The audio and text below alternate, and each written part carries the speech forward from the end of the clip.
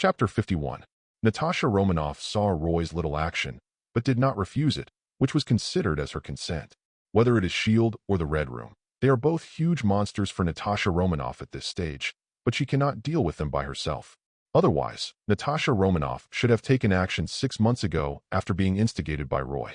The reason for not taking action is because there is no confidence. But if we can rely on Roy Corleone, perhaps there will be a turnaround. Half a year ago, Natasha Romanoff looked down upon Roy. A gang leader is at most just someone with stronger personal combat capabilities. S.H.I.E.L.D. alone has more than 40,000 employees, and the Red House has dominated the Russian Bear Empire for half a century. These are not things that one person can fight against. But it was only less than half a year. Today, Roy has become a new tycoon in New York, with connections in both the black and white worlds. He can even humiliate Nick Fury in front of representatives of the White House, New York City, and the old U.S. military. In particular, the products of Nature Group are very outstanding, and in time, it will definitely become a top giant. Not to mention, Roy has an army of griffins that can sweep across New York overnight. If we can get Roy's full help, rescuing Yelena or destroying the Red House will no longer seem out of reach. As for S.H.I.E.L.D., Natasha Romanoff said she no longer feels a sense of belonging. At most, he still owed Clint Barton a favor. And the most important point, Natasha Romanoff looked at Roy's handsome, young face with a mysterious temperament. After carefully exploring his inner heart, Natasha Romanoff found that she did not dislike him. Thinking of this, Natasha Romanoff no longer rejected Roy's temptation. Roy was still playing with Natasha Romanoff's blonde braids. Natasha Romanoff, having made her decision, was no longer hesitant and put her face in Roy's hand. "You'll help me, won't you? I can serve you, both physically and mentally." As early as when Natasha Romanoff was young, she entered the Red Room and had her uterus removed. She already knew that her life would probably have nothing to do with love. If Yelena had not also entered the Red Room, Natasha Romanoff might not have rebelled against Dreykov. If Nick Fury hadn't lied to her, Natasha Romanoff might have really been able to integrate into S.H.I.E.L.D. And as a spy agent, Natasha Romanoff has long been mentally prepared that sooner or later, there will be a day when her body will be used as a tool. But it was a little different from what Natasha Romanoff expected. Roy didn't choose to take a step closer, but instead took out a magic contract and said, "Sign it, and you will get what you want." It is said to be a magic scroll, but in fact it is a piece of parchment-like paper. This thing is made from demonized oak leaves, dragon blood vines, werewolf fur, and mithril. There, it clearly stated that Natasha Romanoff should abide by the terms. However, this thing that looks like a contract does not even have a mark of fairness. Natasha Romanoff had her doubts, but she had no choice. After glancing at the extremely relaxed terms, Natasha Romanoff signed her name neatly. Then, the parchment-like magic contract shattered into a halo and turned into 2 streams of light, one of which was imprinted on Natasha Romanoff's brow, and the other fell into Roy's hand. This scene was beyond Natasha Romanoff's expectations. For a moment, Natasha Romanoff's big eyes, like a fox succubus, fluttered and flashed. At this moment, Natasha Romanoff is neither heroic nor charming, but rather a little cute in a rare way. Roy felt slightly amused and casually cast a stream of magic power towards the wall on the side of the bar. The invisible magic circle unfolded instantly. The originally blank wall suddenly unfolded layer by layer like the blue fat man's belly band, and soon turned into a wall cabinet full of various firearms props. Roy fiddled with the wine glass in his palm, and the magician's hand was activated. An exquisite and compact magic pistol, a row of magazines filled with runed bullets, a pair of wrist guards covered with magic rings and patterns, a tactical belt with a traceless stretching spell, a pair of combat boots with a silencing spell, a set of bulletproof tights that can be semi-invisible, and so on.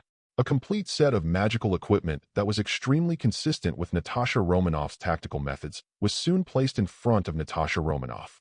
First, I introduced the functions of magic equipment to Natasha Romanoff. At the end, Roy personally put an ear stud inlaid with CPH4 particles on Natasha Romanoff and said, "This little gadget can help you provide magic power and power your equipment. Also, this ear stud has coordinate marks on it, which allows me to sense your location. If you need help, remember to shout loudly. For example, 'Roy, I miss you.'" Roy's bad-humored teasing made Natasha Romanoff roll her eyes. This time, Natasha Romanoff is really seducing. Unfortunately, Roy ignored Natasha Romanoff's little trick and continued, "You need to find the location of the Red Room yourself. This is also a test for you. Definitely, before that, I can also give you a little hint. Arctic Owl Prison, Alexei Shostakov. You may be able to get some information about your adoptive mother Melina from your adoptive father. Your adoptive mother seems to still be working for Dreykov. By the way, let me remind you that even after receiving the news, it's best not to be too impulsive. Dreykov was able to control the Black Widows for half a century. It's not that simple. Half an hour later, Natasha Romanoff left Wonderland Manor with a magical belt that brought her a lot of rewards. Roy, on the third-floor balcony of the Manor Villa, watched Natasha Romanoff's disappearing back, a faint smile on his face as if everything was under control. Natasha Romanoff's life is like duckweed floating in the wind, without roots. At the same time, because of his experience of wandering, his heart is filled with wildness, rebellion, and the contradictory pursuit of freedom and family. If it was the Avengers Alliance period, the Black Widow would have been covered in wounds. Roy would not try so hard to subdue the opponent. At most, he would impose some magical restrictions on him and treat him as a tool. But during this period, the other party was not even 20 years old and could even be considered pure. Roy didn't mind spending some time on it. Playing with a tool is not as fun as playing with a girl's true heart. How can capturing the opponent now compare to the shock of saving the opponent heroically when the opponent is in desperate situation? What's more, let Natasha Romanoff chase Dreykov all the way. You can also get a Sky City by the way. Chapter 52. Wonderland Manor is a good base, but it is not suitable for building a magician tower. The magician tower that Roy is building now will become the control center of his first floating city in the future, and there needs to be a large area of expansion space around it. If you build the magician tower with Wonderland Manor as the core, Roy can't bring the entire New York City to heaven in the future. On the contrary, in Black Widow, the lair of the Red House is quite appropriate. The sky is vast, and there is a basic concealment function. As long as we get that Sky City, with a little modification, replacement of energy sources, and laying of magic ring patterns, we can get a ready-made magician tower, which is even suitable for developing into a floating city in the future. Not to mention that Dreykov has hundreds or even thousands of Black Widows and training bases in his hands. He even prepared a large number of apprentice seedlings for himself in the magician tower. In Roy's opinion, the spy chief Dreykov is simply a selfless and kind-hearted person. The other party is so kind. Letting it live a little longer, making more money, and training a few more Black Widows would be the most I could do. And just as Roy was thinking about his plan, Veronica and Emma also came to the balcony at some point. Veronica was originally an ancient from 1,300 years ago and was born into a noble family. She was not surprised by people in power finding lovers, and her family was quite stable. But Emma started to act a little jealous and weird. Still looking, Mr. Roy is really affectionate. Do you want me to help you tie him back? Emma baby, you're so cute when you're jealous. Lovely, you big-headed ghost. Tell me the truth. How many things are you hiding from me and Sister Winnie? TSK, you're calling me sister already? Baby Winnie is over 1,300 years old. You should call her grandma. You're going to die. You're AB*********************. D. Age is a taboo that women can never touch.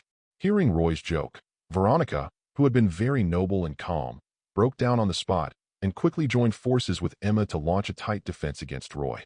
Fortunately, Roy is best at breaking through double teams, and his butterfly steps are unparalleled. A fight. Emma was as sleepy as a little girl. Veronica was quite strong, but she was also exhausted and defeated, so she simply stayed to teach Emma how to meditate. Only Roy, after working hard for most of the day, still looked energetic, as if there was no limit. He went to the magic laboratory excitedly to deal with the vampire's treasure, a drama where griffins sweep across New York. It is enough to shock all parties and allow the natural group to develop steadily for a long time. Originally, Roy wanted to completely overthrow the entire Jinting clan at one time and give the underground world a little shock. However, when Hayden, the White House's chief of staff, visited, he had some discussions with Roy. Now that 2003 is already halfway through, 2004 will be another presidential election year in America. According to Hayden's chief of staff, the owner of the White House does not want to have too much conflict with the dark creatures before being elected. If only Roy could stop for a moment and exercise restraint. After the White House owner is re-elected, many policies can be tilted towards the natural group. Even the owner of the White House will personally pave the way and help the natural group become the top chaebol in America. Definitely, the owner of the White House also wants to gain a share of the benefits. Those vampires of the Jinting clan are just a minor nuisance. In comparison, at this stage, it is more beneficial to make friends with the White House, the military, and other forces. In modern society, money is the closest thing to everything. Although Roy often uses protecting my Earth as his self-motivation, In fact, Roy originally did not have any particularly perverted Homelander ideas. What's more, a stable and orderly secular society. It is of great benefit to one's own magician journey. Whether it is collecting knowledge, gathering resources, recruiting apprentices, etc., it is inseparable from secular society. If he really wanted to rule the earth, Roy would find it too troublesome. So during this rare window of peace, Roy planned to first build a magic element pool in Wonderland Manor, and then go to Camartage for a visit. With the inheritance of Supreme Merlin, Roy can lay a good foundation as a magician. But if it continues to develop upward, it will be slightly insufficient.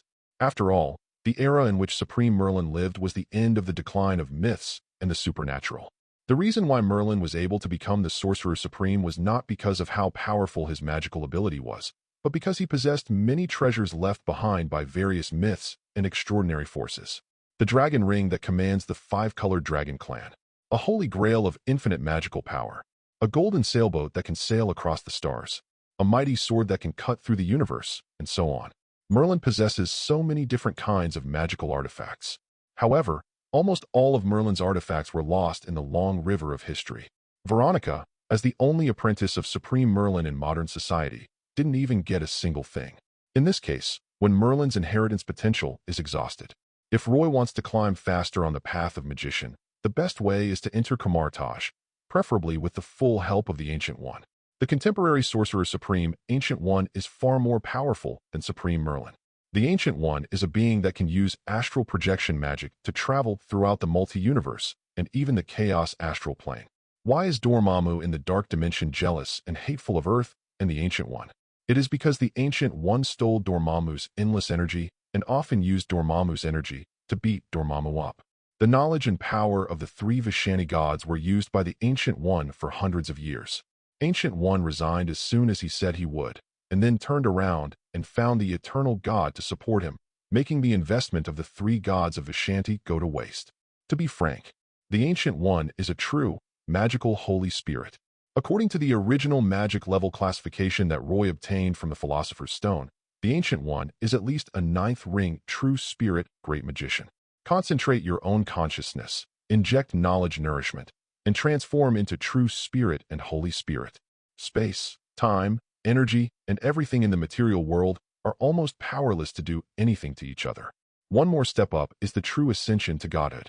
He is not a racial god like Marvel's Odin or Zeus, but a true god who embodies divine nature, holds power, can penetrate the multiverse, and reside in the astral realm forever.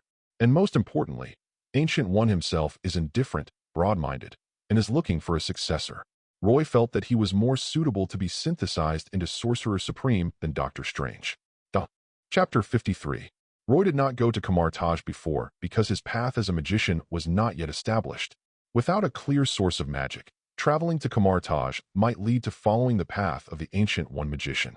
Even with the truthful meditation method, one can protect the mind.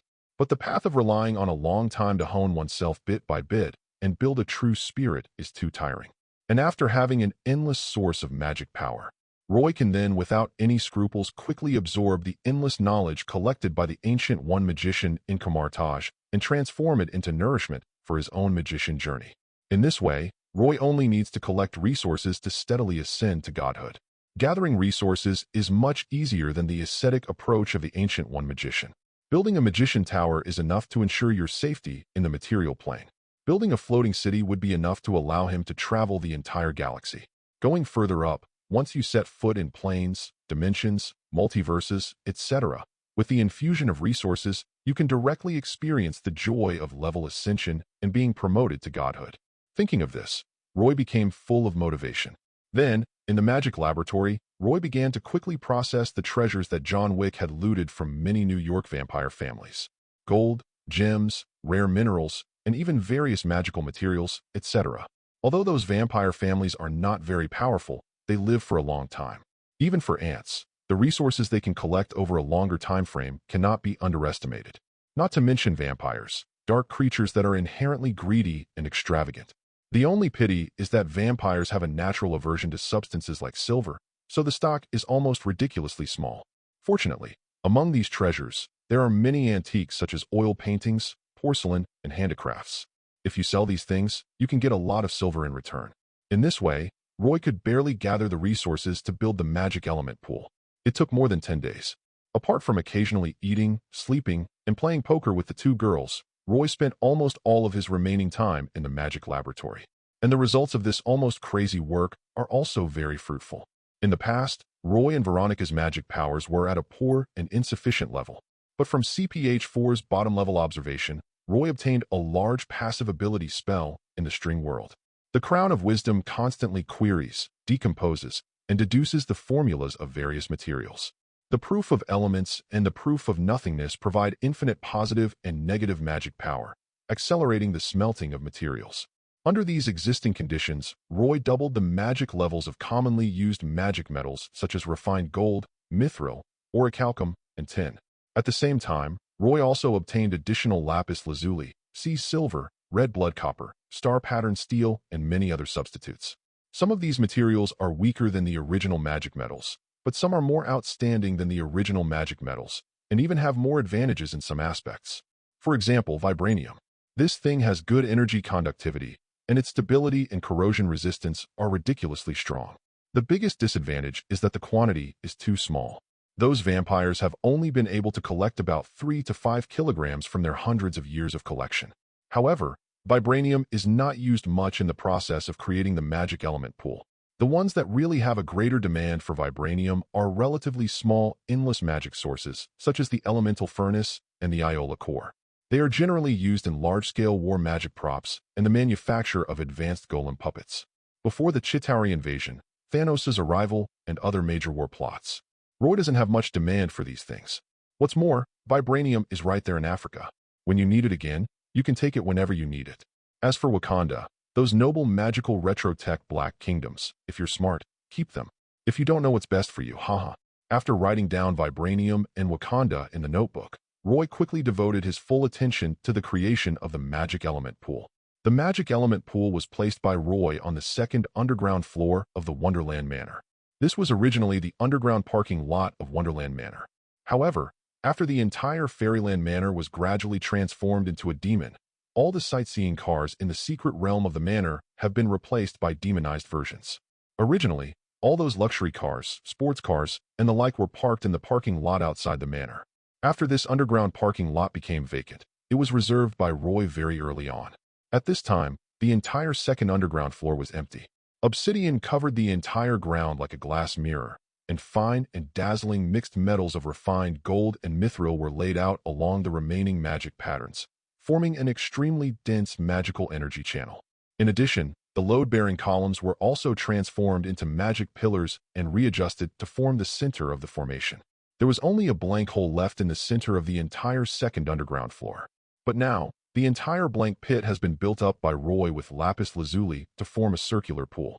In that pool, the sea-sinking silver forms an anchor point, inlaid with magical natural gemstones, like the starry sky at the bottom of the pool. The star-patterned steel is like a mesh of filaments, hidden in the narrow gaps of the dazzling magic circle, forming overlapping magic rings. In addition, in order to maintain the stability of the entire element pool, Roy also used magical means to form a layer of vibranium coating on the pool wall. After the wealth plundered from the New York vampire family was almost completely spent, the magic element pool that Roy had been waiting for a long time finally took shape. At this time, 5 months had passed since the visit of the White House, the New York City government, and the veteran U.S. military, until the first heavy snow fell in New York this winter. Roy, Veronica, Emma, John Wick, and Helen all gathered on the second underground floor of Wonderland Manor, looking at the dried-up pool that looked like the starry sky in a dark room. Emma was curious for a long time before she finally spoke. "My dear, this is what you spent 5 months and over $80 billion to create, Claw?" Emma's words stunned Roy and Veronica. Roy and Veronica were the main force in creating this magic element pool, but they had never noticed how much money was spent in the entire process. If you think about it carefully, it makes sense. Bullshit. Roy's eyes widened. He covered his chest and asked, "How much did you say I spent?" Emma's eyes flickered for a moment as she said, $80 billion. I've had people calculate the wealth of those vampire families. It's worth $80 billion, and that's not even the market price. It's just smuggled goods. Duh. Chapter 54. $80 billion at the beginning of the 21st century can almost be called an astronomical figure. During this period, The Ford-class aircraft carrier built by America was advertised to cost only $10 billion US, which was a very low price. Theoretically, $80 billion US can build 10 aircraft carriers. There are only 11 aircraft carriers in the entire America, and only one of them is Ford-class. To be frank, the cost of this magic element pool alone is enough to cover America's entire aircraft carrier fleet. Roy's heart twitched as he listened to Emma's words. But soon, Roy reacted. There's nothing we can do about it. After all, the lowest grade materials in the entire magic element pool are mithril and fine gold, and magical materials such as lapis lazuli and star steel are even more expensive than vibranium. Not to mention, most of the waste slag is filtered out during the smelting process when making these magical metals. Only 3 to 5 grams of mithril can be melted from 1 kilogram of silver. Gold is slightly stronger, but the consumption ratio of smelting refined gold is also very alarming. I don't feel bad. I don't feel bad at all. Anyway, they were all taken from those vampire families. After I return from Kamartaj, I will kill the Jinting clan and make up for it. Roy quickly waved his hand and said, Emma baby, no matter how much it costs, it's worth it. Once the magic element pool is activated, it will be able to open channels to various elemental planes through the astral anchor points made of star-patterned steel, forming a magical tidal reflection. By then, not only will all of us be able to achieve a wave of extraordinary evolution. Once the magic tide in the elemental pool stabilizes, you will have endless magic power in the future. The Enchanted Botanical Garden, Rune Enchanting Factory, Mystic Eye, Golem Puppet, etc. can all be deployed. Our power in Wonderland Manor, and even in New York, will become impregnable. This little bit of spending is necessary. As he spoke, Roy's mood completely calmed down. He took out hundreds of medium-level soul crystals and began to cast a spell to create low-level demon spirits. It's like computer control in a science laboratory. Originally, magic element pools of this level were built in magician towers and controlled by tower spirits. However, the creation of a tower spirit requires top-level or even legendary soul crystals. As for Roy, up to now, he only has 2 high-level soul crystals in stock. This is also the reason why Roy did not choose to build the magician tower for the time being. Even if it was built, without the tower spirit to control it, Roy and others would not be able to unleash the full power of the magician tower. It would be better for them to build a small magic manor first, in the absence of the need to substitute magician tutoring. The demon spirits created by hundreds of medium-sized soul crystals are enough to maintain the operation of the magic element pool. Anyway, there is still a high-level soul crystal that can create high-level demon spirits and uniformly allocate them. Damn it, it's already 50 chapters in, and I'm still working on a low-profile copycat version of the magic manor. Kamartaj's further studies cannot be delayed any longer. Roy's mind was in a mess, but his hands were very steady. Relying on the endless magic power provided by the 3 ability spells, he created hundreds of demons one after another in just a moment. The intelligence level of these monsters is probably only 10 points higher than that of AI-level artificial intelligence. But the advantage is that the demons can directly interfere with reality through the magic field. Hundreds of demons jumped into the magic pool and attached themselves to the magic gems one after another. Soon, halos began to flicker, and strands of magic power continued to gather at the bottom of the pool.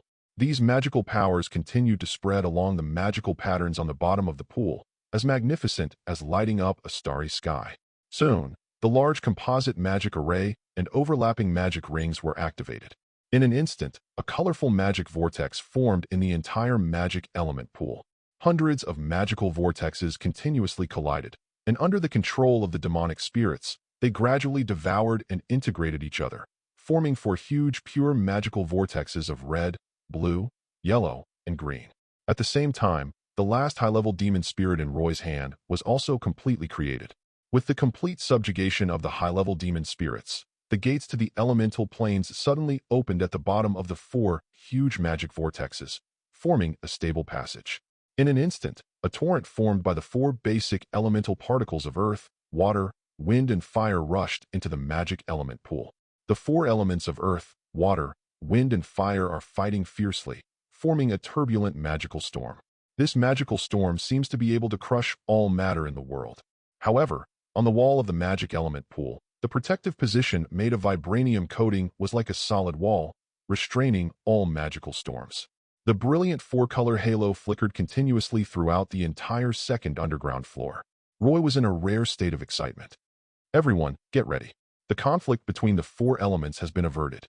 Once the earth, water, wind, and fire merge, a stable source of magic will escape, forming the first wave of magic tide.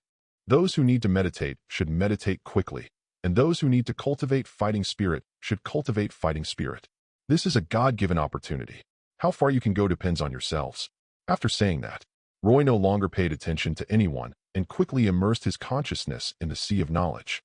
While maintaining the visualization of the truthful meditation method, he showed the system transformed by the Philosopher's Stone in his mind and frantically deduced the rune traces in the domain. At the same time, Veronica, Emma, and Helen quickly fell into meditation. John Wick began to circulate his chi and blood, preparing to condense the seed of life. It didn't take long for everyone to fall silent. Along with a tsunami-like roar coming from everyone's soul, an endless tide of magic power erupted in the entire underground second-floor space. This huge tide of magic power even passed through layers of buildings and entered the magical botanical garden outside the main garden of the fairyland. In an instant, everything was silent, and only the brilliant light of the original magic power danced in the original sea of consciousness of each living being. This is a kind of evolution, and there are traces of law in the original magic power. This thing is much purer and more precious than ordinary magic power. At this moment, Roy's background was rapidly increasing. Veronica's magic level is recovering rapidly. Emma and Helen's mental strength increased rapidly, and they began to directly strive to become a first-level official magician. John Wick has been honing his energy and blood for 20 to 30 years, completely condensing it into a seed of life and stepping into the extraordinary realm. Even in the magic botanical garden, there are large tracts of plants that have been classified as magic plants. Chapter 55. Under the influence of the magic tide, the Fairyland Manor seemed to have truly become a fairyland. Roy and others were so immersed in evolution that they even forgot the passage of time. This magical tide lasted for 2 full days. Even every snowflake that fell into the Wonderland Manor was transformed into perfect ice magic material under the influence of the magic tide. As for all the plants that were already nurtured by the magic circle, they began to evolve collectively. Rainbow rose, emerald magnolia, dragon blood vine, spirit awakening grass, refreshing lilac, calming water lily, etc. The plants in Wonderland Manor were originally transplanted from the adjacent New York Botanical Garden. There are more than 1,200 species of various kinds, all of which have become magical plants. The poplar forest exudes the scent of golden sand, and the maple garden is filled with the element of fire. There are splashes of water in the water lily pond and gusts of wind in the flower garden. The two most core species, the life oak and the tulip, were directly promoted to mid-level magical plants. There was even an ancient oak tree that was nearly 300 years old, which gave birth to the oak heart. When it became a high-level magical plant, even its intelligence was fully awakened. In just 2 days, the entire Wonderland Manor seemed to have evolved for 20,000 years as if it had fallen into a magical world. Wait until the magic storm on the second underground floor of the manor villa completely subsides. Gradually, the original magic power that filled the air began to dissipate. In the end, only the magic element pool remained, with 4 elemental springs still remaining. Magical spring water continuously gushed outward, forming a shallow layer of water film, which also contained a faint breath of original magic. However, under the impact of a large amount of magic spring water, the original magic power gradually settled and condensed into crystals. This is also the process of magic crystal formation. If it existed in nature, the magic crystal formed by the precipitation of this original magic power could even become the mother marrow of magic crystal after billions of years of condensation. 1 cube of magic crystal marrow can even become a large magic crystal mine. But obviously, Roy doesn't have billions of years to evolve those magic crystals. Only when Roy upgrades the magic manor into a magic tower, and then into a floating city, will he be able to build the time cycle ring and nurture the true magic crystal mother turtle. But there is no doubt that it is not something that Roy can achieve now, just when the first magic crystal was formed. Beside the elemental pool, Roy, who was immersed in endless rune deduction, opened his eyes slightly tiredly. Originally, this kind of original magic power is most suitable for improving meditation methods in one's own level. However, Roy himself had observed the more microscopic string world and even condensed the 3 major ability spells, raising his meditation method to a very high level. This level of original magic power is unlikely to have much effect on Roy. That's why Roy took this opportunity to use the tide of original magic power to analyze the runes of the system transformed by the Philosopher's Stone. Analyzing and deducing runes consumes the most original magic power, because only the original magic power, with its inherent law patterns, can materialize into runes. Ordinary magic power can only be used to cast spells. Fortunately, under this great opportunity, Roy also gained a lot, and he put his core alchemy, including runeology, potionology, magic crystal science, magic circle science, etc. All of them were upgraded by 2 levels. Level 6 alchemy is enough for Roy to build a magician tower with his bare hands. At this point, Roy didn't even have to go to Camartage to build his own magician tower. Definitely, Roy can never have too much magical knowledge. Camartage, you should go, but you don't have to go. Just think of it as knowledge accumulation to prepare for upgrading the floating city in the future. If I could gain the favor of the Ancient One, I could save myself hundreds of years of detours. Wouldn't that be better than anything else? Roy came to his senses, his thoughts wandering a little. At the same time, Veronica, Emma, Helen, and John Wick also woke up one after another. After 2 days of being immersed in the original magic power, the most obvious change was that of Veronica, who had once had a glorious era. Not only did she recover to her original level of a 4th ring magician, but she also broke through the bottleneck through the specialized meditation method of truth will. It wouldn't take long for her to reach the level of a 5th ring magician. You know, even the Supreme Merlin 1,300 years ago was only at the 6th ring level and needed the help of artifact effects to reach the 7th ring. Definitely, Supreme Merlin has a lot of magical weapons, and it is common for him to reach the 8th ring of combat power at his peak. 0. Request flowers. Otherwise, Merlin the Magician would not be able to become Sorcerer Supreme. Putting aside the 1,300 years of being sealed, Veronica was only 24 years old, and achieving the dollar ring was already a surprise. And most importantly, after recovering his own strength, coupled with the surging energy of the magic element pool, Veronica felt that as long as she stabilized her mental strength and arranged a suitable magic circle, she would be able to quickly separate Morgana, the world-destroying witch, from her soul-parasitic state. Except for Veronica's huge gain, Emma also practiced the truth will meditation method and directly entered the ranks of the 1st-level official cultivators. Even more, the moment she stepped into the extraordinary realm, Emma stimulated the dormant X gene in her body.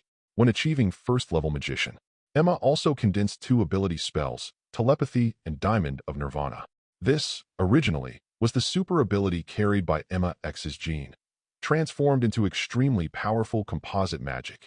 In telepathy, there are more than 20 single-target psionic spells, including Mind Shield, Mind Invisibility, Mind Illusion, Mind Detection, Mind Tracking, Mind Link, Psionic Dispersion, Psychokinesis Explosion, Position Control, Mind Control, Pain Induction, Memory Clearance, etc. The Nirvana Diamond is also not simple, and comes with many abilities such as Nirvana Evolution, Diamond Body, Super Strength, Super Endurance, Super Toughness, Mind Immunity, Mind Strengthening, and Induction Phoenix. An ultimate magic at the level of psychic general principles, and a physical strengthening that is close to Phoenix Force. This is simply a natural psychic magic holy body. Even when Roy himself was at level 1 and obtained 3 more powerful ability spells, he was still very envious. After all, ability spells are like this. Unless Emma is placed on the dissection table, it is impossible to analyze and replicate. Fortunately, once Emma becomes familiar with the single-target psychic magic, she can still dismantle it herself. This can be considered an extra surprise and gain. Definitely, it's more rewarding than Veronica and Emma. As for John Wick and Helen, their gains were not that exaggerated. Chapter 56. John Wick and Helen are Roy's subordinates, and their qualifications are not as good as imagined. Helen herself was unable to practice the meditation of the will of truth, and could only practice the disassembled version of the meditation of will. She barely stepped into the level of a 1st-level magician, condensed the ability spell, life resurrection, and prepared to take the path of a nanny. John Wick was once infected by the demon Baba Yaga, and couldn't even practice basic meditation. It was Roy who helped him summarize a will breathing method by breaking down meditation and family breathing methods. Fortunately, John Wick's aptitude for practicing breathing techniques is pretty good. In this tide of original magic, John Wick has successfully condensed the seed of life, and his body has fully evolved, making him half Spider-Man. After the couple finished their evolution, they said goodbye to Roy together. Although these two 050 couple also live in the Wonderland Manor, They do not live in the main villa of the manor, but in the Poplar Forest Villa area near the edge entrance. In a sense, the couple can be considered as half of the gate security guards of Wonderland Manor. Wait until John Wick and his wife leave. Roy took Veronica and Emma directly to the magic laboratory and began to set up the transfer array and the sealing array. The world-destroying witch Morgana is sealed inside Veronica's body, and she is always a hidden danger. While Morgana is still in a weak state, now is the time to deal with her. A full 2 hours.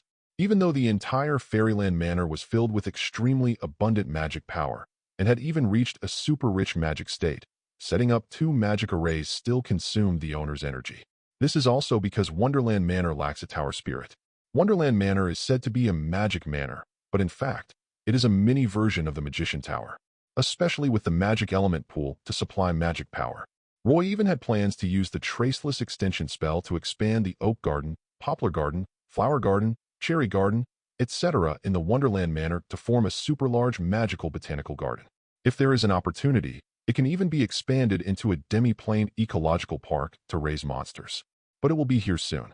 The world-destroying which Monica sealed in Veronica's body is at least a top-level soul crystal. Maybe a legendary soul crystal will pop out. With this thing, Roy can create a complete tower spirit to manage the entire Wonderland Manor. 10 minutes. Wait for Veronica to adjust herself to peak condition. Roy quickly activated the transfer array. Immediately afterwards, a soul floated out from Veronica's body, and with great difficulty, a small ball of light was spit out from its mouth. Seeing the ball of light covered with various sealing runes, Emma quickly pulled Veronica out. Then, Roy activated the sealing array on the transfer array again. As expected, the moment the sealing magic circle was activated, the ball of light began to expand wildly, and in the blink of an eye it had become the size of an ordinary person's file. Through the thin sealing light curtain, one could see the world-destroying witch inside suddenly open her eyes. What a rich magical environment. Could it be that myths and the extraordinary are beginning to revive? The sealed Witch of Destruction has been in a dormant state for a long time and has a very vague sense of time. Moreover, this world-destroying witch is indeed quite capable. Even through the sealing light curtain, she can sense the surrounding magic power and can even draw the magic power to break her own seal.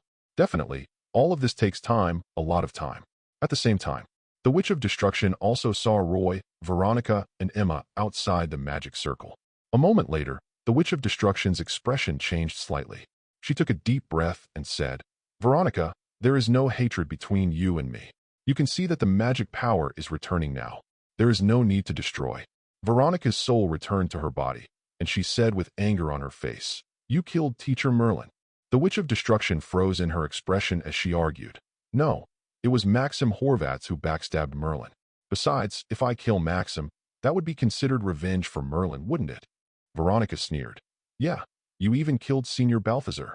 3 years ago, a New York elementary school monk was recognized by the Dragon Ring, but accidentally opened the seal and released Maxim, Morgana, Veronica, and others. The Witch of Destruction did kill Maxim, who had backstabbed Merlin. It was only after the Ancient One appeared that the Witch of Destruction had to do this in order to replenish her magic power. Before that, the Witch of Destruction also killed Veronica's senior, Balzisa. Speaking of which, Merlin's lineage, except for Veronica, was almost wiped out by the Witch of Destruction. The Witch of Destruction's expression grew increasingly rigid. Veronica kept saying, "Not only did you kill my teacher and senior, you also seriously injured my brother Arthur and destroyed Britain, the Lord of the Four Quarters." That's enough. The Witch of Destruction was completely defeated and said, "Yes, I tricked Maxim into backstabbing Merlin. So what?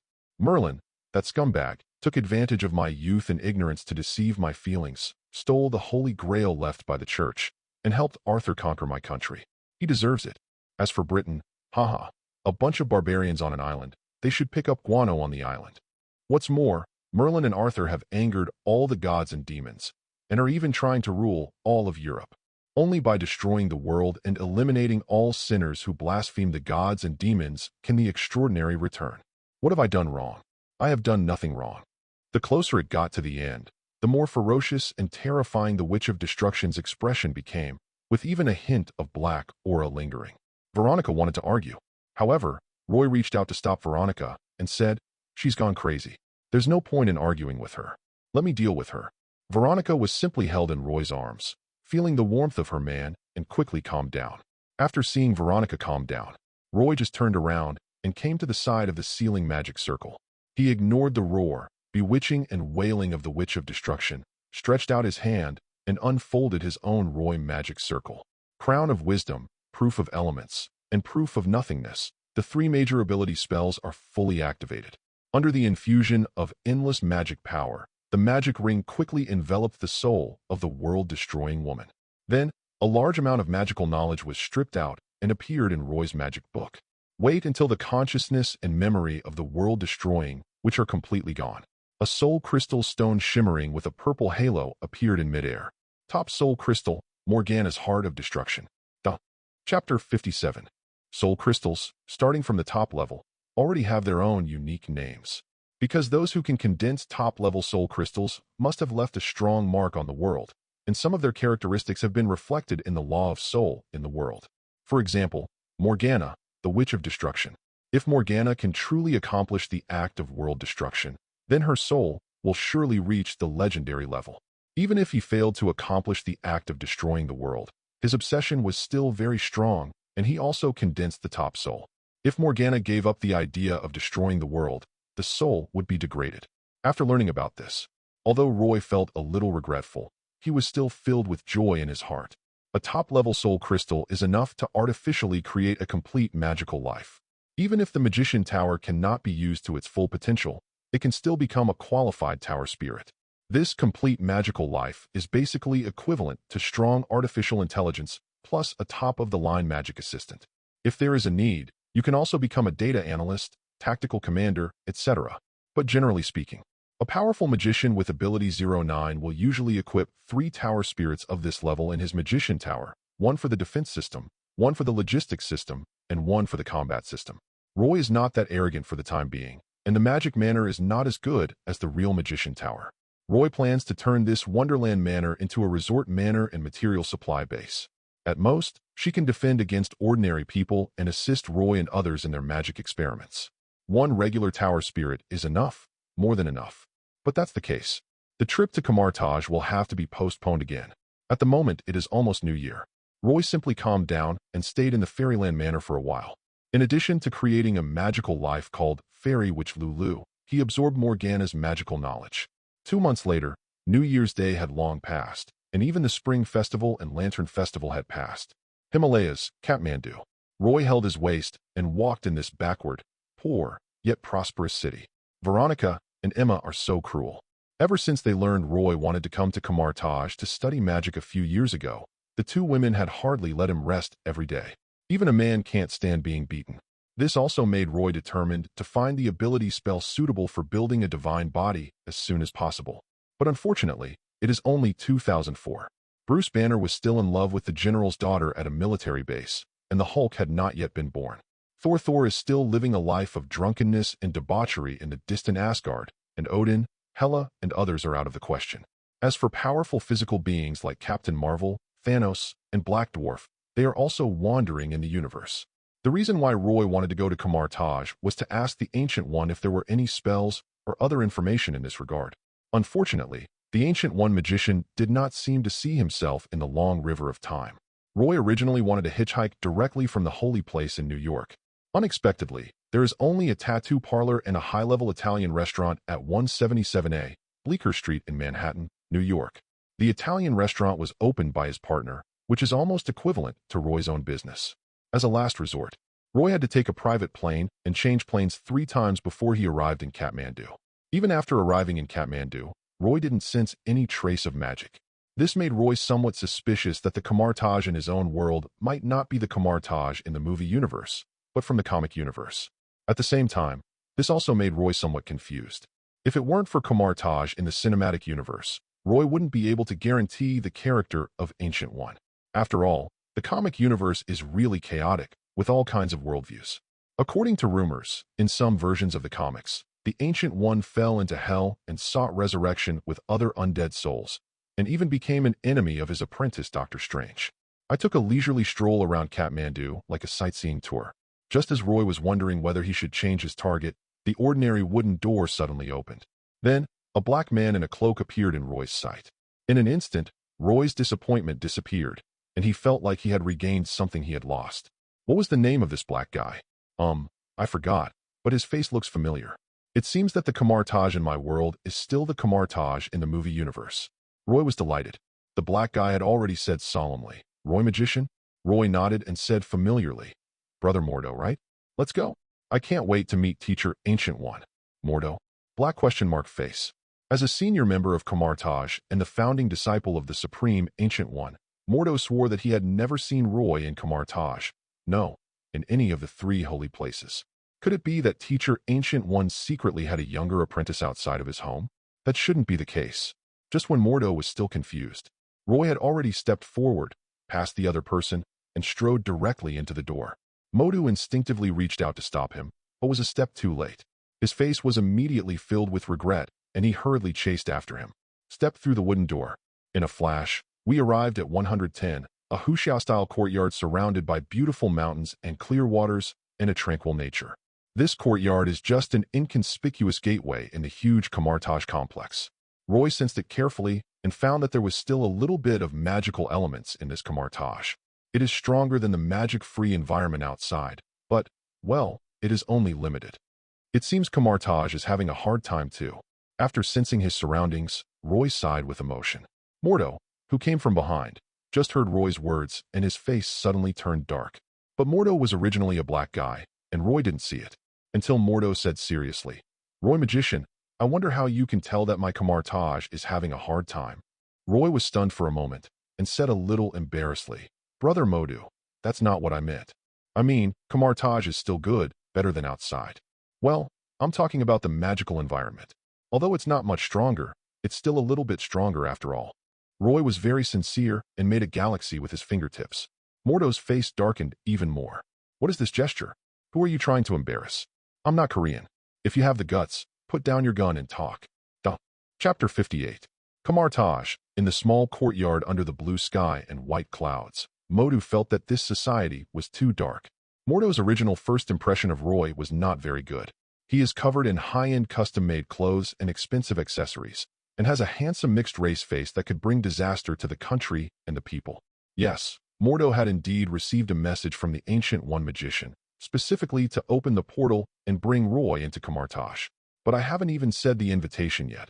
How can this person come in on his own? The first moment Mordo caught up with him, he did want to teach the other party a lesson. But I haven't done anything yet. No, I haven't even shown anything yet. What does it mean to just pull out a gun? It's impolite and has no martial ethics. In the small courtyard, Roy put one hand on Mordo's shoulder and with the other hand, he hit Mordo's chest with a gun, with the muzzle pointing upwards, just a dozen centimeters away from hitting his chin. This action can be considered a threat or a greeting. It is very casual.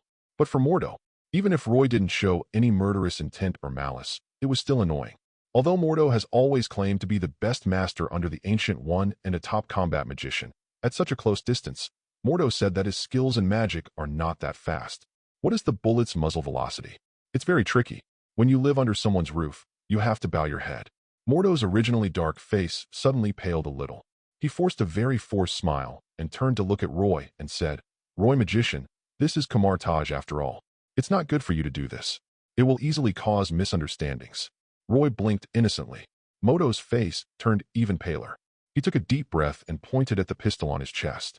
Roy thought about it carefully and explained, Brother Mordo, I was an orphan since I was a child and grew up in the Mafia. It makes sense for me to carry a pistol with me when greeting people. And Mordo struggled slightly, as if he had made a decision, and said, It makes sense, but I'm not used to it. Besides, this is Camartage, Roy Magician. It's safe here. Why don't you put down your gun first? Roy raised an eyebrow and asked, Is it really safe? Mordo nodded frantically and said, Very safe. Roy's face instantly turned cold, and he said, But I just felt the concentration of spiritual power on Brother Mordo. What should I do? My intuition is very sharp. Don't lie to me. In an instant, Mordo felt an indescribable sense of self-criticism in his heart. It turns out that the source of everything is actually oneself. From the very beginning, his arrogance, condescension, superiority, and even malice had already been noticed. It's not like magicians don't have spells that can sense malicious intent. Mordo was well aware that Roy's actions were a response to his arrogant attitude. Even the Ancient One teacher did not show up because of this. Just when Mordo was reflecting on himself, Roy suddenly laughed heartily. casually put the exquisite firearm in his hand into Mordo's hand, and said with a smile, "Brother Mordo, are you scared? I was just kidding. This is our first meeting. This is a small gift I prepared for Brother Mordo." Mordo? Black question mark face. Roy smiled and patted the other person's shoulder, saying, "Say thank you." Mordo instinctively responded, "Thank you." After saying this, Mordo was stunned for a moment before realizing that he had been affected by a small spell like charm.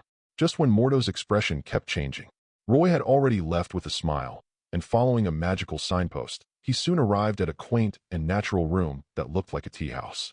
In the center of the room, there is a low wooden table with quaint cushions on both sides. The familiar bald ancient one, with a delicate appearance but a calm and natural demeanor, was sitting on the inner side of the low table and coffee table. Ancient One Venerable. Roy Magician, please take a seat first.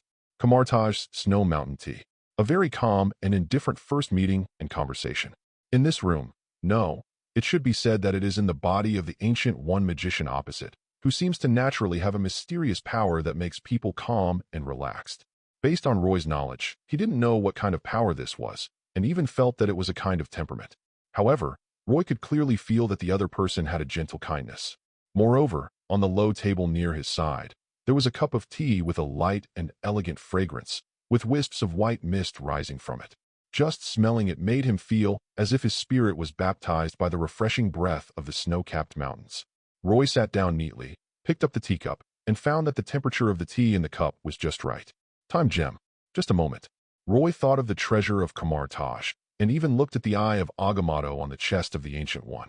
The Ancient One Magician seemed to have anticipated Roy's thoughts. He smiled quietly and spoke gently.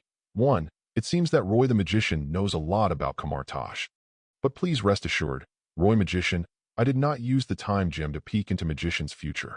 To be precise, ever since the 5 creation gods merged into the Chaos Star realm, the role of the infinite gems has diminished significantly. The future of our world is now shrouded in mystery. The 5 great creation gods are Planet Devourer, Death, Infinity, Eternity, and Annihilation. These 5 people together form the complete Marvel multi-universe." Roy had never expected that the conversation would start with such a grand topic.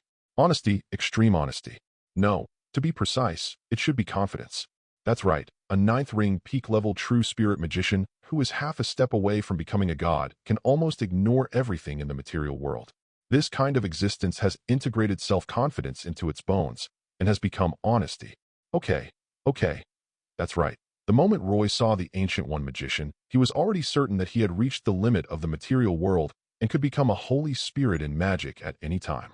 Roy was now certain that the mysterious power in the other person was the original spiritual aura. It is normal for a being who can become a saint almost at any time to have the aura of a saint. In this way, Roy felt more at ease. Pick up the teacup and take a sip. Soon you will feel like you are being baptized by a clear spring from a snowy mountain. It is pouring over your soul and making your thinking more clear and agile. Your Excellency, such a grand topic as the 5 creation gods is not suitable for me. How about we just start the drama? Okay, then let's talk about Roy Magician's purpose in coming here, and the creative magic gun you gave Mordo. Roy was speechless. There's no point in talking about this anymore. Let's settle the bill later, right? Duh. Chapter 59. Ancient One is a person who can be regarded as the ceiling of the magician world since the decline of the extraordinary in this world. Many words can be applied to the Ancient One, such as wisdom, indifference, strength, and gentleness. The only shortcoming that can't be considered a shortcoming is that he is too lax with his disciples, from Mordo to Caecilius, and from Caecilius to Doctor Strange. These disciples that Ancient One had placed high hopes on all met with various accidents. High hopes bring disappointment. Ancient One's subsequent bizarre and funny death was perhaps a form of giving up. So Roy decided to go to Camartage from the beginning, preparing to become the next Sorcerer Supreme, taking over the entire Camartage and even the entire magician world on Earth. This is also the reason why Roy acted so strong from the moment he met Mordo. In Roy's opinion, Mordo has some minor flaws. As the founding disciple of the Ancient One Magician, Mordo has some qualifications and strength, but not much. Because of his status, all previous magician apprentices were trained by Mo. This also earned Mordo great fame in Camartage. Coupled with Mordo's original character flaw of being a bit too picky, he developed an arrogance that he had not even noticed originally. When there are newcomers who gradually surpass Mordo in terms of qualifications, strength, reputation, etc., Mordo's arrogance will become a hidden danger. In many parallel universes, Mordo developed a demonic barrier due to his arrogance and stubbornness, which led to his fall into the ranks of villains. The Ancient One magician doesn't care whether Mordo falls or not, and he respects the fate of others. But in Roy's opinion, this is simply a huge waste. Although Roy comes from the Mafia, he says he hates waste the most. A senior brother who has all the qualifications, strength, reputation, and sense of responsibility, and who has been diligently and tirelessly training magic apprentices for many years. What a good cow and horse. Roy said that after his own magician tower is built, he is willing to make Mordo the chief dean of the Magic Academy. Definitely, the premise of all this is to be able to suppress Mordo. When facing such a stubborn person who likes to dwell on trivial matters, it is not enough to just reason with him. You have to make him calm down and listen to your reasoning honestly. Roy didn't know how much the Ancient One magician across from him had guessed about his thoughts. But since the Ancient One magician was able to use previous events to poke fun at himself in the form of a cold joke, I don't think he would object. Ancient One Venerable. You'd rather call him Odu, senior brother, than call me teacher? Roy put down his teacup and pondered for a while, then was teased by the Ancient One magician again. Although this made Roy feel a little unhappy, he was completely relieved. At least the other party did not object. Think of this. Roy stopped testing her and spoke frankly. Teacher Ancient One, you know, I was an orphan and grew up in a Mafia family. I've been walking on thin ice all the way. Do you think I can be Kamartaj's successor and become the next Sorcerer Supreme? The Ancient One said that he did not use the time gem to peek into his future. Roy believed this. But Roy also knew very well that at the level of the Ancient One, he could see every corner of the material world through time magic without the time gem. Maybe the time gem is not as accurate as the Ancient One magician's time magic. To use the time gem, one must choose the most likely future from infinite timelines. However, when one reaches the level of a ninth ring true spirit great magician, a great prophecy can accurately capture everything one wants to know. As expected, after hearing Roy's words, the Ancient One magician paused for a moment while holding the teacup in his hand. But soon, the Ancient One magician acted very naturally and asked, Aj, can you guarantee your original intention? Knowledge, originally, is the greatest temptation in the world. When you hit a bottleneck and can't break through, the temptation of Mephisto, the temptation of devouring, the temptation of destruction and restart, etc., knowledge will become your greatest accomplice. The Ancient One's worries were not without reason. Throughout history, there have been too many outstanding people and geniuses who have forgotten their original intentions and become a disaster. The most typical example is Morgana, the world-destroying witch.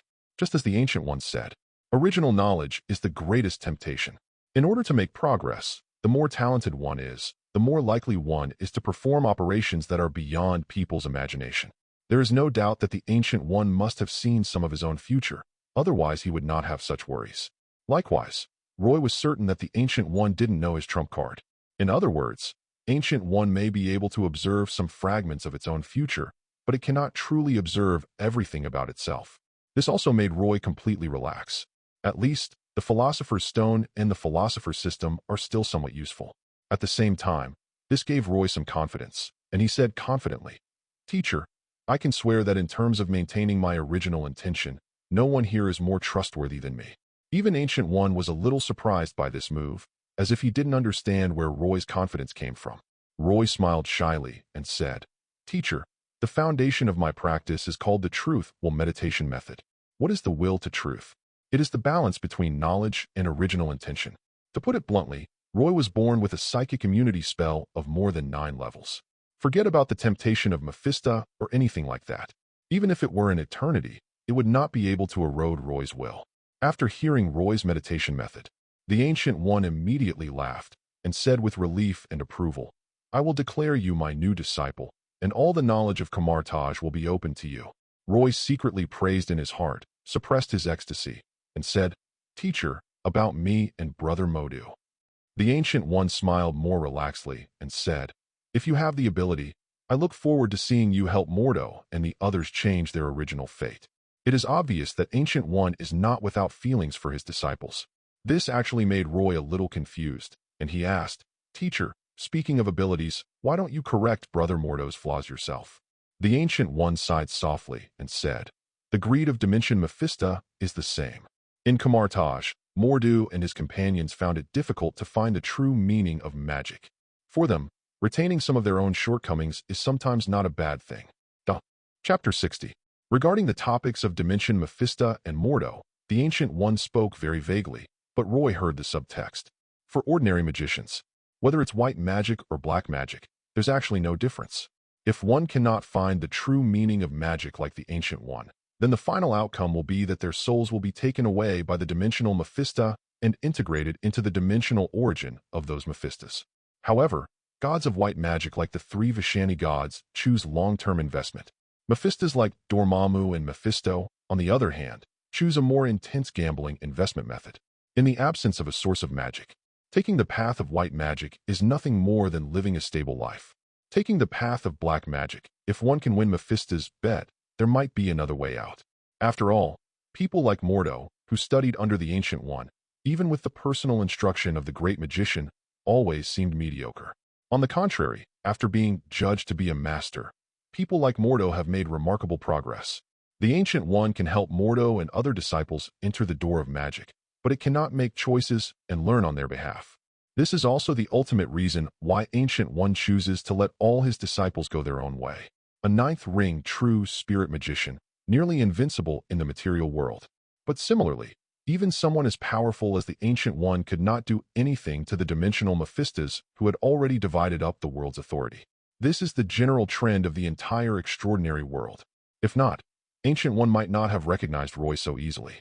The Ancient One's recognition of Roy might be due to the fact that he saw a change in Roy. After leaving Ancient One's tea house, Roy quickly understood Ancient One's helplessness. But Roy didn't take this kind of thing to heart.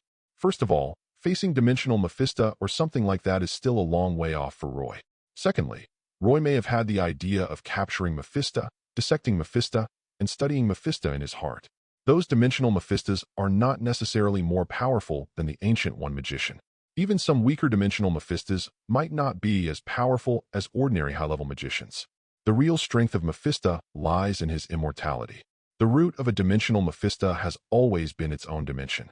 As long as its own dimension is hidden enough and a duplication is separated to walk in the world, death will only result in the loss of a little soul and energy. What's more, there are some powerful and special dimensional Mephisto.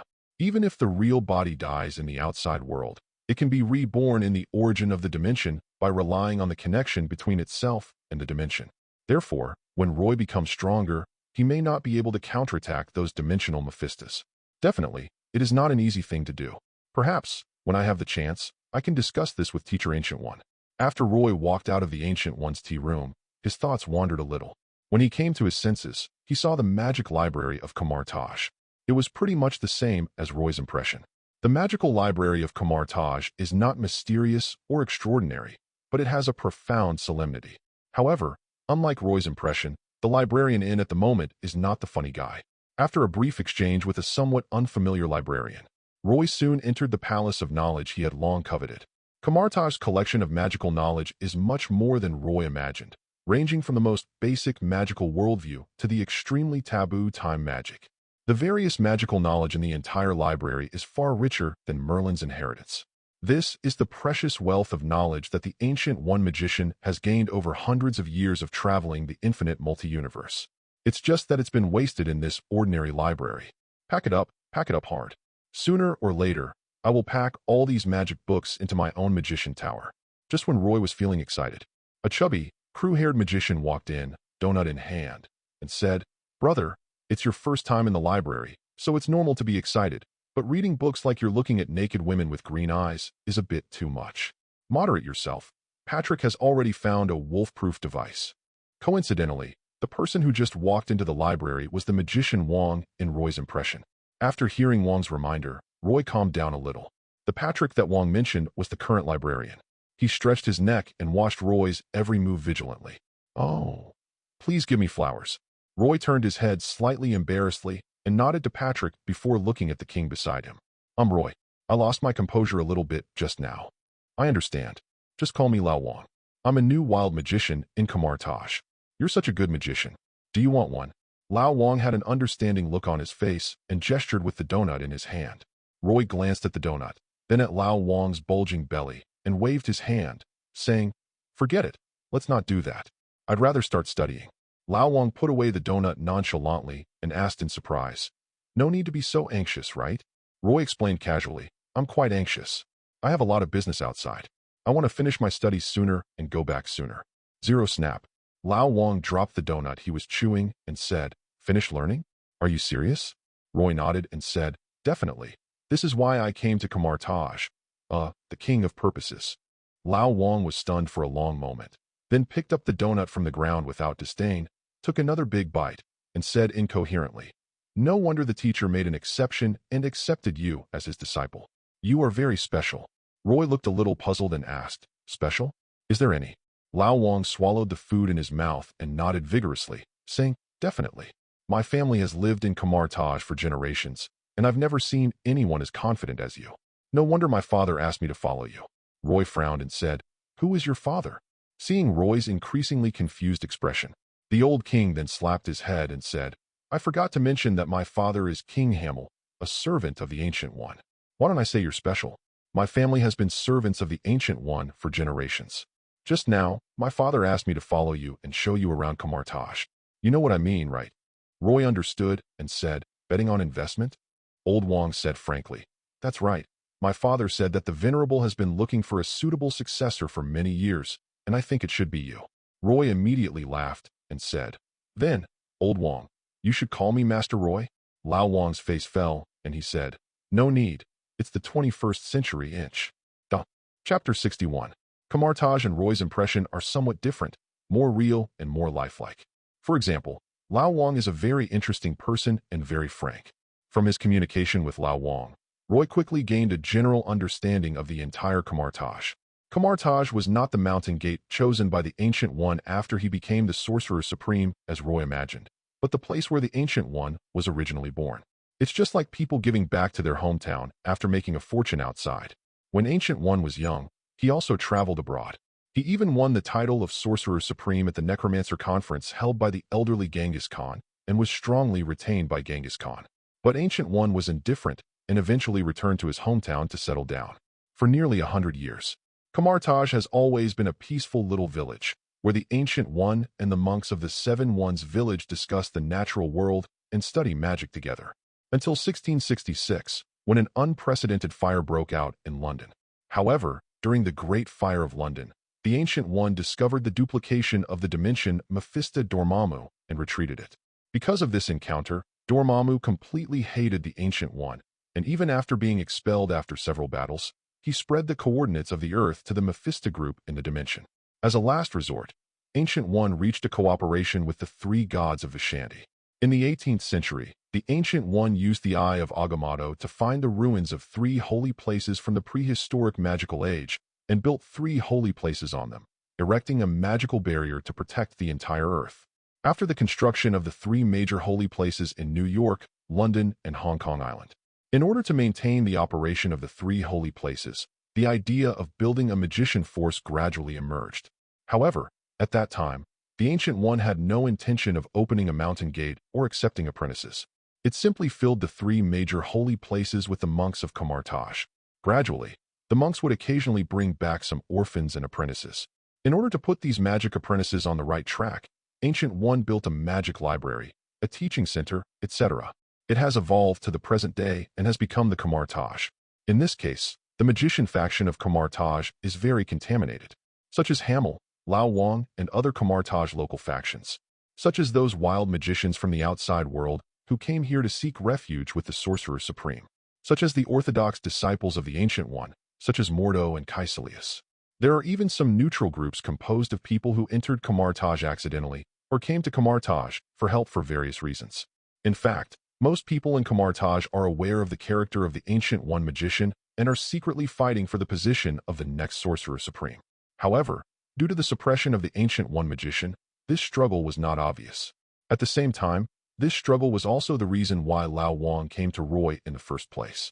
As a local faction of Kamartaj, Lao Wang's family has been servants of the Sorcerer Supreme for generations and can be said to be the stewards of Kamartaj. The Wang family has no choice but to participate in this kind of fight. Even if other factions cannot become Sorcerer Supreme, they will not suffer much loss. After all, the 3 holy places require a large number of magicians to maintain their operation. But the Wang family is too closely tied to the position of Sorcerer Supreme, and is also a local faction of Camartage.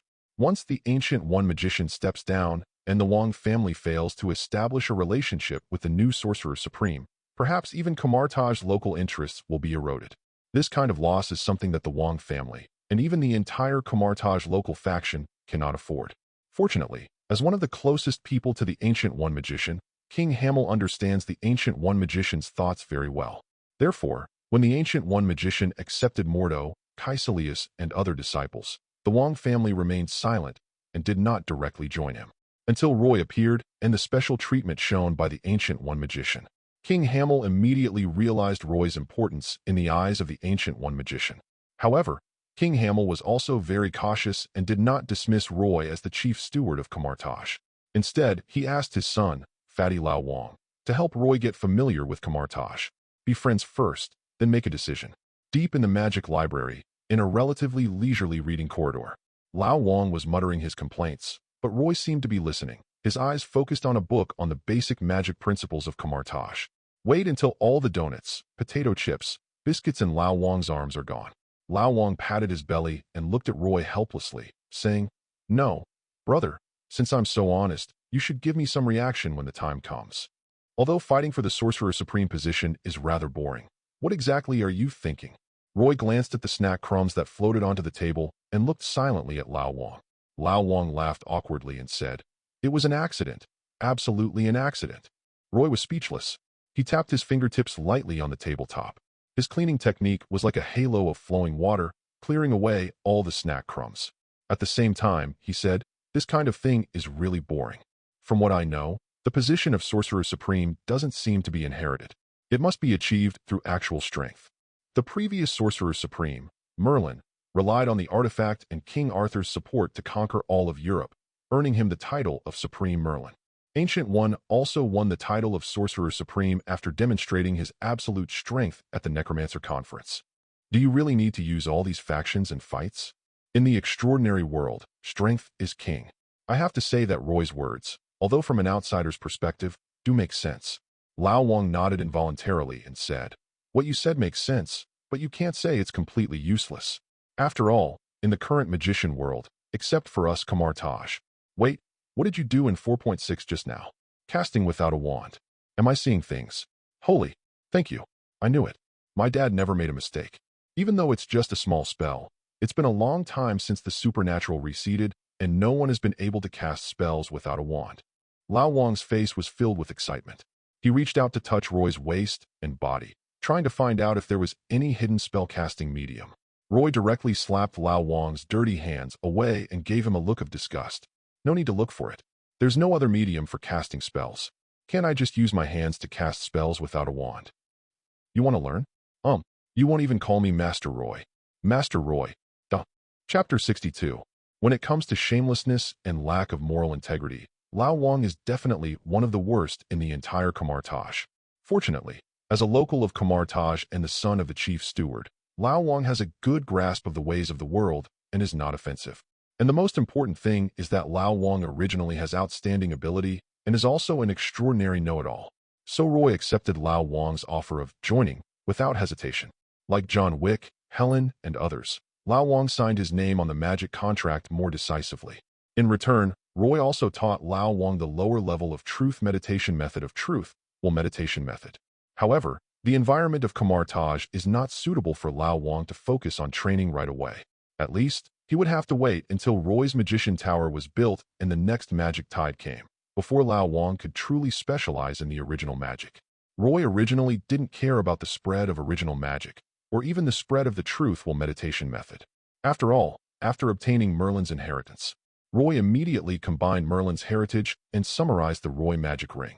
Whether it is the truth meditation method or the various lower-level meditation methods derived from it, the core is based on the Roy Method 09 ring. This thing has been recorded in Roy's magic book and is closely related to Roy. Roy had even made up his mind long ago that after collecting the appropriate materials, he would refine the book of magic into a book of truth. From now on, all the knowledge derived from the practice of magicians from Roy onwards will be recorded in the book of truth. This is why Roy doesn't mind the spread of original magic. When Roy becomes strong enough and becomes a Sorcerer Supreme, he will even truly open the gates of the mountain and thoroughly promote the original magic.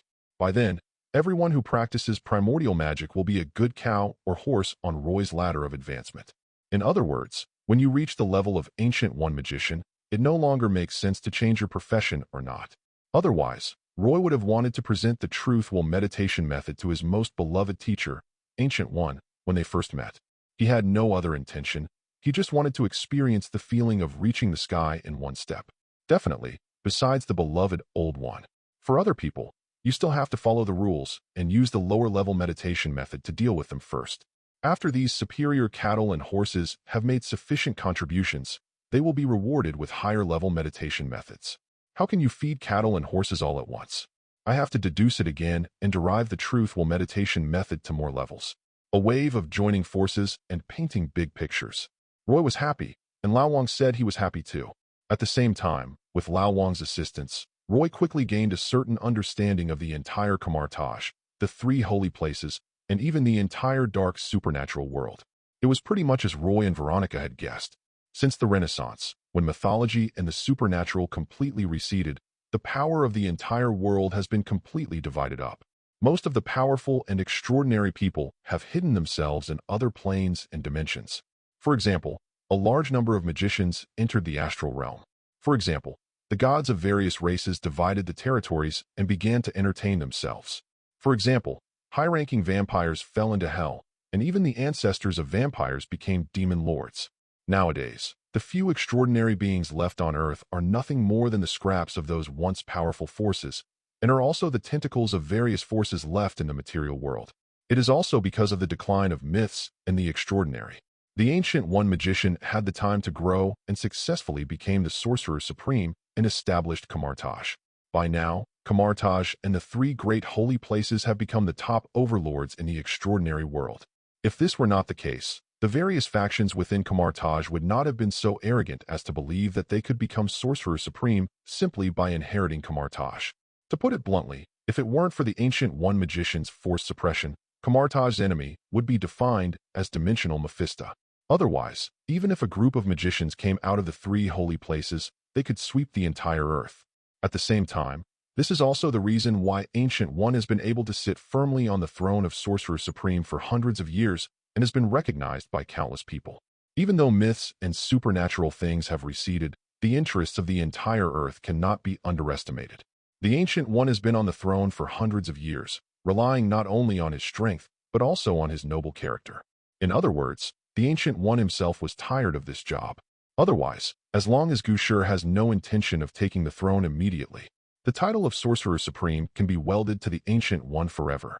This also made Roy, after briefly getting familiar with Camartage and becoming familiar with most of the main magicians, devote himself to the magic library again without sleep or food.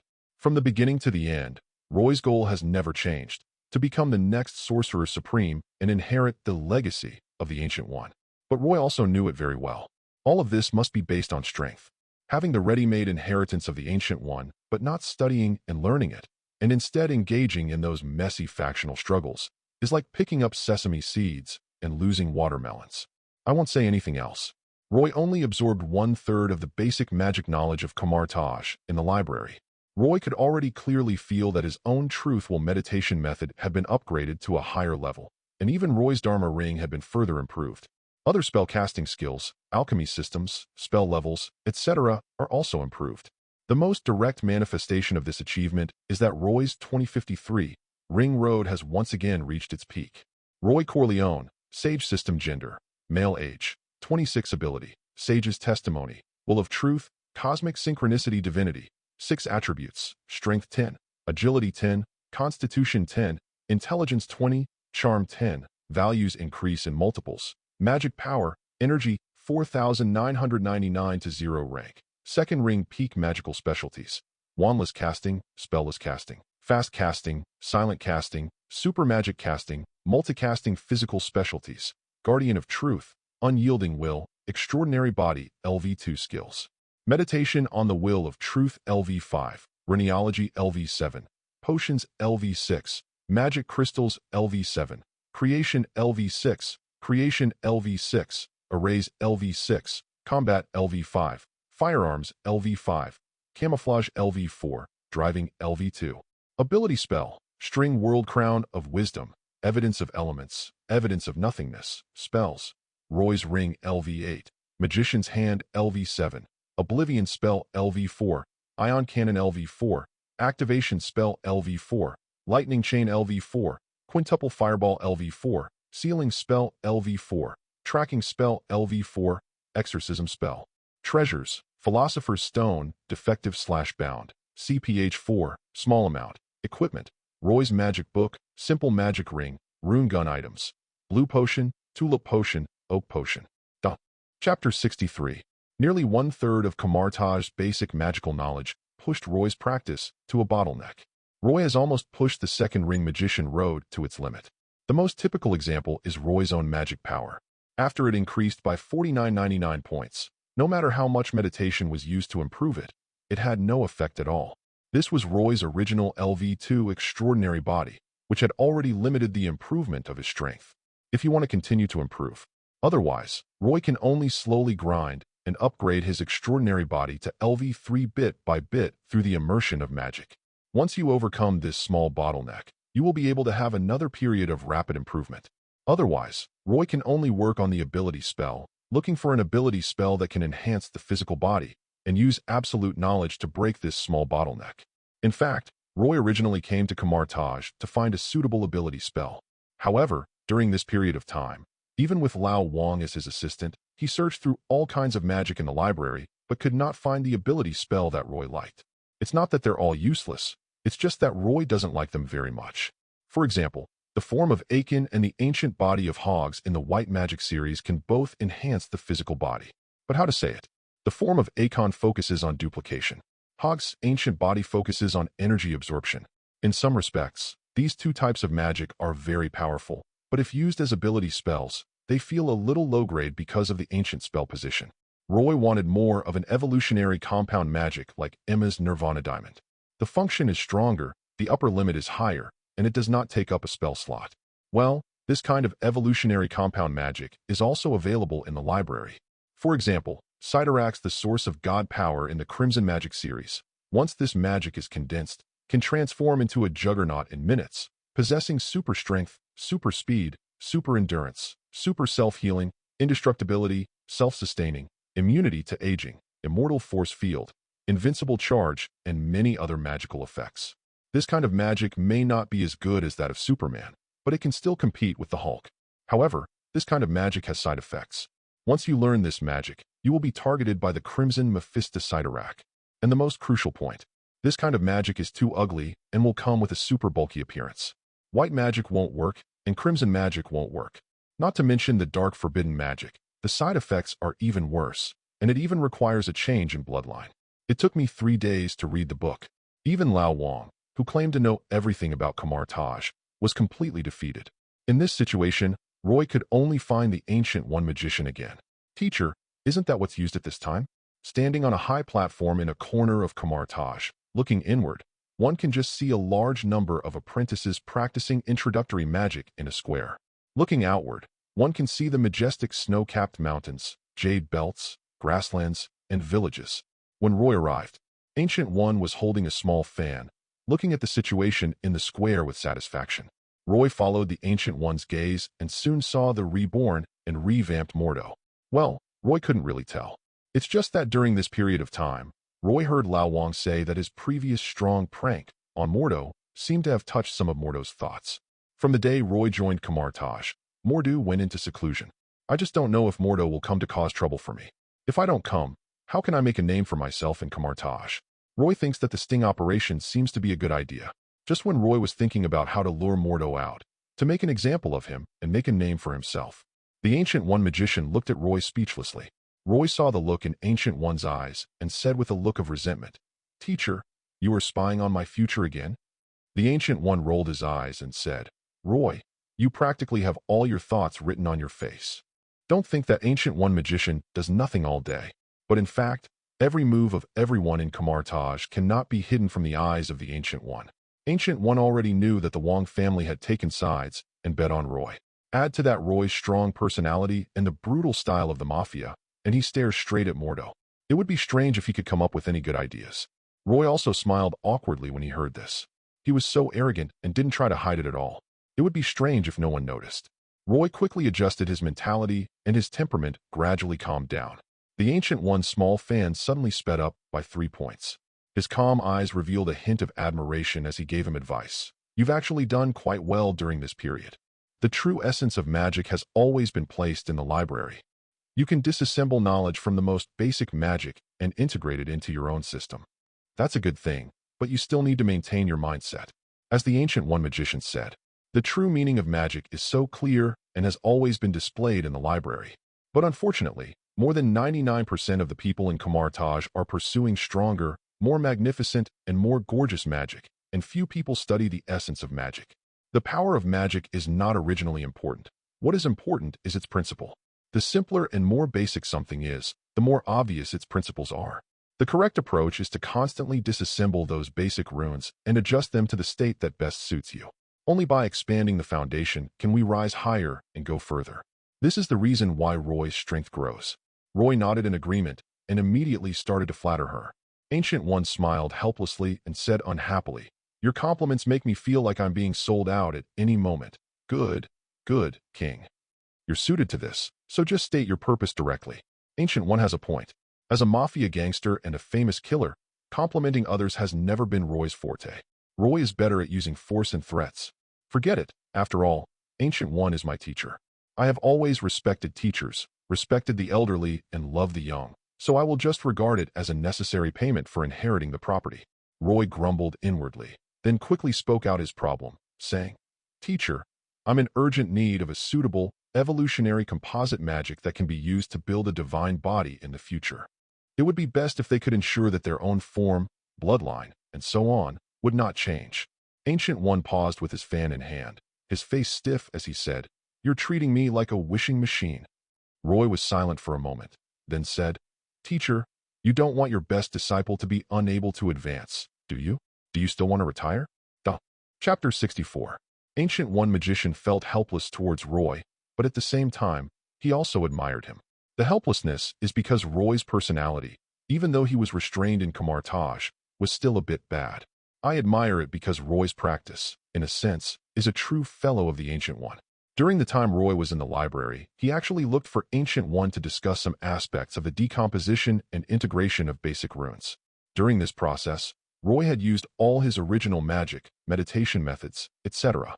Even the latest version of Roy's Roy Ring is partly due to Gu's contribution.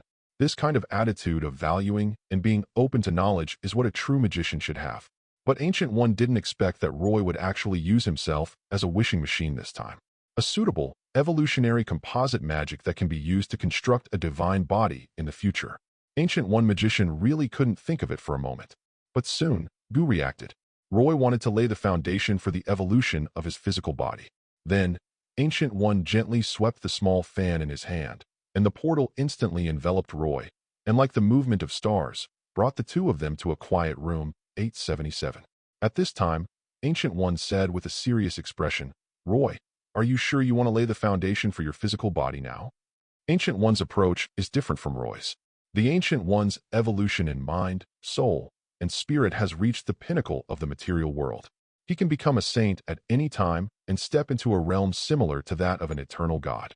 But Roy follows the traditional magical path to godhood, which requires divinity, divine body, and divine nature. In the previous discussion of magic, Ancient One can confirm that Roy already has a good foundation in both divinity and godhead.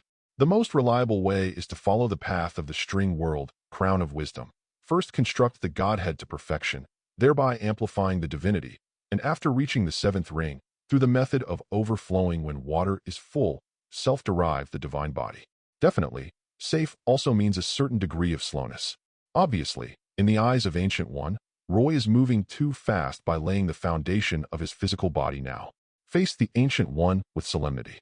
Roy also became serious and said, "Yes, teacher. When the divine body, after the divine nature and divine nature are perfected, S.H.I.E.L.D, develops on its own, it will be too uncontrollable. Compared to the almost mutant self-derivation, I believe more in my own control over magic. With a suitable base magic, I can gather strengths from other aspects and slowly fill it in. It might be a bit thankless, but it will be more controllable. What is controllable is the most suitable.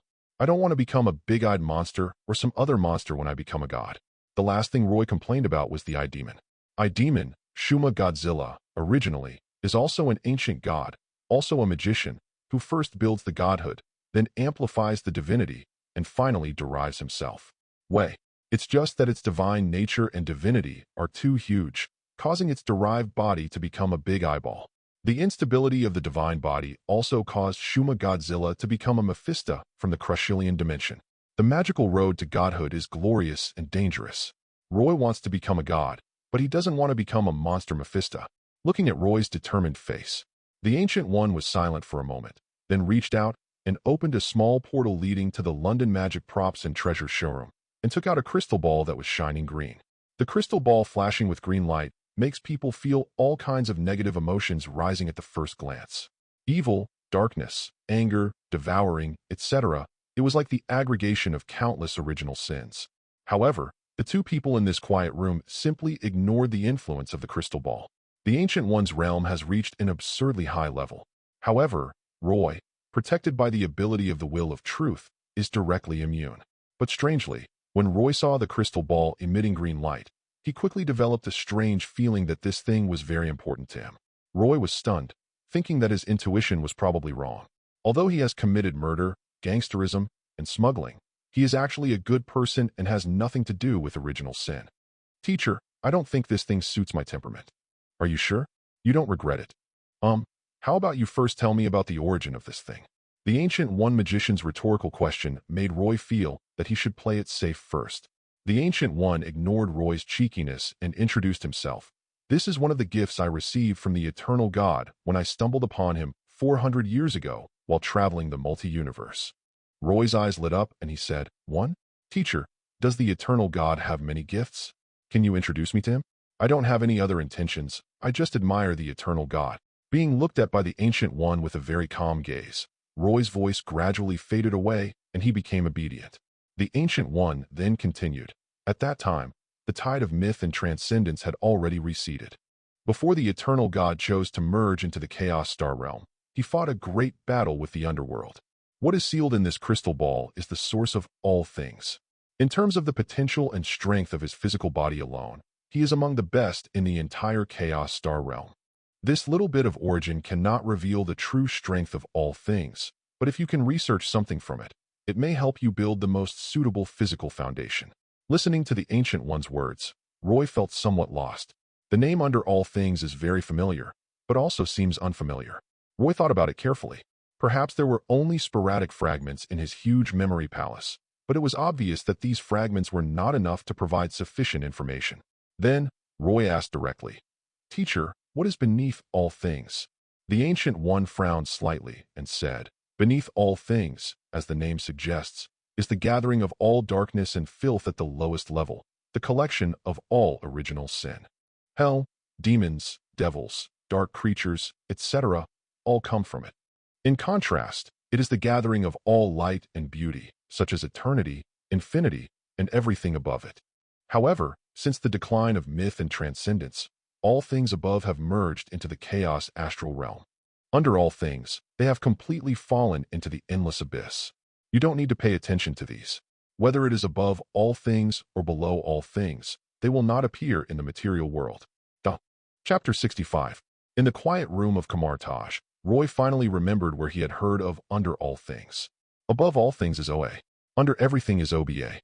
Roy remembered that he seemed to have seen in a post that said the source of the Hulk's power came from OBA, and that he could evolve into War Hulk, Green Hulk, Four-Armed Hulk, and so on. This is not unreasonable. Beneath all things lies the aggregation of all darkness and filth, and the aggregation of all original sin. Anger is one of the original sins, and also the source of Hulk's power.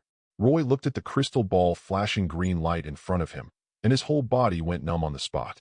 Above all things and below all things are equivalent to the two poles of heaven and earth in the entire Marvel Universe. According to Roy's understanding, when the world was first created, the pure air rose to form OA, and the turbid air descended to form OBA. I just want to ask Ancient One to help me find a suitable ability spell, that's all. The Ancient One pulled out a copy of the origin of innate turbid energy and said that everything related to the physical body was in it, and asked Roy to study it himself. Arrogant, too arrogant. Roy felt that simply calling him teacher was no longer enough to express his feelings. If Roy wasn't afraid that teacher Ancient One had read Romance of the Three Kingdoms, he would have just called him foster father. Foster mother would have been fine too. There is also the eternal God, who said that he has merged with the Chaos Star realm. It doesn't matter. I'll just burn incense and offer sacrifices. Roy didn't have any other intentions. He just thought that the tablet of the eternal God matched well with his own altar.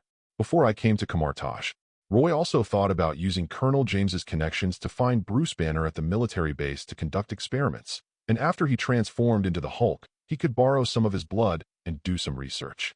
But now, I don't care about that damn Hulk. If there is the origin of all things, why do we need bicycles? The Demon Lord, the Devil of Purgatory, the Hulk, etc., these guys with strong physical bodies are just the descendants of all things. Evolvable, high upper limit, and extreme physical enhancement, everything fits Roy's idea. The only drawback is that it will be affected by negative emotions, that is, by original sin. But in this regard, Roy is completely immune. Isn't this Chiao's mother opening the door for Chiao? Chiao has arrived home. For a moment, Roy was extremely moved and excited. Then, Roy looked at Ancient One with a strange look in his eyes and said, "Teacher, I really cannot repay your kindness." The Ancient One sneered. Camartage was already online 2 years ago. What do you want to say? Roy wanted to say, I will pledge myself to you. Isn't there a saying that goes, a woman 3 years older than your husband brings you gold bricks, and a woman 300 years older than you brings you elixirs? Roy also wanted to taste what it felt like to be a gigolo. But looking at the Ancient One's sneering expression, Roy thought it would be better for him not to be too arrogant. Roy didn't find the Camartage 10 tortures very funny. Sometimes, if you take humor too far, you're asking for trouble. Under the cold gaze of the Ancient One, Roy sincerely changed the subject and said, Teacher, I want to ask you if I can kowtow to you, or I can take care of you in your old age. The Ancient One slowly released the small fan in his hand, which was ready to strike. He pointed outwards coldly and said, Get out. Roy quickly picked up the crystal ball and said with an awkward smile, Okay, it seems that I can no longer eat soft rice. Although Roy didn't like living off his wife, he still felt sorry that a large amount of invisible wealth had passed him by. After coming out of the quiet room, Roy did not go to the library again, but went straight to his own private bedroom. He told Lao Wang to help him protect the law. After returning to the bedroom, Roy immediately placed the crystal ball filled with green light in front of him. In that green light, Roy could even see endless original sins and deaths, forming various forms such as skulls, demons, and devils. If you stare for too long, you will hear inexplicable whispers in your ears. This thing is too advanced, and maybe even more difficult to observe and analyze than CPH-4. If we use the magic microscope to break through the limit and enter the string world again to observe it, there is a high probability that we will succeed, but it is too dangerous. Roy couldn't guarantee that he wouldn't be completely lost in the string world this time. But if we don't enter the string world, it's still unknown how long conventional observation and disassembly will take. In the quiet bedroom, Roy's fingers tapped unconsciously on the edge of the table. Suddenly, Roy looked at the various forms of original sin in the green light, and an idea flashed in his mind. Under all things, originally is the aggregate of original sin, which is incompatible. 0. Request flowers. Then its origin is most likely some kind of original sin spirit. If there is a spirit, there is a soul. Can I refine it by using the method of refining soul crystals? It's better to do it than to think about it. Anyway, we have Teacher Ancient One to back us up at Camartage. Roy immediately activated his infinite magic power and began to extract and refine the green light source in the crystal ball. A moment later, Roy sat down on the ground with a pale face, but a happy smile was on his face. Roy's actions failed and succeeded. The failure was because Roy's mental strength and knowledge level were not enough to extract the essence of green light.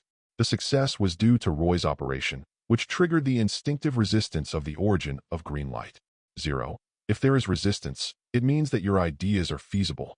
My own strength is not enough, but don't I still have the Philosopher's Stone and the Sage System? Roy quickly took out a bunch of life potions from his wallet, which was cast with a traceless stretching spell. After swallowing the potion and eliminating the backlash of his own magic, Roy almost did not pause at all, and used the power of the Philosopher's Stone to begin a new round of absorption and refining of the origin of the green light.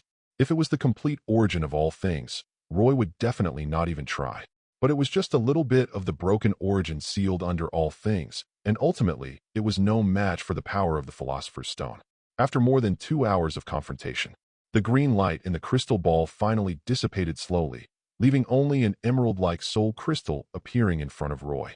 The top soul crystal is more broken than all the broken things. After sensing the name of this soul crystal, Roy's mouth twitched. Using two words, incomplete, in a row and adding the adjective incomparable to it. How incomplete is it? If you think about it carefully, the eternal God is very powerful, but compared with the one under all things, he seems to be a little bit behind. Below all things is the eternal lowest level of hell, and it cannot appear in the material world at all. Where did the eternal God go to fight the underworld? Most likely, he fought a parasite under the underworld. He got some spiritual light related to the underworld. No wonder he gave this thing to Ancient One just by chance. Are there still people as honest as me these days? Chapter 66.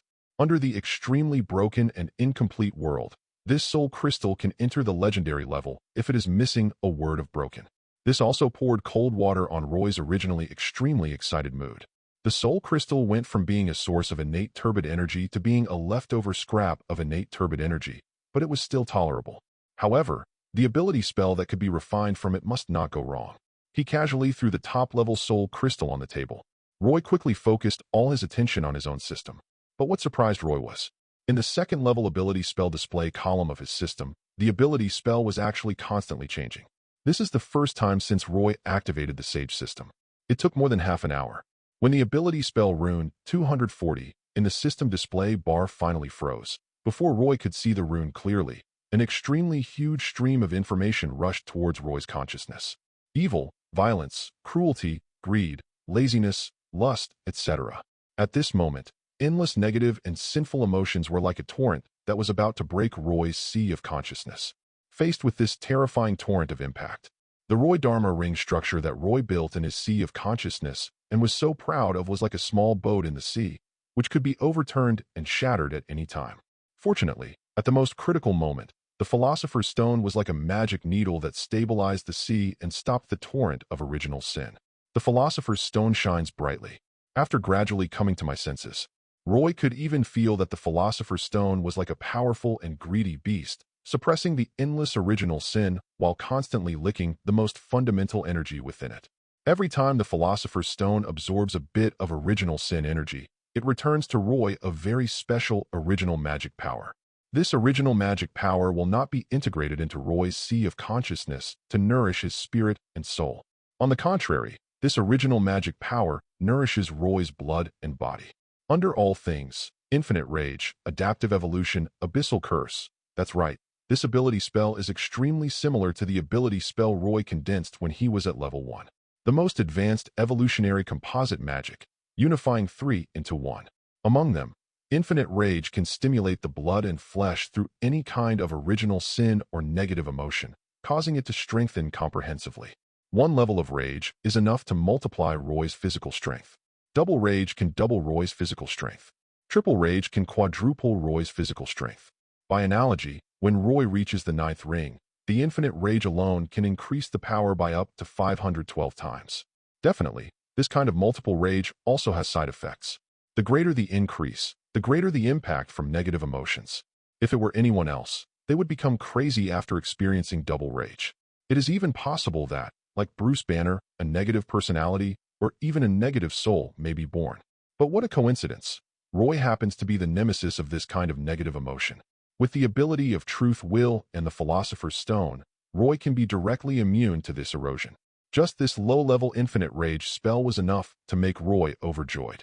Then, Roy quickly began to check the other 2 lower-level spells. Adaptive Evolution is a supporting spell for infinite rage that can intercept the energy from the rage amplification and enhance Roy's physical magic resistance. With this ability spell, the effectiveness of the infinite rage spell can be maximized. At the same time, this ability spell can also promote the overall evolution of Roy's physical body. For example, when Roy enters the deep sea, he can use this ability spell to evolve skin breathing, pressure-resistant muscles, and even an internal circulation respiratory system like sea beasts. In other words, when Roy is infected with a certain venom, he can also use this spell to evolve his blood, immune system, etc. Another treasure ability spell. Roy's joy grew even stronger, and he quickly looked at the last lower-level spell. Curse of the Abyss. This seems to be a negative type of buff. To be precise, this thing is essentially a curse mark from the endless abyss. Under all things, after the myths and the supernatural receded, they have been integrated into the endless abyss and become one of the original laws of the endless abyss. The green light origin that Roy obtained, although only a little bit of the origin remnant, but it directly points to the root of all things. Roy took the ability spell from it, which was like plucking a handful of wool from the endless abyss. Even if the endless abyss has no consciousness, it will instinctively fight back and bring down a curse. With the ability spell, or the curse mark, Roy will be hated by all dark creatures such as the demons of hell, purgatory devils, and the kingdom of the dead. It can't be said to be hatred. It should be said to be a constant gold from the endless abyss. Any dark creature that kills Roy will receive a reward from the endless abyss. Definitely, this ability spell is not pure garbage. Through this ability spell, Roy can absorb all the negative emotions in the world. Even as long as Roy takes refuge in the endless abyss, he can become a god on the spot and transform into a top-level existence like Mephisto. This thing is a curse, but also a temptation. But for Roy, this is a pure physical nourishment. All those negative emotions that seem like great terrors to others are actually super supplements for the Philosopher's Stone. By drawing the original magic power from this negative energy, Roy can continuously activate infinite rage. In this way, the Curse of the Abyss can also be considered a complementary spell of infinite fury. Infinite Rage is a breakthrough device plus amplifier. Adaptive Evolution is a stabilizer plus transformer. Curse of the Abyss is a backup power supply plus cooler. After fully understanding the 0.8 effectiveness of the composite ability spell under everything. While Roy was extremely ecstatic, he also had to admire that a boss of this level was really not to be underestimated. He could eat a lot of leftovers. Well, I also have to thank Teacher Ancient One and the Great God Eternal. These two are simply my beloved mentors and adoptive parents. After Teacher Ancient One passes away, I will definitely burn more incense sticks for him. As for when the Ancient One teacher is still alive, just show respect to him. Anyway, with Teacher Ancient One's strength, he has no use for me at all. Nothing wrong. Roy couldn't help laughing when he thought of this. Is this an alternative version of the saying that I can never repay the teacher's kindness, even in my lifetime? Well, then I won't return it. I'm a member of the Mafia after all. Chapter 67. As dusk approached, Roy walked out of the bedroom and prepared to find a place to try out the effect of the spell. But Roy was surprised. Outside Roy's bedroom door, there was not only Old Wong standing guard, but also Teacher Ancient One and Mordo. When he saw Roy again, Mordo's expression was still a little unnatural. Fortunately, no one noticed. When the Ancient One magician saw Roy coming out, a rare solemnity appeared on his face. After a moment of intuition, he relaxed and said, "It seems you have successfully made a breakthrough. With Ancient One's strength, it's normal for him to be able to sense the curse mark from the abyss." Roy said frankly, "I also want to thank the teacher for the treasure he gave me. I have entered the third ring. There are also some Mafia members who are grateful for favors." Roy is it. Although I am not going to repay the teacher's kindness, I still need to show due respect and sincerity to him. The Ancient One magician could naturally see Roy's change of heart, so he just chuckled and prepared to leave. But before the Ancient One left, Roy said, "Teacher, please wait a moment." Ancient One turned around and looked at Roy with a hint of confusion. Roy smiled confidently, revealing his 8 white teeth, and said, "Teacher, I'm just trying to test the power of the magic I just developed. How about you give me some pointers?" Roy's words fell. Lao Wang's expression suddenly changed, and Mordo was ready to yell at him. This is not because Roy is getting carried away. Rather, Roy knew very well that his level 2 ability spells, especially adaptive evolution, required pressure to be effective. There is no doubt that the pressure in battle is definitely the easiest to achieve. If he could get help from the Ancient One, Roy was sure that he would be able to evolve quickly. There is nothing wrong with a disciple seeking guidance from his teacher. Roy is very serious about getting the best deal. And before Mordo could even speak, Ancient One showed a calm smile on his face and said, "Then give me some pointers." Mordo, "Teacher, I am about to fight to the death. Why do you surrender first? Or does it mean that being handsome will give you preferential treatment?" Biased, too biased. No one knew or cared about Mordo's inner grief and anger. After Ancient One accepted Roy's instructions, he didn't say anything more and just slapped the entire space where everyone was, smashing it into pieces. In just a moment, the layers of shattered space were like cracked glass. In the blink of an eye, the world has changed. Mirror space and multiple mirror spaces. Under the manipulation of Ancient One, Mordo and Lao Wang were isolated in outer space like spectators. Only Roy, standing opposite the Ancient One, felt an immense pressure before he could even sense the spatial changes. Is this the beginning? Teacher, you have no moral principles. Under extremely strong mental pressure, Roy had no intention of using other elemental magic. Triple Fury, Wind Walk, Giant Strength, Hawkeye, Dynamic Vision, Beast Intuition. A series of auxiliary magic, combined with triple violent amplification, made Roy's entire physical fitness erupt like a blazing volcano. Almost without thinking, Roy rolled over and jumped, dodging from his spot. Sure enough, the moment Roy dodged, more than 10 magic whips fell from the sky. In an instant, sparks flew and a trench several feet deep was dug out in the ground. These bluestones are carved from the hardest bluestone in the Himalayas and are no worse than steel. This is too cruel. This is for real. Before the magic whip dissipates. After Roy landed, he just tiptoed and pounced on the Ancient One magician like a tiger. As early as when Roy issued the challenge, you had already seen what Yaoi was thinking. Facing Roy's tiger pounce, the Ancient One magician did not dodge. Just as Roy leaped into the air, the Ancient One magician stretched out his hand and pushed, and the Seraphim shield, used for comprehensive defense, crushed over like a solid wall. Bang! An orange-yellow magical halo dissipated in the air. Roy was like being hit by a truck. His whole body was knocked away. In outer space, both Mordo and Lao Wang frowned, unable to bear to look directly. It's so miserable. The Seraphim shield, this thing can withstand the falling and impact of the spaceship in the final battle of Avengers 4. Not to mention, it was the Seraphim shield used by the Ancient One magician.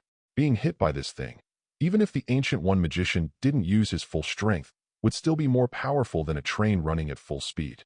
As expected, on the bluestone square in the inner space. After being knocked away, Roy lay on the ground in a very miserable state, almost like a rag doll.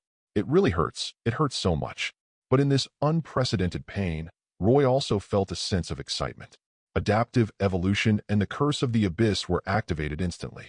Roy could clearly feel that under the pressure of being seriously injured and on the verge of death, the speed at which the Philosopher's Stone absorbed negative energy skyrocketed, transforming it into a special source of magic power that was integrated into every cell of his body. Powerful and vigorous vitality emanates from every inch of flesh, blood, and bone marrow. Roy's injuries began to heal almost visibly. Bones heal on their own and internal organs heal. In just a few minutes, Roy evolved a super recovery ability. Another 2 minutes later, Roy climbed up from the ground with a grin on his face, looking at Ancient One with resentment. Teacher, you are too cruel. Isn't that what you need? Looking at Roy's grinning expression, Ancient One smiled and came over. The magic runes in his hand gathered together and formed a small fan, which he gently waved. He was obviously in a good mood. Roy was silent, but he was thinking that he couldn't jump into the air again. The teacher's casting speed is simply outrageous. After making up his mind, Roy did not give up. Like a hunting beast, he began to circle around Ancient One, hoping to use the speed brought by the Wind Book to find Ancient One's flaws. But before Roy could launch an attack, Ancient One had seen through Roy's thoughts and waved the small fan in his hand. In an instant, the bluestone square, which had been solid as a whole, seemed to come alive, instantly turning around and moving continuously, making Roy's speed useless. There were even large areas of bluestone ground that rolled back, and no matter how hard Roy ran, they soon fell down like a mountain. As a last resort, Roy could only raise his hands high to bear the pressure brought by the huge bluestones. The amount of bluestone increased rapidly, from 5 tons to 10 tons, and then to 20 tons. Every time Roy's power evolved, the weight of the bluestone hill increased by 1 point. 10 minutes later, super strength was born. Chapter 68. A sparring battle that lasted for more than 3 hours. When the battle was completely over, the Ancient One magician was free of dust and waved his magic fan gently, without leaving a single cloud. After the mirror space disappeared, the original bedroom door. Roy seemed to be exhausted, sitting on the ground with sweat pouring down like a stream. Wait until the Ancient One magician's figure completely disappears. Old Wang finally came to his senses and quickly stepped forward to support him, saying, "Roy, are you okay?" Roy felt extremely tired, but his eyes were surprisingly bright. He said, "I'm fine. I'm just mentally exhausted and drained. I'll recover soon." That's right, Roy's magic power and physical strength are still full after a big battle. But in terms of mental strength and mind, it is almost exhausted. Even the LV5 level of the Truth-Will meditation method could not withstand this kind of crazy and all-out battle. Fortunately, after a battle, Roy gained an incredible amount. In Roy's physical ability column, a series of abilities were added, including super recovery, super strength, super toughness, super speed, super breathing, vacuum internal circulation, steel bones, indestructible, etc. If we say that Roy's physical strength before was not as good as Spider-Man's, now, Roy has completely surpassed Spider-Man and is heading towards the level of the Hulk. Once this physical ability is formed, it will be another evolution of the origin of life. Not to mention, there is also a breakthrough device like Infinite Rage that can break the limit. To be frank, in terms of physical potential alone, Roy can already compete with Superman next door. Definitely, in terms of hard power, Roy still needs some time to grow. Moreover, with the Philosopher's Stone absorbing the negative energy source brought by the curse of the abyss, Roy is now in a state where he becomes stronger with every breath. The body feeds the spirit. In just a short moment, Roy's complexion had improved a lot. Just a few words. Roy was already able to stand on his own without Lao Wang's support. At this time, Mordo looked at Roy with a complicated expression, and after a long while, he finally said, "Roy, you are very strong, but you haven't even learned a single one of our Camartage signature spells. I will not give up on my fight for the Sorcerer Supreme position. At least, I won't give up until your magical power improves." After a period of seclusion, there are still great changes in Mordo now. The biggest point is that the inexplicable arrogance in Mordo has completely disappeared. Without the arrogance of Mordo, although he is still dark and stubborn, at least he is no longer annoying. Roy looked directly at Mordo, and even though he was not in good spirits, he still said confidently, "Brother Mordo, in 10 days, you will give up." Mordo frowned and said, "Roy, you have great potential, but you should learn to be humble." Roy smiled more confidently and said, "To be honest, I'm already very modest. In 10 days, I will defeat you with the authentic magic of Camartage." Even though Mordo had broken through the demon barrier and his state of mind had improved, at this moment, he still felt angry at being looked down upon. He snorted coldly and said, "Then the winner will be decided on the ground in 10 days. After saying this, Mordo did not stay any longer and turned around and left. Watching Mordo disappear, Roy had a smile on his face. As long as he could deal with Mordo, he would basically be the heir of Camartage. As for letting Mordo sign the agreement now, specialize in meditation, and become my own tool, that's not realistic. The current Mordo at most recognizes Roy's magical aptitude, but does not recognize Roy's magical path. But it will be soon. There will be a chance soon. Some time ago, a series of incidents of black necromancers injuring people broke out in Europe. After investigation, it has been confirmed that Dormammu has bewitched another group of sacrificers on Earth. Another disciple of the Ancient One, S.H.I.E.L.D, has gone to the outside world to clean up the cultists who believe in Dormammu. According to the plot development, S.H.I.E.L.D should have discovered the secret of Teacher Ancient One during this incident. After that, S.H.I.E.L.D endured for several years, and after confirming that the Ancient One teacher was indeed absorbing the power of the Dark Dimension, he launched a rebellion, which triggered the plot of Doctor Strange and caused Mordo to rebel. This is an opportunity to completely convince Mordo and S.H.I.E.L.D. Definitely, Roy will not let the plot develop to the point where it cannot be handled. Whether it's Mordo or S.H.I.E.L.D, they are both good horses that Roy has already reserved. Degree Roy simply used the secret of Ancient One teacher to break through the shackles of their thinking. Dimensional magic has no future. Not everyone is an Ancient One. On the contrary, as long as Mordo and S.H.I.E.L.D can accept their own magical paths, together with Lao Wang, he can guide the entire Camartage to begin its transformation. With such a whole sect as a supplement, his own magician tower can be put into operation. Otherwise, if I rely solely on myself to train magic apprentices, my own magician tower and floating city plans will not be realized until a long time. That's right, I am the undisputed heir of Camartage and the future Sorcerer Supreme. It is reasonable to let your own sect work for you. However, we should not be too hasty in implementing this series of plans. Just when Roy was happily planning his beautiful future life, Lao Wang said seriously, Roy. Lao Wang took a deep breath, as if to adjust his mentality, and said, Roy, I think what Brother Mordo said actually makes some sense. You should be more humble. 10 days is too short a time. You haven't even finished learning the basics of magic. Lao Wang is a little worried, which is normal. After all, the competition between Roy and Mordo, to a certain extent, determines the future position of the Supreme Being. The Wang family has invested a lot in Roy during this period. Many local factions of Camartage have secretly defected to Roy under the coordination of the Wang family. If Roy fails, the Wang family will inevitably suffer heavy losses. But Lao Wang missed one thing. That is, Roy's learning is different from Camartage's learning. Roy is not so much learning as integrating, as long as he can master the transformation of all the basic rune numbers.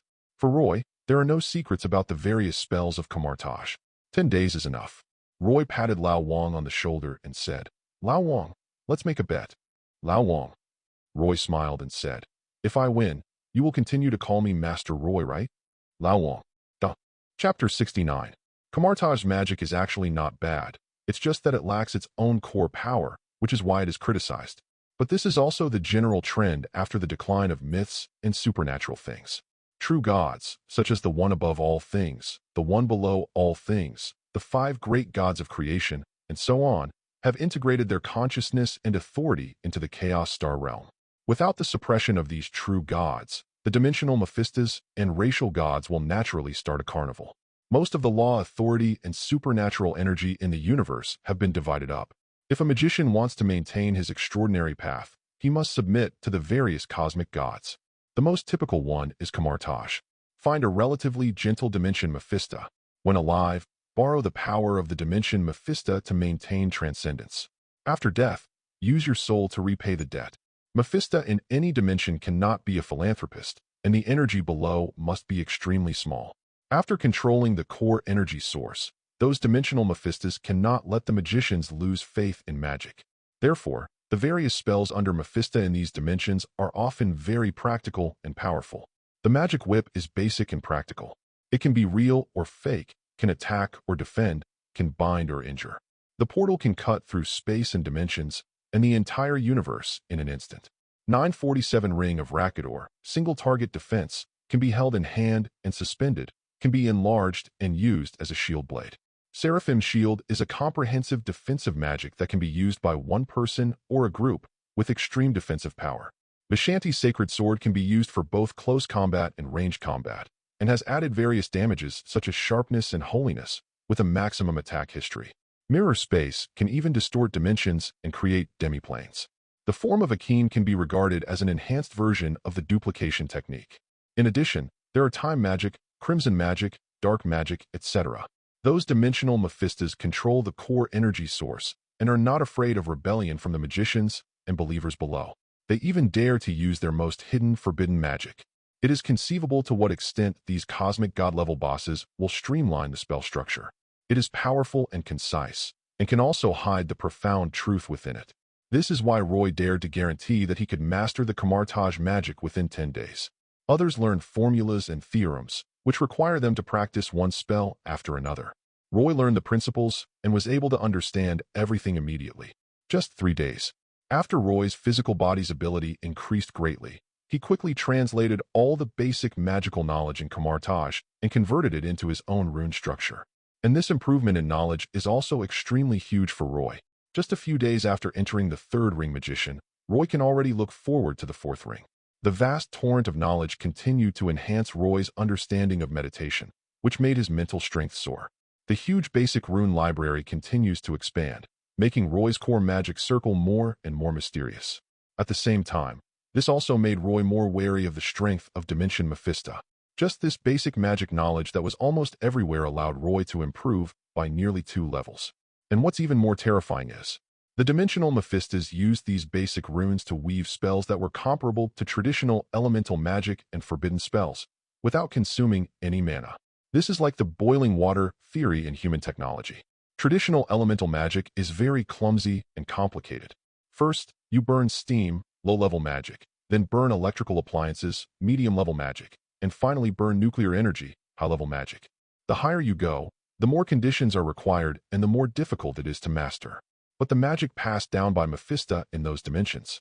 In the middle, there is the law authority of the dimension Mephista as a bridge, and you can burn it however you want. 1 point of magic power can produce low-level magic, as well as high-level magic. 2 points of magic power, directly reaching the level of forbidden techniques and forbidden spells. It seems that these dimensional demons make the use of magic more convenient and easier.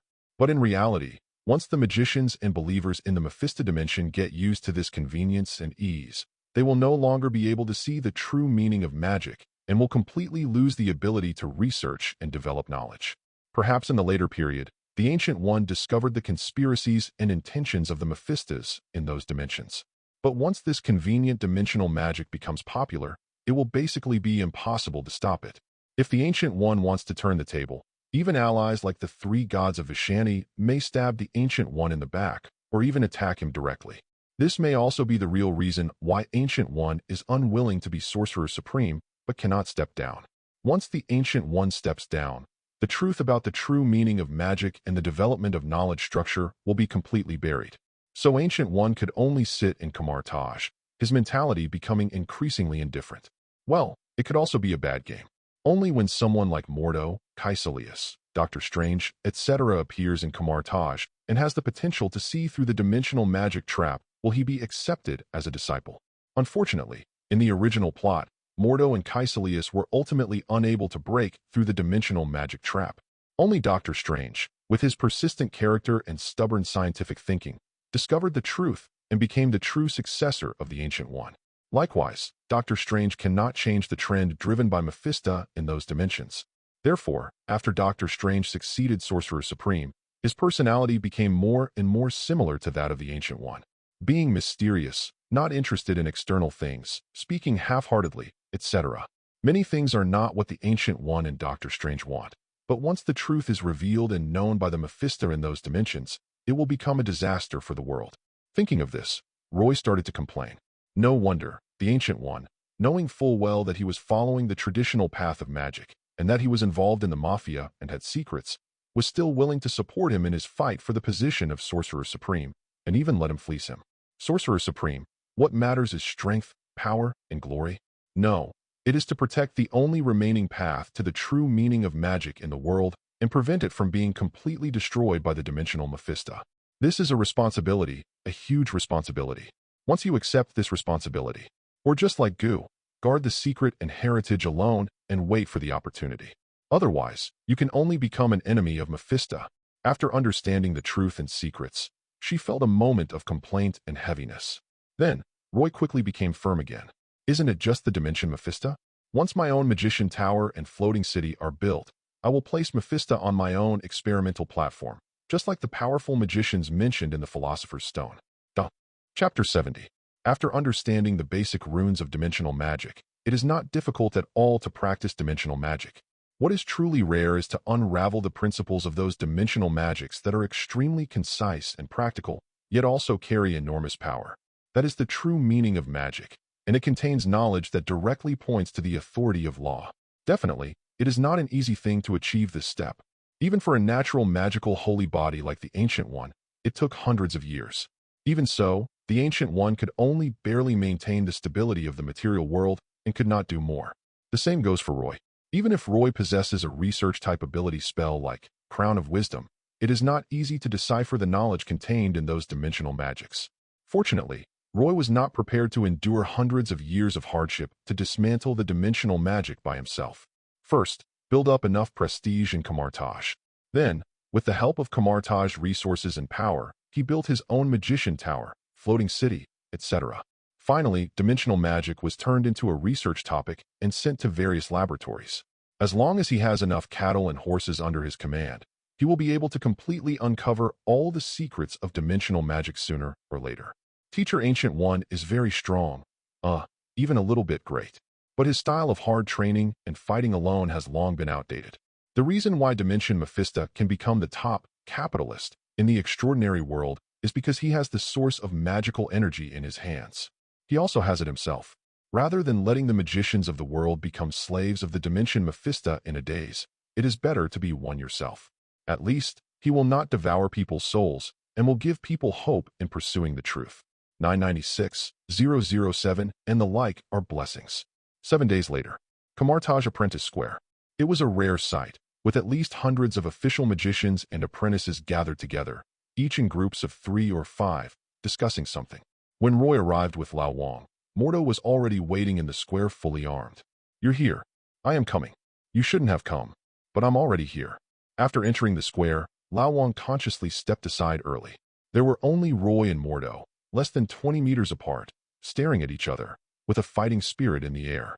When the fight between Roy and Mordo spread, this is no longer a simple competition, but a prelude to the Sorcerer Supreme battle. Mordo, as the founding disciple of the Ancient One magician, is also extremely famous in Camartage. Originally, he was the favorite to become the next Sorcerer Supreme. Although Roy has not been in Camartage for long, he is highly valued by the Ancient One, especially after Old Wong, the son of Camartage Chief Steward, completely surrendered to Roy.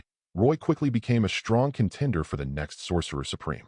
Whether it is Mordo or Roy, no matter who these two people are, if they lose in this competition, they are basically out. This is also the reason why Yadano defeated Yuandu with dimensional magic. Because Roy had anticipated the current situation 10 days ago. Both sides stood in the square. Mordo looked at Roy with an increasingly complicated expression, his heart actually churning. After breaking through the demonic barriers and achieving a breakthrough in the state of mind through seclusion, Mordo had actually already vaguely glimpsed some of the secrets about the dimensional magic trap, and he agreed with Roy's behavior of dismantling the basic runes in the library. Even in his heart, Mordo already believed that he was on par with Roy in terms of magical aptitude. But Mordo originally had supporters behind him, and he couldn't just quit. Roy, it's not too late for you to admit defeat now. I can postpone this fight. Brother Mordo, that's not necessary. Well, since you insist on doing this, I won't let you off even a little bit. Brother Mordo, just come over here. At this point, there is no turning back for either side. Mordo had long known Roy's strength and did not underestimate him at all.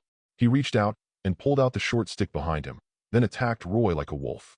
The short staff magic weapon was swung in the air, and several magic whips took shape out of thin air, winding towards Roy like spirit snakes.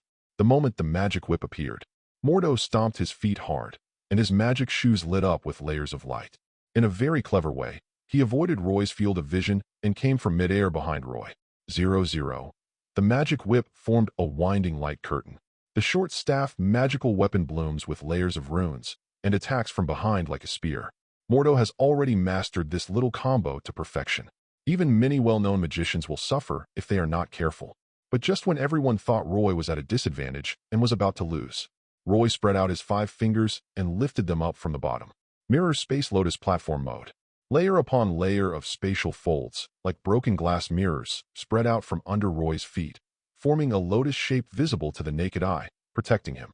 Be it a magic whip or a magic wand, they cannot break through the distorted dimensional space barrier.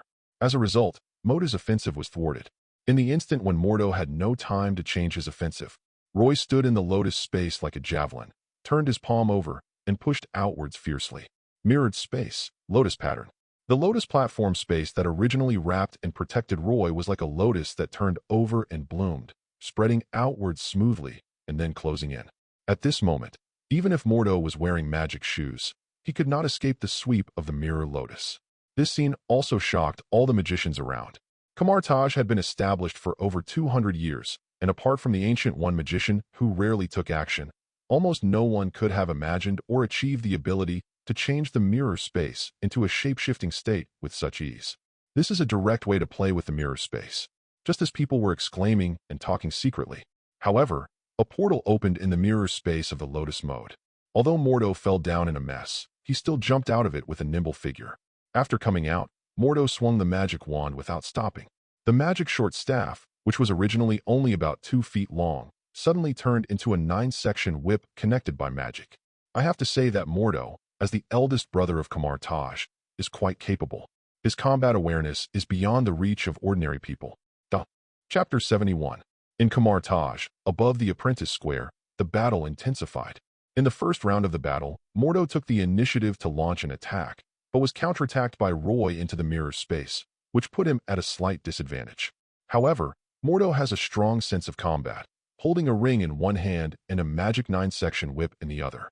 Continuously, portals are opening in all directions. The 9-section whip, transformed from the magic short stick, was like a venomous snake that appeared out of nowhere and was ready to devour Roy at any time. Faced with this violent attack, Roy was not panicked at all. With a flick of his finger, layers of Ragador rings appeared, forming a magical armor on Roy in the form of scales. Protected by this magic armor, Roy simply ignored the attack from the magic wand, formed a seal with his hands, and made a precasting motion. Then, the Bossat thunder exploded. The huge area of thunder and lightning, like a spirit of destruction, bounced back and forth across the entire square, destroying all the portals while bombarding the model with the power of magma, thunder, and fire. When seeing Roy's spell precasting, Mordo's face changed drastically. He didn't care that the magic wand's attack was destroyed and immediately launched a full defense. Seraphim Shield. It was a bit difficult for Mordo to cast this defensive magic alone. However, just as the magic defense shield raised by Mordo's hands was about to break, the thunder in the sky also dissipated. Ordinary apprentices could not see the mystery in it. They only felt that Mordo was quite powerful and had great luck. But many of the formal magicians who looked astonished were very clear about it. In this wave of attack, Mordo was defeated. Roy deliberately held back. For a moment, Roy and Mordo stopped selling and seemed to be recovering their magic power. Then, Mordo seemed to struggle internally for a moment, then quickly threw away his magic wand and said, "Roy, you win, but this shouldn't be your limit.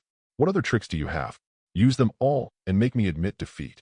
After Mordo admitted defeat, the battle was actually over. However, as the eldest brother of Camartage, Mordo does have some magnanimity and broad-mindedness after all. Taking advantage of his own failure, he might as well build a raft for Roy to make Roy's reputation even greater.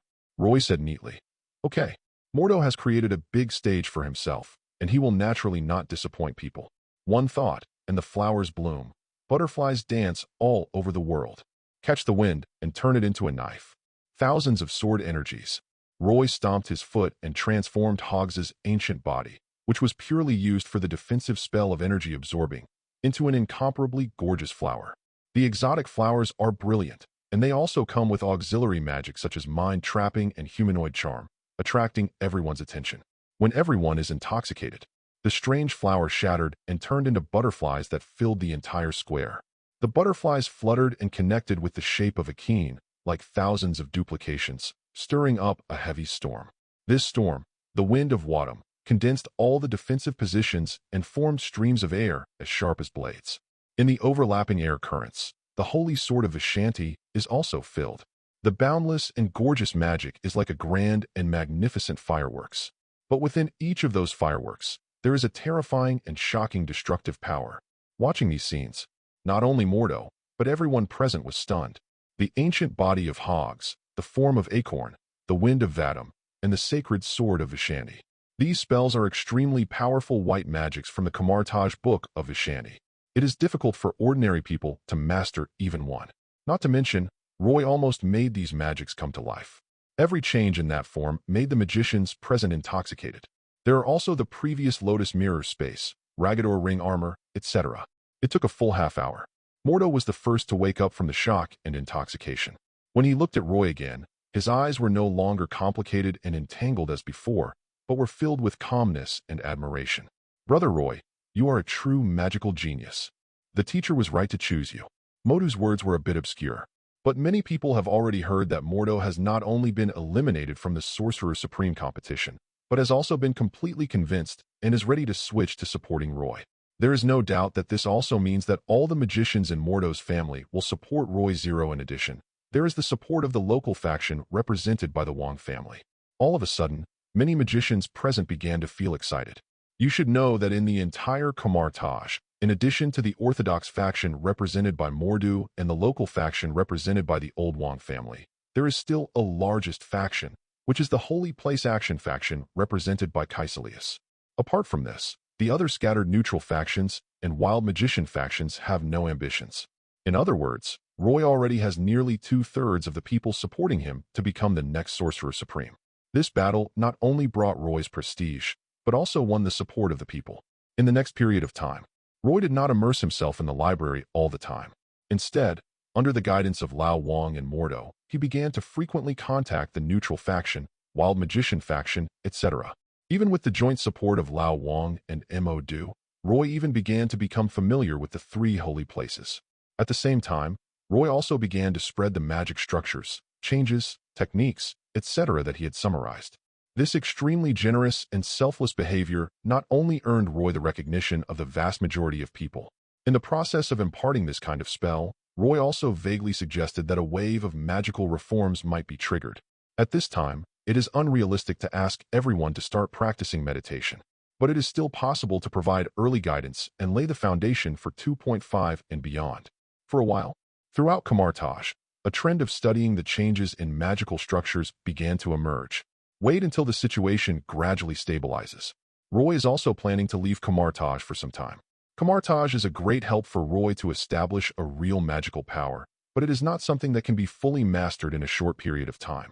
Even if the Ancient One magician asked Roy to take over the position of Sorcerer Supreme now, Roy did not have the strength and prestige. In contrast, Roy continued to stay in Camartage to study magic, but his efficiency was not that outstanding. It would be better to return to your own nest and accumulate more resources. Furthermore, Roy was still thinking about the 3,000 holy souls that Ghost Rider could summon. Chapter 72. Camartage is actually a very wonderful place, both closed and open.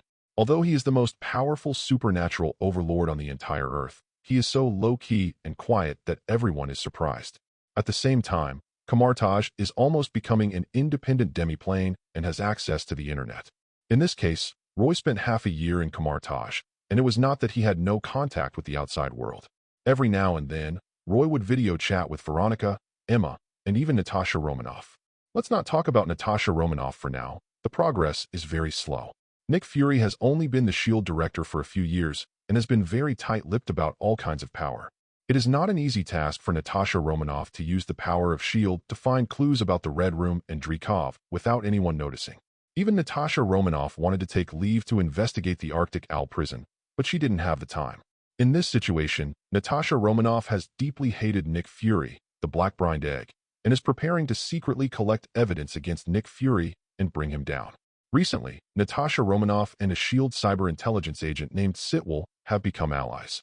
That's right, it's the bald Hydra who was run over by a truck in Captain America 2. At the beginning, Natasha Romanoff told Roy that someone in S.H.I.E.L.D. was also dissatisfied with Nick Fury. Roy was also surprised. Later, when Roy learned the name S.H.I.E.L.D., he was even more shocked. Roy allowed Natasha Romanoff to stay in S.H.I.E.L.D. without giving her too many resources and intelligence, hoping to temper her temper. Unexpectedly, Natasha Romanoff is so wild that she actually has a connection with S.H.I.E.L.D. As for S.H.I.E.L.D., it's not impossible.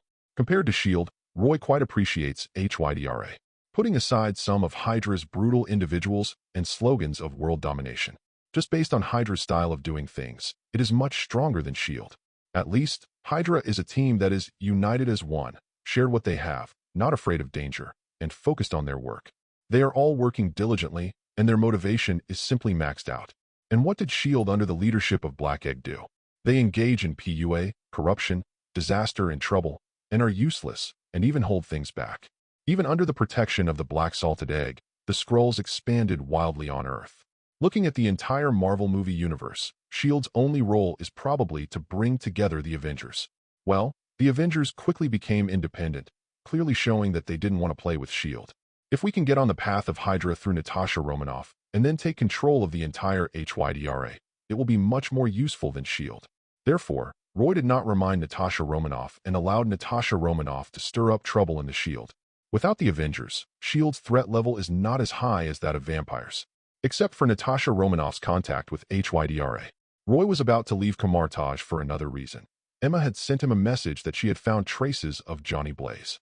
But before leaving Camartage, Roy planned to meet the Ancient One teacher. He was the definite successor to Camartage, the future Sorcerer Supreme, and the heir to his teacher. Even Doctor Strange in the original story got a magic cloak. Then I can't be any worse. Well, I don't need a magic cloak myself. It's not good to look too retro when I go out. What's more, with adaptive evolution, when he asked Ancient One for guidance last time, Roy had already evolved the flight skill during the half-hour-long infinite fall of the portal of the Camartage 10 tortures. The magic cloak's function is somewhat redundant. Just when Roy was thinking about how to get the wool from teacher Ancient One, a portal flashed by. When Roy came to his senses, he was already on the balcony on the roof of the New York to Holy Place. 177A, Bleecker Street, Greenwich Village, New York City. Yes, it was the Holy Place address that Roy had once searched for in New York. But at that time, Roy knew nothing about dimensional magic, so he couldn't find the existence of New York to Holy Place. Not to mention, the Holy Place in New York was originally a prehistoric relic of Agamotto. Carefully crafted by the two extremely powerful Sorcerer Supremes, it would be strange if Roy could find his way from New York to the Holy Place. But now, Roy is no longer surprised. Looking at the Ancient One on the balcony, he was very leisurely and comfortable, drinking tea among the flower pots and plants. He took another look at the bustling New York streets outside the mirror space. Roy quickly stepped forward and said politely, "Teacher." The Ancient One looked up at Roy and interrupted, "Roy, Camartage doesn't have any magic items suitable for you. Roy wasn't surprised at all that the Ancient One could guess the purpose of his visit. Roy had gone through Ancient One's collection many times before in Camartage. As the Ancient One said, whether it's Camartage sling ring or magic cloak, most of them are used to help Camartage magicians cast spells. Most of the Ancient One's collection over the past few hundred years was spent on the construction of the 3 holy places. Roy's expression suddenly fell. 080 said, "But Master, I'm going to help you deal with Mephisto. How about you lend me the Eye of Agamotto for a while?" Ancient One gave Roy a helpless look. In the original storyline, the Ancient One dared to give the Eye of Agamotto to Doctor Strange. That's because the Ancient One knew that even if he gave Doctor Strange the Eye of Agamotto, it wouldn't cause any major trouble in a short period of time. He also hoped that Doctor Strange could use the power of the Time Gem to learn all the knowledge of Camartage as quickly as possible in the time loop. But Roy is different. Firstly, Ancient One knew Roy very well and knew that Roy had no intention of practicing asceticism at all. He was only thinking about doing big things, such as building a magician tower and a high-floating city. Secondly, Roy's ability to stir up trouble is much stronger than Doctor Strange's. Even the magician tower and the floating city have not been seen yet. But at this stage, there is already a pool of magic elements with infinite energy in Roy's Fairyland Manor. If Roy really makes some moves based on the magic element pool, Eye of Agamotto, and Time Gem, even Goucher might find it very difficult to deal with. But looking at Roy's expression of not leaving unless given benefits, the Ancient One grew increasingly frustrated. He waved through the portal, retrieved 3 items, and then, with another sweep of his hand, sent Roy out of New York and directly outside Holy Place. Chapter 73. New York, Wonderland Garden, in a big villa. When Roy returned to his home, the first thing he did was to call Veronica and Emma back to study driving techniques. Experienced drivers are all the same. If they don't touch a car for half a year, they start to feel itchy. Wait until you've had enough of racing. While Veronica and Emma were maintaining their respective vehicles, Roy, freshly dressed, came to the magic laboratory on the underground floor. He took advantage of his free time to study the wool he had just plucked from Teacher Goo. A piece of world tree branch, a large piece of URU metal, and a piece of amber wrapped in a strange insect. These 3 items are all high-quality items that Roy cannot reach at this stage. I have to say that Teacher Ancient One is very wealthy. As long as you are willing to beg for it, you can always get some good things. Not to mention the branches and leaves of the world tree, this thing is a treasure even if it is placed in the Chaos Star realm. It just so happened that Roy had long wanted to refine his Book of Abolition. The branches and leaves of the world's trees are the best materials. With this thing, Roy could create the prototype of the Book of Truth early on. URU metal is a specialty of Asgard and the top-grade magical metal. On the surface, this thing looks like a stone, but in fact, it is a rare substance that was born at the place where the universe exploded. It has excellent magical affinity and can efficiently carry and operate magical energy. At the same time, it has extremely strong rigidity and is an excellent material for making magic weapons. Many Marvel artifacts, such as Mjolnir and Thanos' blade, are made of URU metal. With this thing, plus the top-level soul crystal extracted from the defective origin of all things, Roy planned to use this to create a top-level golem puppet to use as a trump card. As for weapons and such, Roy is not in a hurry for now, because he is a magician. If necessary, Roy remembered that the dwarfs sheltered by Asgard had a Stormbreaker blueprint, which was quite good. Stormbreaker is so powerful that Thor can't control it. It's better to let yourself take control of the future. As for the last piece of amber wrapped with strange insects, it is also a very good thing. This thing is from Teacher Ancient One's collection. It is an extremely rare and bizarre creature that has been passed down from the prehistoric magic age, called a jewel worm. Roy used his identification skills to examine the gems, and found that the gems in that class were still alive. If Roy could create a mineral vein with sufficient magical environment and extract the gem bugs, he could cultivate the population again and produce a constant supply of magic gems. That's right, this kind of gem worm reproduces by splitting, eating magic minerals, and producing magic gems. Magic gems are what Roy needs most right now. Magic circles, magic pillars, golem puppets, potion making, magic factories, etc. Whenever there is any aspect related to magic experiments, the application of magic gems is indispensable. When the stall was small, Roy can also use natural gemstones obtained from the market to magic. Even if the efficiency is lower, and with some low-level soul crystals, it can be used foolishly. But as Roy's business grows, the shortage of magic gems will become a major constraint. If the gem swarm could be bred, a big problem would be solved. A teacher is a teacher. He has solved the problem that has been bothering me for 3 days. I have not shown my filial piety as a disciple. I should visit my teacher more often in the future. Just as Roy was playing with the prehistoric amber in his hand, Veronica and Emma also maintained the vehicle and came to the magic laboratory. Sister Winnie, what's going on? This stinky man has to go into the lab as soon as he comes back, and he won't even spend more time with us. Emma, that's not what you said when you were speeding just now. I don't know who was driving too fast and kept screaming to stop and get off. You be asterisk asterisk asterisk asterisk asterisk D. Roy, stop talking. Honey, stop it. While you're away, Emma is the one running the group. Be careful not to cut off your financial resources. The three of them made a fuss in the laboratory for a while. After the laughter died down, Roy finally got down to business and said, Emma, how much information have you found about Johnny Blaze? There is also a leisure area in the magic laboratory. Emma lay in Roy's arms and said with a hint of resentment, Master Roy is really easygoing. He just left the name Johnny and walked away. Do you know how many Johnnies there are in the American South? At least several million. God, just screening the information of these millions of people must have cost at least tens of millions. It would have been fine if they didn't mention the serious matter, but when she brought up this matter, Emma hit Roy's thigh hard. In response, Roy just smiled awkwardly and tried to comfort her. In this matter, Roy was indeed somewhat at fault. When Roy first thought of the plot of Ghost Rider, he had completely forgotten the name of the protagonist. He only remembered the motorcycle stuntman, Johnny. Then Roy left the matter to Emma and went to Camartage. Now that I think about it, it seems a bit unreasonable. Although the name Johnny is not as common as Tom, William, and others in America, it can be seen everywhere. It is not impossible that there are millions of people named Johnny. After a while of comfort, Emma casually pointed, pulling up a projection in the magic lab and saying, based on the information you mentioned, I contacted people from the White House. Combined with some information your lover Natasha Romanoff got from S.H.I.E.L.D, I finally locked onto this person. As she spoke, Emma, good job, paused and reached out to pull. Under the magic projection, an image of a blonde white man with a long face and a pointed chin appeared. He looked unremarkable, but had a unique melancholic temperament. This man is quite similar to Nicholas Jousi. No Cage. The moment he saw this man, Roy was almost certain that this was the Ghost Rider. And at this time, Emma continued, Johnny Blaze, a famous motorcycle stuntman from Texas. It's highly consistent with the clues you provided.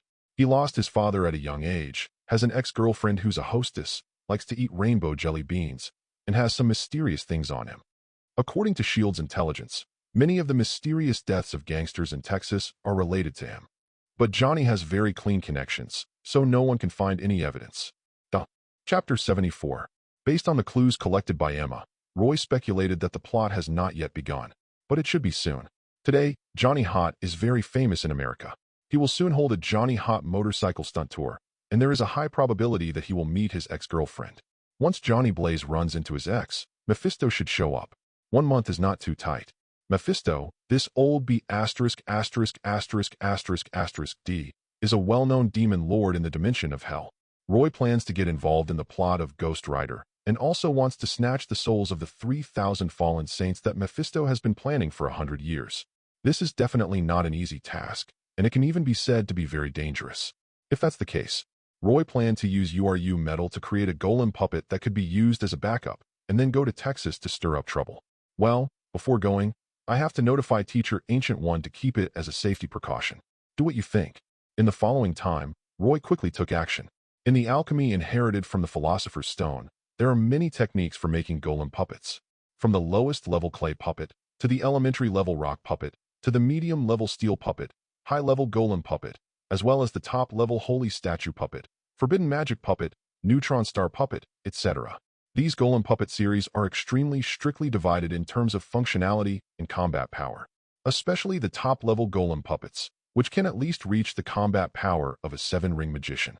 Just like the top-level Neutron Star Golem Puppet series, it even needs to be made of the Neutron Star core and a legendary soul crystal as the core. Once it is born, it can almost hunt down demigods. Roy currently does not have the materials or the ability to create this top-level golem puppet. But with the help of the magic element pool, Roy was still able to create a top-level 7-ring golem puppet. For example, Roy's goal this time is to create the Saint Angel Golem Puppet. This kind of sacred golem puppet not only possesses extremely powerful physical melee abilities, but can also imprint many top sacred spells in its spirituality. Even if this kind of holy statue puppet only has the strength of the seventh ring, its combat power will be increased by 1 ring after facing the dark creatures. The 8-ring level of suppression, S.H.I.E.L.D, is enough to deal with Mephisto. As Mephisto from the Hell dimension, he had no ability to descend into the material world in person before the 3-dimensional barriers to the holy place were broken. Definitely, there are ancient markets on Earth. Even if a scoundrel like Mephisto had the chance to show up in person, he would never dare to do so. At most, Mephisto would split a part of the soul and create a more sophisticated duplication. Mephisto's duplication will never reach the 9th ring level. After all, the Ancient One magician was only at the 9th ring level and was already able to directly defeat Mephisto's true form. As long as Mephisto duplication strength does not reach the 9th ring, there will be no problem for him to be held back by the holy statue puppet. It took more than 20 days. Roy and Veronica are the main players, and Emma is often drafted as well. Relying on the endless supply of magic power from the elemental pool, after consuming a large amount of extremely precious materials such as URU metal, vibranium, and refined gold. An angel puppet with a slender figure, about 1.8 meters tall, holding a rapier and wearing armor, was completely formed. This holy statue puppet was named Silver Angel by Roy. Its physical melee ability alone is enough to reach the level of world destruction and can even penetrate planets. In addition, the Silver Angel is also engraved with a series of powerful sacred spells, such as the Holy Light, Silver Holy Fire, Holy Strike, Angel Judgment, and the Holy Sword of S.H.I.E.L.D. Especially at the core, Roy unprecedentedly replicated the ability spell Curse of the Abyss on it. Although this replica version of the ability spell can only be effective up to 80%. However, combined with the top-level soul crystal condensed from the origin of all things, this holy image puppet directly possesses certain growth attributes. As long as the Silver Angel continues to kill dark creatures, it can absorb the source of negative energy and continue to grow. To put it bluntly, this is definitely a super killing weapon against dark creatures. If Roy has the opportunity in the future, he will open the door to the Hell dimension. At that time, this Silver Angel will be thrown into Hell to kill and devour enough dark creatures. Roy had no idea how far this Silver Angel would eventually grow. In the magic laboratory, under the watchful eyes of Veronica and Emma, Roy very seriously placed the magic crystals accumulated in the magic element pool into the body of the Silver Angel. Accompanied by the dazzling magic halo, it flows along countless magic patterns. A moment later, 10 golden eyes suddenly appeared under the Silver Angel's helmet.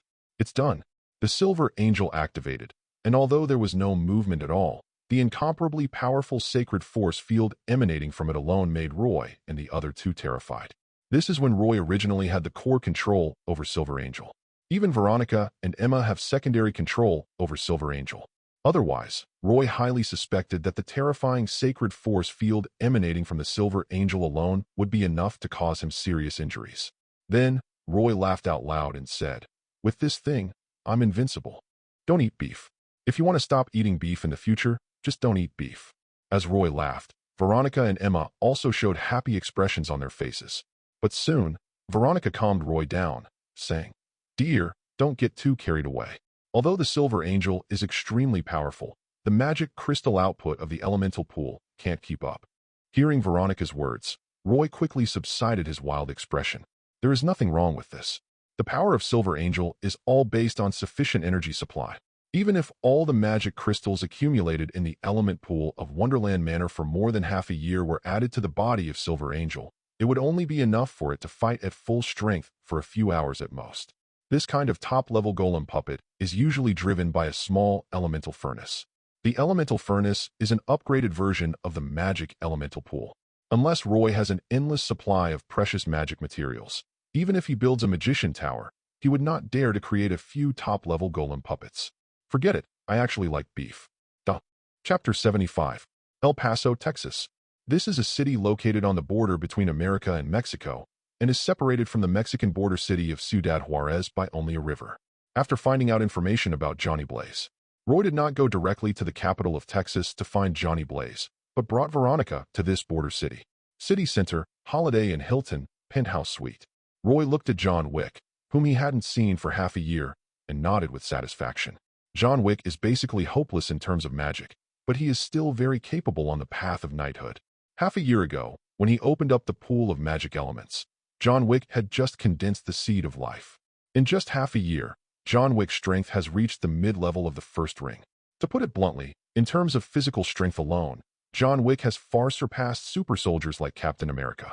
If he were supplemented by fighting spirit and magic firearms, even the nascent Spider-Man would hardly be John Wick's opponent. When Roy first created Silver Angel, he gave John Wick an order. Let John Wick lead his men to the city of El Paso first to make a foray and familiarize themselves with the environment. But now, looking at the three familiar yet ambiguous celebrity faces behind John Wick, Roy was completely confused. An uncle version of the black actor Denzel. A vicissitudes of life version of Uncle Ba with white hair. A homeless version of the young Professor X. Are they going to the sky? Or are they preparing to form a star killer camp? After taking a quick look at the three of them, Roy looked at John Wick again and said, "John, would you like me to introduce you?" John Wick still looked dead and said simply, "Yep, boss, this is Robert, Duncan, and Willis." Roy narrowed his eyes and asked, "Is it over?" John Wick, "Yep." Looking at John Wick's expressionless face, Roy almost laughed out of anger. In fact, Veronica, who was next to Roy, was laughing out loud without any hesitation, looking very happy. Roy took a deep breath and said, "John, I'll give you a chance. Tell me more details." Roy swore that if he didn't know John Wick's loyalty remained unchanged, he would definitely kill him. There was a faint magical aura floating in the living room of the suite. John Wick's scalp tingled, and he said stiffly, "Boss, this is what I mean. Robert Michael is a retired CIA black commando and a cousin of Frank Lucas. Because of Frank Lucas's death, Robert investigated the boss and tried to sneak into Wonderland Manor. Then he got lost, was captured by me, and turned from darkness to light. At this point, Robert, who already had a black face, began to turn purple. As a top agent, it would be embarrassing if people told others that you got lost, were captured, or defected to the light." Then Robert added, "Mr. Roy, I can swear that I don't mean to hurt you. Actually, during my investigation, after I learned that Frank Lucas was a drug lord, I had the intention of keeping the peace. It was just out of curiosity, so?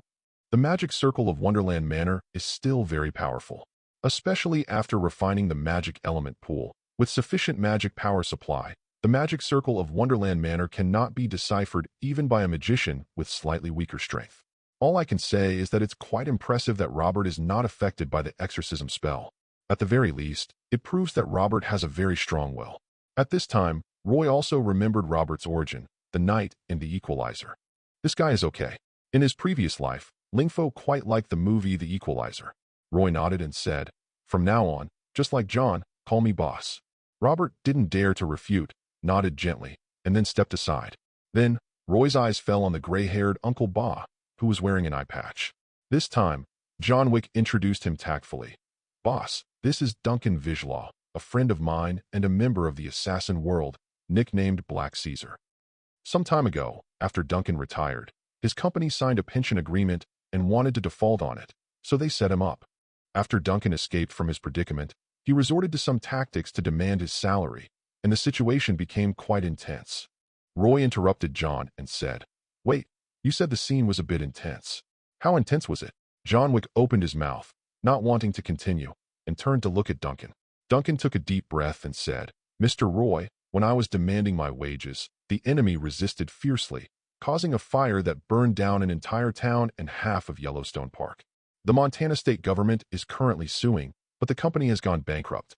Well, Roy also remembered this person. Zero, the retired killer from The Impossible. Compared to the intense scene where Duncan burned half of Yellowstone Park, the original movie was a low-budget one. Roy's mouth twitched and he asked, "How much compensation?" Duncan, originally a rather aloof and experienced man, blushed upon hearing this and said, 80 million. The entity being sued is the assassination company, and I was actually implicated. Roy was speechless and waved his hand, saying, "All right, the group is paying for this, so you stay on the side." Duncan was obviously relieved and stood with Robert. Finally, Roy looked at Professor X, a young man who looked like a homeless man. John Wick forced a smile and said, "Boss, Willis is the son of a killer friend of mine. His father died in." Roy interrupted directly and said, "Don't worry, I know, the Fate Assassin Mutual Aid Society, right? Different from Robert and Duncan." Roy remembered Willis quite clearly. He was from the movie Wanted. The gun-shaking technique, arc ballistics, bullet time, and other techniques in it were quite trendy. In the original plot, after his father died, Willis suddenly exploded and killed everyone in the Mutual Aid Society. In reality, Willis is probably not that awesome. But Roy didn't expect that Willis's father was related to John Wick. Unexpectedly, John Wick looks like a wooden man, but he has a wide range of friends. Chapter 76. To Roy, the trouble with Willis was nothing. The Assassin's Mutual Aid Society may seem to have fancy gun skills, but in reality, they only pose a greater threat to ordinary people. When facing extraordinary forces, they are just average. But after we finish dealing with things in Texas, instead, John Wick could return to New York and help Willis destroy the Mutual Aid Society. At least, Roy was quite interested in the fraternity's art ballistics. After accepting Robert, Duncan, and Willis, Roy didn't waste any more time on these trivial matters. He looked at John Wick and said, "John, have you found the village of St. Venganza that I asked you to investigate?" When it came to business, John Wick's demeanor changed. He became serious and said, "Boss, I found it. In the village of San Venganza, only the ruins of 030 remain, but there is a church and cemetery on the outskirts. The gravekeeper in the cemetery gave me a very dangerous feeling. In order to avoid alerting the enemy, I did not go near the ruins of San Venganza village and only took photos from the periphery." After he finished speaking, John Wick quickly came over with a stack of photos. After hearing John Wick's findings, Roy just glanced at the photos and quickly recalled some fragmented memories of Ghost Rider. In the original plot, was there a gravekeeper watching, or was it the previous generation of Ghost Rider? And Roy remembered that the St. Van Gogh contract seemed to be in the hands of the gravekeeper. Is it inside the leg of a church table? Or inside the handle of a shovel? It's all Cage's fault. He's acted in so many movies that I can't even remember them all. The mind is clear. Mind Palace. Roy felt his memory was a little confused, so he quickly cast 2 psychic auxiliary spells developed by Emma on himself. Then, his originally confused memory suddenly became extremely clear.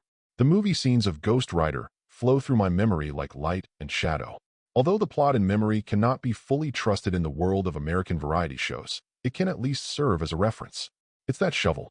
The St. Venganza contract is hidden in the handle of the gravekeeper's shovel. By the way, there are also several demons such as Wishima. Forget it. Let's give up on those demons for now. I was planning to ambush Pfister at the ruins of St. Venganza village. Don't let a few demons from hell ruin your important plans. After obtaining the specific location of the ruins of St. Venganza village, John Wick and his 3 companions were no longer needed here. Whether it is Mephisto, the devil from hell, or Ghost Rider, and so on. This level of existence is not something that John Wick and others can deal with. Then, Roy told John Wick directly Natasha Romanoff's secret contact information. After returning to New York, during these 20 days, Roy also had the idea of eating Natasha Romanoff.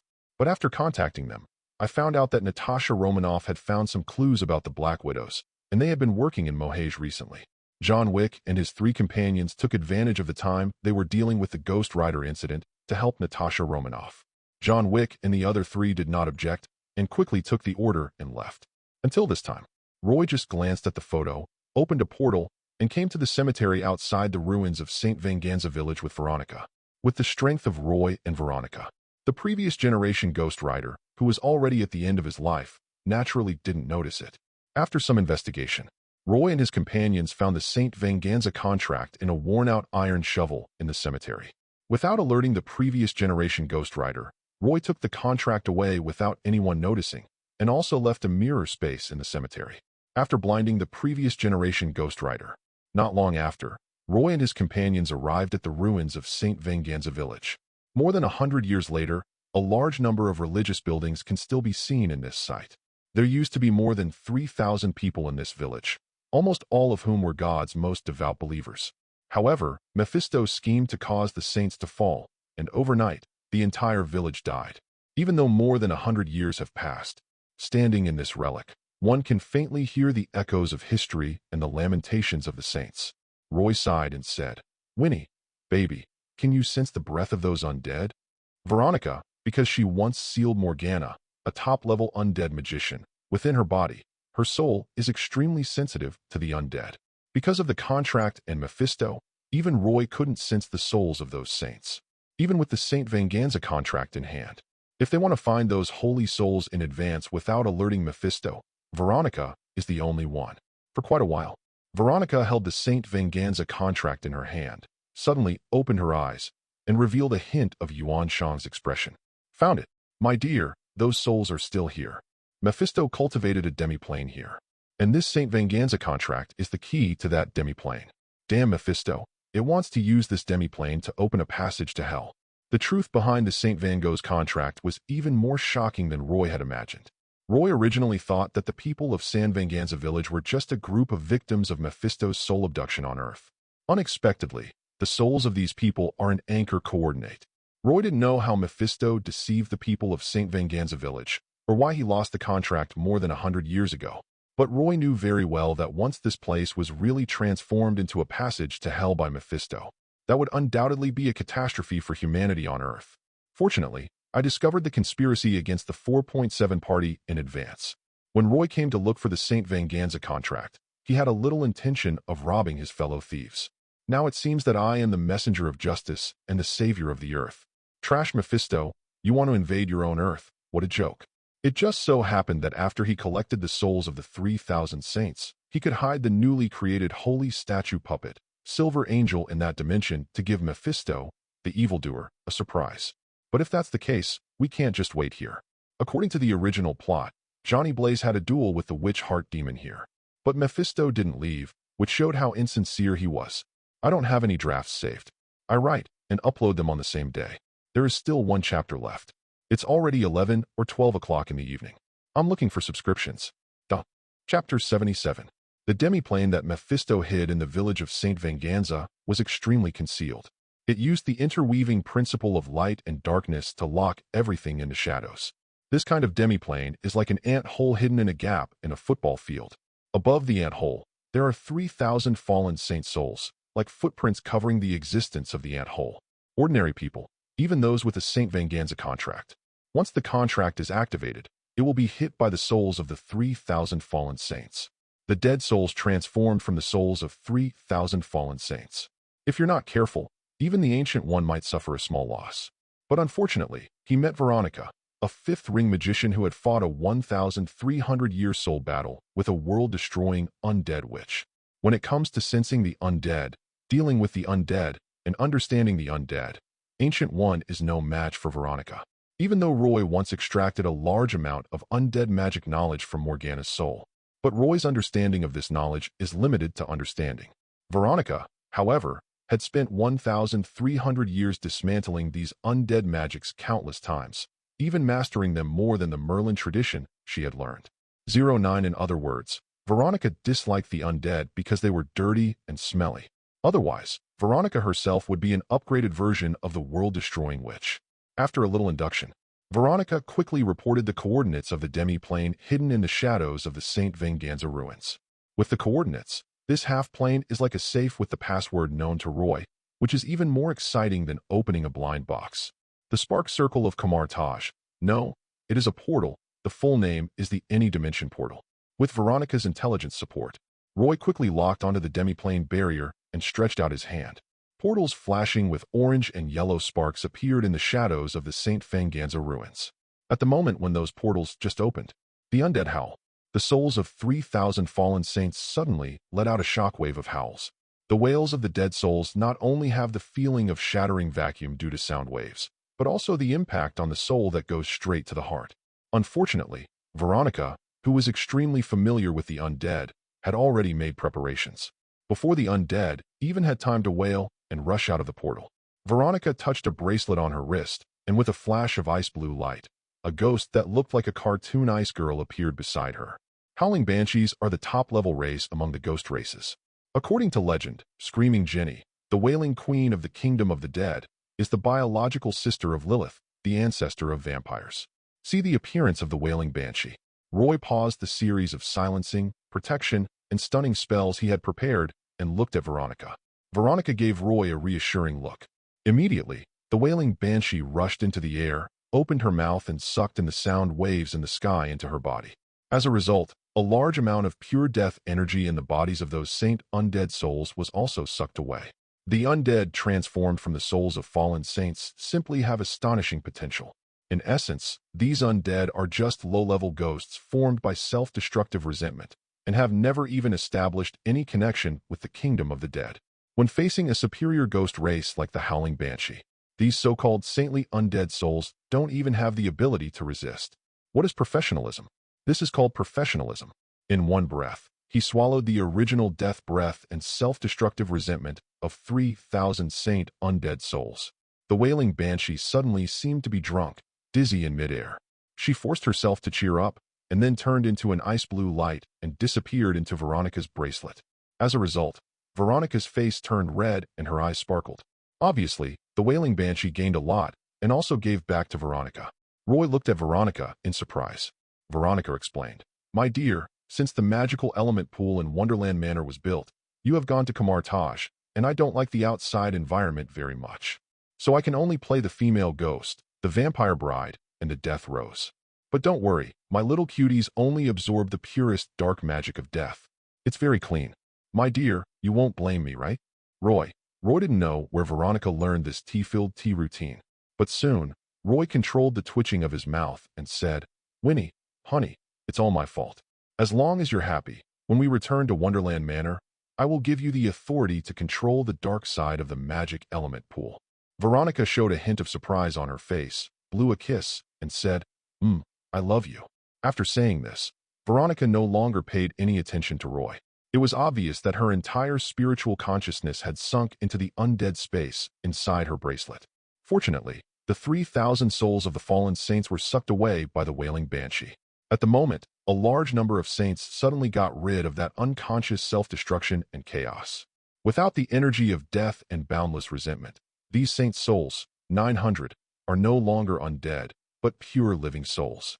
However, the consciousness of these saints' souls had long been erased after more than 100 years of self-destruction. Roy sighed with emotion at this. Then, Roy began to happily extract the soul crystals, just like picking up fish in a dry river. High level, high level, high level, top-notch, absolutely amazing. If we talk about brainwashing, it has to be the Heaven School.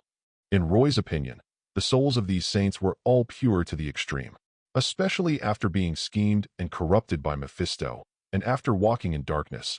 All the resentment was sucked away by the wailing banshee. The quality of each soul has reached an extreme level. These souls are just believers formed by ordinary people, but none of them have low-level soul crystals. Even a medium-level soul crystal cannot be found. A large number of high-level soul crystals, and a considerable number of top-level soul crystals. Although among these 3,000 holy souls, not a single legendary soul crystal appeared. But there is no doubt that this harvest is the largest and most abundant one that Roy has ever received since he started his extraordinary journey. Before, Roy had a lot of headaches because he was extremely short of high-quality soul crystals. Now, Japanese wave fertilizer. Chapter 78. Thank God, thank the church, and thank the pastor for helping me cultivate 3,000 saints' souls. I almost forgot to thank Mephisto. If it weren't for Mephisto's calculations and the seal for more than 100 years, these saint souls might not have produced a large number of top-level soul crystals. Even if it is just entering the top ranks, it is still a top soul crystal. This quality of top-level soul crystal requires 3 tower spirits to manage a magician tower. But among the 3,000 saint souls, a small half of them were of golden quality. 1942 high-level soul crystals. 1,200 top-level soul crystals. No wonder, in Ghost Rider, Mephisto would rather use his own son as bait to lure out the Saint Venganza contract. Even if Mephisto and the Ancient One teacher were on the same level, they couldn't stand this kind of temptation. Roy has already started to think about changing the Magician Tower project into a floating city project. Wait, there are only soul crystals, but no magic materials. Forget it. Let's put the floating city plan on hold for now. Let's transform the Wonderland Manor first and arrange the plain plantations, dimensional mines, and so on. There are also golem puppet legions, magic rune factories, flower fairy summoning plans, etc., all arranged. He no longer lacks tower spirits and chips for trading plain souls. I have to go back to teacher Ancient One and learn the technology of the 3 fixed portals to the holy place. Arrangements, all arrangements.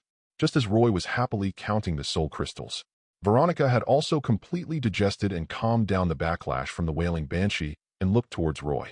Roy couldn't help but embrace the other person, smacked his lips, and said excitedly, I swallowed the death essence of 3,000 saints' undead souls. Do you need help? Veronica rolled her eyes at Roy and said, No, I just got a part of the reward. The one who truly benefits the most is the howling banshee. If I'm lucky, I, a wailing banshee, will soon be promoted to the wailing queen. If I have the chance, I might even be able to cultivate a dimensional Mephisto of the undead type. Not only Roy benefits, But Veronica also benefits a lot. The high-level wailing banshee summoned by Veronica before was already at the level of 6 rings. The Howling Queen is ring 7 to 9. This made Roy even happier. No matter what, Veronica is also his woman. The stronger her subordinates are, the stronger he is. Especially the promotion of the Howling Banshee. What's the difference between this and picking up a holy statue puppet for free? Roy was so happy that he kissed Veronica on the face twice. Seeing Roy's provocation, Veronica immediately launched a high-speed counterattack. More than 10 minutes. Roy suppressed his restlessness and, under Veronica's advice, began to continuously repair the half-plane hole in the shadow, leaving only one entrance and exit. Then, Roy stuffed the Silver Angel directly into that half-plane, completely sealing the exit. This was a big surprise Roy left for Mephisto. But this alone may not be enough to ensure safety. Mephisto is, after all, a dimensional Mephisto-level being. Even if it's just a duplication, if you're not fully prepared, it might escape even if you don't overturn it. Roy gritted his teeth and quickly took out 300 high-level soul crystals and handed them to Veronica. The two had already designed a magic formation to seal, besiege, and strangle Mephisto duplication. But right now, Roy needs to arrange some things to ensure that the Mephisto duplication is drawn. Therefore, the magic formation here can only be set up by Veronica. 300 more high-level soul crystals were added to ensure the perfect effect. A duplication of a dimensional Mephisto is extremely valuable, and one must be absolutely sure of getting it. After hearing Roy's arrangements, Veronica didn't object at all. She didn't need to do anything herself anyway. With the book Spirit Timo to arrange things and a large number of undead minions, she just had to stay here and avoid being discovered. It's just right to take advantage of this time to digest the consequences of the Howling Banshee. Arrangements have been made regarding the ruins of St. Venganza.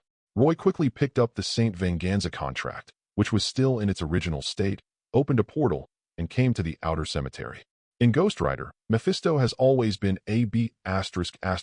Mephisto deliberately leaked the information about the St. Venganza contract to his son, Inner Demon. Wu Xinma believed it without a doubt, so he left Hell directly, sneaked onto Earth, and began to look for the contract with St. Venganza. As expected, in order to force out the previous generation Ghost Rider hiding in the dark, Wu Xinma brought a few of his men to cause trouble for Johnny Blaze, hoping to use the connection between Ghost Rider to achieve his goal. Unfortunately, Ghost Rider is not someone to be trifled with, and Wu Xinma's men are constantly being killed. After Wu Xinma realized something was wrong, he immediately changed his tactics and tied up Johnny Blaze's ex-girlfriend. Yes, it's my ex-girlfriend. Johnny Blaze is also a true romantic. In order to save the beauty, he persuaded the previous generation Ghost Rider with a few words, letting him consume the last source of fire and charge with him. The ending is definitely that after Wu Xinma releases the souls of 3,000 saints, he fails. Johnny Blaze reconciled with Mephisto and got back together with his ex-girlfriend, and everything seemed beautiful and perfect. As for the previous generation of Ghost Rider and the 3,000 saints' souls, they all disappeared mysteriously. When I watched the movie, I felt that this was a plot hole. But now Roy, de Qianzhao, can sense that outside the plot of the movie, there is a big black hand belonging to Mephisto, which is pushing and manipulating the development of the entire plot. You know, Ghost Rider and the 3,000 Saints' Souls are all Mephisto's most precious achievements. It would be a miracle if Mephisto could tolerate the disappearance of the souls of the previous generation of Ghost Rider and the 3,000 Saints. There is no doubt that everyone in the plot is Stowe's pawn. This is not what Roy wants. Roy has already left a big surprise for Mephisto in the village of St. Venganza and the demi-plane, and can let Mephisto play chess leisurely outside the chessboard. The best chess piece that can pull Mephisto onto the chessboard is undoubtedly the previous generation Ghost Rider, S.H.I.E.L.D, who is transformed into a gravekeeper in this cemetery. This previous generation Ghost Rider is the key to success and the best bait. Chapter 79. More than 20 kilometers away from the ruins of San Venganza village, there is a new town that has been built in the past century. The cemetery where the previous generation Ghost Rider S.H.I.E.L.D was located between the village of St. Van Gogh and the emerging town. Otherwise, it would be very suspicious to have a cemetery in such a deserted place. But now, this cemetery and the silent room are isolated in a mirror space. A sparking portal appeared out of nowhere in S.H.I.E.L.D's lounge. S.H.I.E.L.D almost instinctively took a shotgun from the wall and looked towards the other side of the portal. Whoa. Mr. Carter, pointing a shotgun at a guest is abhorrent and disrespectful. Accompanied by a clear and domineering voice, Roy, tall and slender with exquisite clothes, strode out of the portal into Carter Slay's room. Seeing this extraordinary scene, a hidden flame rose in Carter Slay's eyes. Unfortunately, at this point in time, Carter Slay was already at the end of his rope and had only one chance to fight for his life. The person who came was not the Mephisto that Carter Slay had imagined. Instead of Mephisto, Carter Slay didn't want to waste his last desperate chance. But this does not mean that Carter Slay is a wimp. There are a lot of stubborn people in Texas. Carter Slay swiftly loaded the bullet in his hand, looked at Roy calmly, and said, "For not shooting this be asterisk asterisk asterisk asterisk asterisk D, who came uninvited and didn't know how to knock. You should be crying and saying thank you. Damn be asterisk asterisk asterisk asterisk asterisk D. Tell me your purpose." Eleni, the old but powerful double-barreled shotgun, was slightly raised and aimed at Roy's chest. This old-fashioned hunting rifle is basically no different from a high-powered shotgun like the Remington at close range. It doesn't emphasize accuracy and just kills everyone with one shot. Carter Slay's cloudy eyes were filled with ruthlessness.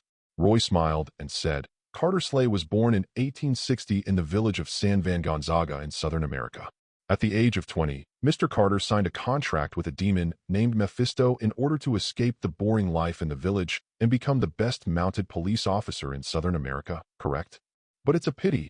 How can a demon be kind and compassionate?" After Mr. Carter became a mounted police officer, he made many achievements and won huge amounts of honors, sweeping across the village of St. Van Gogh. Mephisto took advantage of this trend and easily became the most trusted merchant in St. Vanganza village. 3,000 villagers of St. Vanganza, the most devout saints, were bewitched and corrupted by the devil.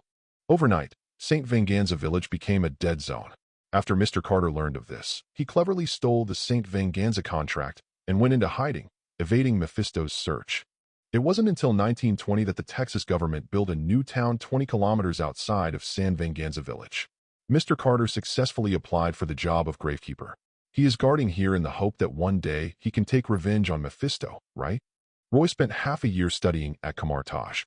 Emma searches for information about Johnny Blaze, the ruins of St. Van Gogh, and more, but there's more than one location. In the huge database, there are some records about Carter Slay, the last remnants of St. Vanganza, Texas' greatest 19th-century mounted policeman, and more. Based on just a portion of the records in the data, Roy almost easily guessed what happened to Carter Slay. It's nothing. It's mainly because Mephisto's routine is too old-fashioned. In Camartage, there is also an introduction and record of the dimension Mephisto. In those records, more than 80% of Mephisto's evil deeds on Earth were very similar. Find a reckless and stubborn young man and trick him into signing a contract. By secretly pushing various things, pulling and stimulating the emotions of the signatory, while collecting their souls, the quality of their souls is also improved. Finally, swallow it orally. Adj. This routine does not involve the use of supernatural powers, but relies on manipulating people's hearts. In this way, Mephisto doesn't have to invest too much and can still argue that it is a fair trade. It made the Ancient One magician not want to bother with this guy anymore. After all, Mephisto has invested very little in these duplications, wandering around the world without doing anything big. If I really had to focus all my attention on Mephisto, it would be so annoying. This allowed Mephisto to have the opportunity to launch a major plan in St. Vanganza. It took 2 generations of Ghost Rider, plus a biological son, and more than 100 years to secretly lay the groundwork. Then, Roy picked the fruit. Speaking of which, for Roy, Mephisto is also a great sponsor. Roy's thoughts flashed by and quickly subsided. At this time, as Roy spoke, the double-barreled shotgun in Carter Slay's hand began to glow red, and wisps of hellfire continued to spread. "Who are you, Mephisto's lackey? Today?" "No, no, no, Mr. Carter. Have you heard of the Sorcerer Supreme, Camartage, and the 3 great holy places?" "Well, I am Roy Corleone, an Asgardian from Earth, a disciple of Zune." "Ha ha ha. Do you think you can fool me like this? Damn demon, you will never find St. Vanganza." Just as Carter Slay's hatred was surging and he was saying something, Roy casually pulled out the ancient and mysterious St. Vanganza contract from his pocket. Carter Slay almost collapsed on the spot, shouting, "You lied to me," then threw away the double-barreled shotgun and quickly found his precious shovel. It turned out that Roy did not lie to Carter Slay. Even if Carter Slay broke all 13 shovels in his storage room, he still couldn't find the St. Vanganza contract that he had hidden very secretly. Wait until Carter Slay is completely quiet and silent. Roy just said, "Mr. Carter, now you believe it. I didn't lie to you." "Carter Slay, you're just a damn thief. A asterisk asterisk hole." Roy raised his eyebrows and said, "If I were really in a *** hole, why would I come to you with the contract?" Carter Slay finally calmed down and said, "What do you want?" Roy smiled, revealing his white teeth, and said with a bright smile, "Mr. Carter, I'm here to help you. You don't want your friends and family to suffer, do you? How about you help me do something, and I'll help you get revenge on Mephisto? Definitely, you'll need to pay a small price for this, like making some bait." Chapter 80. Mephisto, this old scoundrel, is not particularly good at deceiving people and plotting, but he is good at stirring people's hearts and emotions. In this situation, it is naturally difficult for those who have been bewitched by Mephisto to see through the situation. But if Roy got involved, the situation would be very different.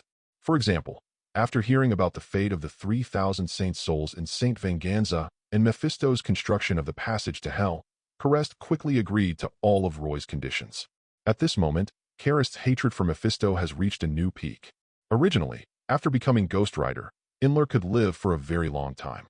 But out of hatred, after Karest took away the St. Venganza contract, he unhesitatingly destroyed most of his Hellfire essence. There is no other reason, if the source of Hellfire is maintained in its prime. Mephisto could easily sense his own location through the spirit of vengeance in his body. In order to ensure that he would not be discovered by Mephisto, Karest would rather give up his long life. Now my former friends and relatives have been liberated. Another chance to give Mephisto a hard time. Karest didn't care at all about his remaining days. Fortunately, Roy still had some magic crystals on his back. Although these magic crystals cannot completely restore Kaleister's Hellfire essence, they can replenish his energy to a certain extent, allowing him to transform into Ghost Rider several more times. After perfecting the plan to trap Mephisto, Karest quickly took action. A few days later, NRG Stadium in Houston, Texas. This is Houston's top-notch stadium, which was built and opened in 2002. It has a state-of-the-art foldable fiberglass roof and can accommodate more than 70,000 spectators. Johnny Blaze's motorcycle stunt show is held here. As the recently famous Hot Johnny, he attracted almost a full audience. Especially on the large screen in the center, a host was explaining the performance very passionately. Now let's welcome Johnny Fire. Today, Johnny Hot will face the biggest challenge of his career. That is, flying over 6 Black Hawk helicopters. Along with the passionate voice of the host, the roof of the entire stadium began to slowly retract. Then, the violent sound of helicopters roared throughout the stadium. One Black Hawk helicopter after another, under the control of professional pilots, quickly dropped from midair and lined up in a row, forming a huge amount of challenge. On both sides of the row of Black Hawk helicopters are 2 straight and curved runways. When the helicopter landed, every time Johnny Blaze waved to the audience, it would cause a strong wave of enthusiasm. And at this time, in the audience seats near the backstage of the stadium performance, Roy hugged Veronica and anchored the mirror space on Carter Slay, enjoying himself, eating snacks, smoking a cigar, and waiting for the show to begin. Veronica rarely went out to play with Roy, and she was very happy to see the lively scene around her.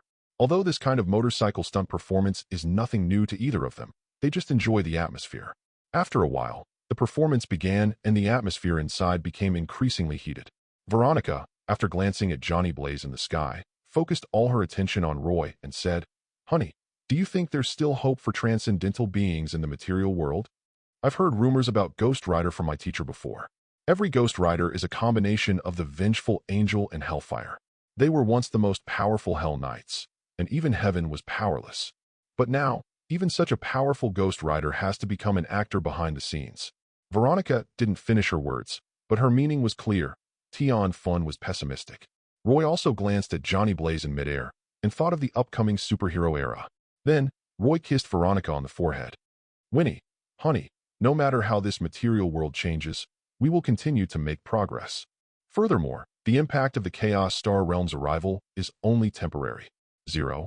Requesting flowers. 014909-409. Felu 1315-42530. It has been hundreds of years since the gods retired.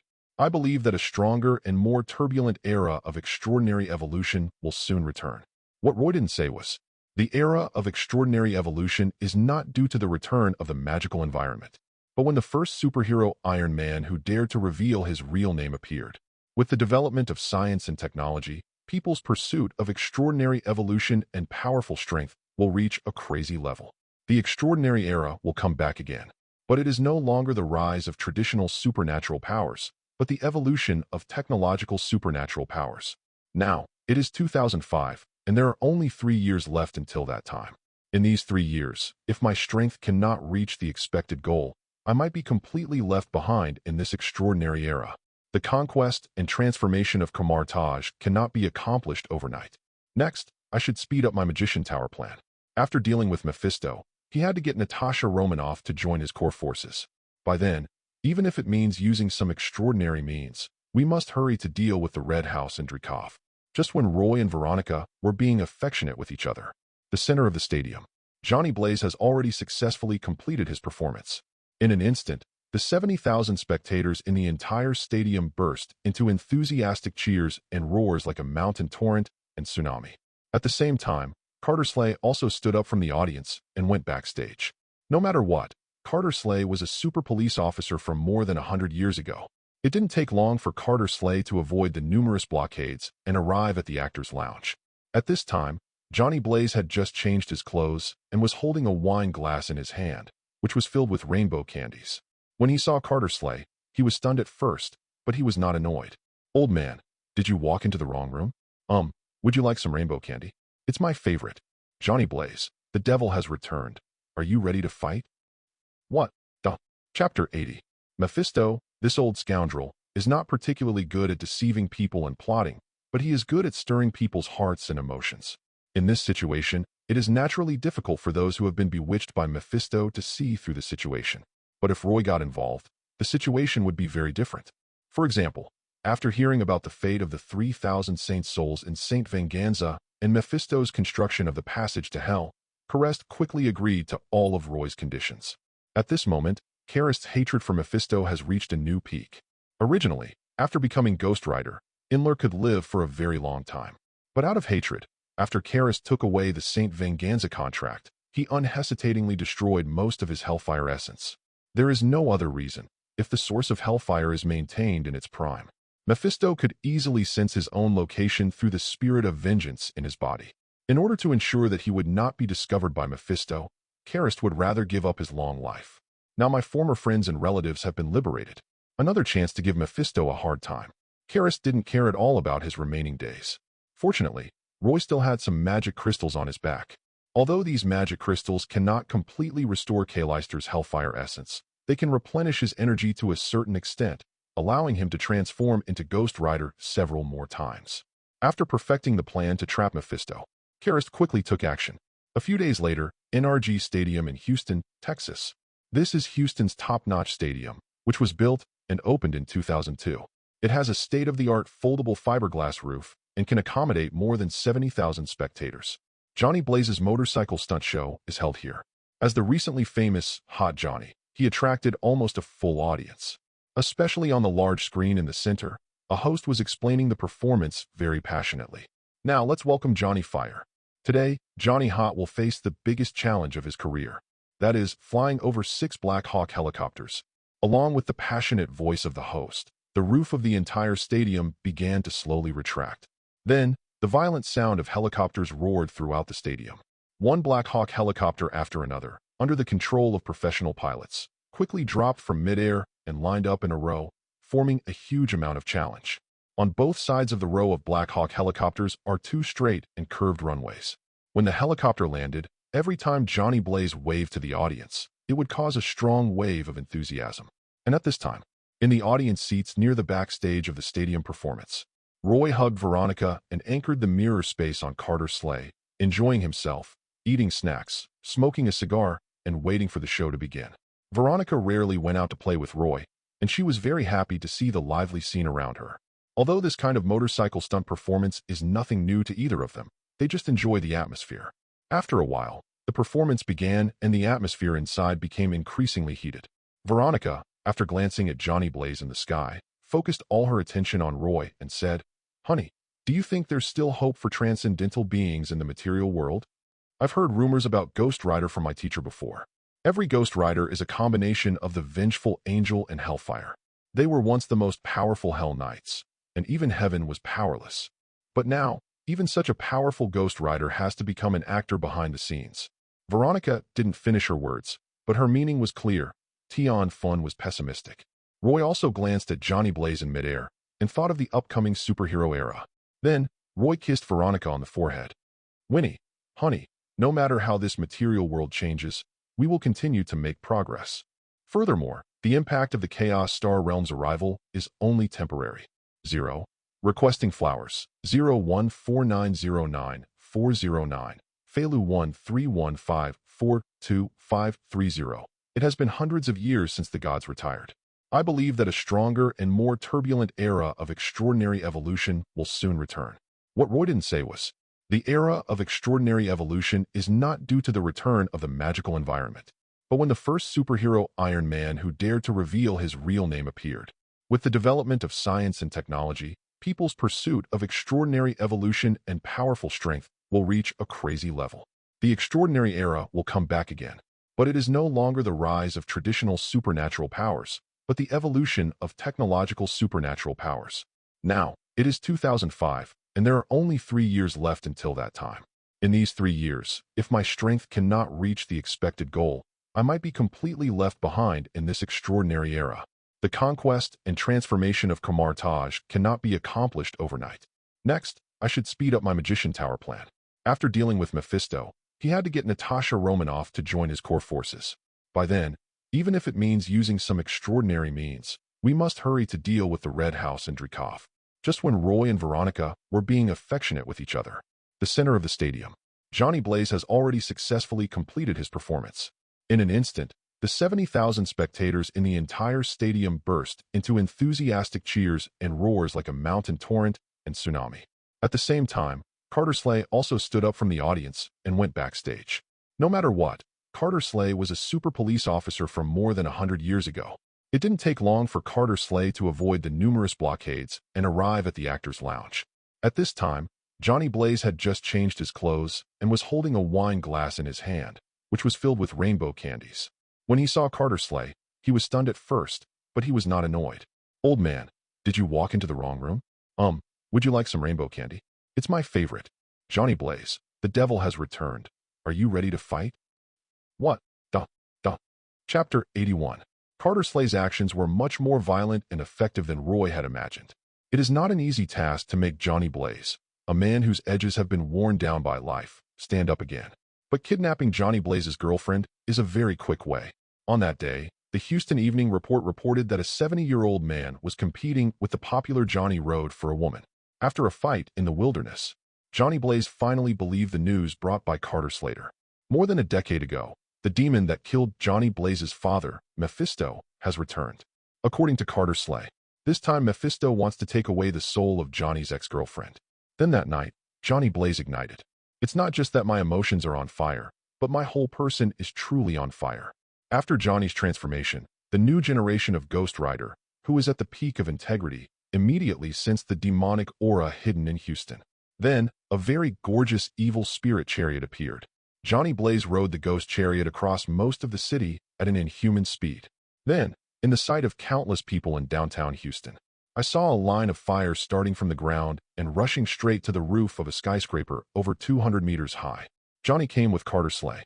However, Carter Slay obviously has a stronger will and a clearer consciousness than Johnny. A battle that is just a test of one's own abilities. Carter Slay continued to educate Johnny Blaze and completely destroyed the wind demon that was guarding Houston and monitoring Johnny Blaze with the wind element. It's just for blasting. It has no other effect. Wind demon originally had the ability to transform into wind element for a short period of time. If it explodes, just gather it in another place. But unfortunately, Feng Mo, who was hiding in the dark and preparing to slip away, had no idea that there was a mirror space hanging on Carter Slay and 2 magicians who were eyeing him covetously. Just a small normal aftermath. Before Feng Mo could escape, he was trapped in the mirror space and became a servant. Without waiting for Feng Mo to come to his senses, Roy had already used a mental shock to make it fall from the elemental state, and then a series of magic whips swept out, tying up the wind demon. Just when Roy was about to crush the wind demon and extract the soul crystal, Veronica Kayla pulled Roy and said, "My dear, elemental demons are rare, even in hell. Why don't you keep them here?" Veronica hadn't even finished her words. The wind demon had already understood his situation and nodded frantically. Yes, I am very rare. My 2 great magicians, if you can spare my life, I am willing to sign an agreement and be a dog. I will do anything for you." Veronica looked at the wind demon in surprise. Fama's face was full of flattery and gratitude. Veronica had a strange expression on her face and said, "My dear, you see, it's willing on its own. Seal him up first. Let me study him for a while. Dissecting the demon will be of great help to my undead magic." Mo's eyes bulged out.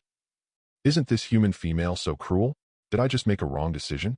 I was careless. Can I regret it now?" Falling into the hands of Roy and Veronica. Fama naturally has no bargaining power and no room for regret. A single word of truth can instantly deprive the demon of its true name. Another sealing technique turned the wind demon into a specimen on the spot. If this wind demon can survive Veronica's dissection and experiments, then he will have the opportunity to serve as a dog for Roy and others for the rest of his life. Just as Roy and Veronica were discussing how to study this extremely elemental demon.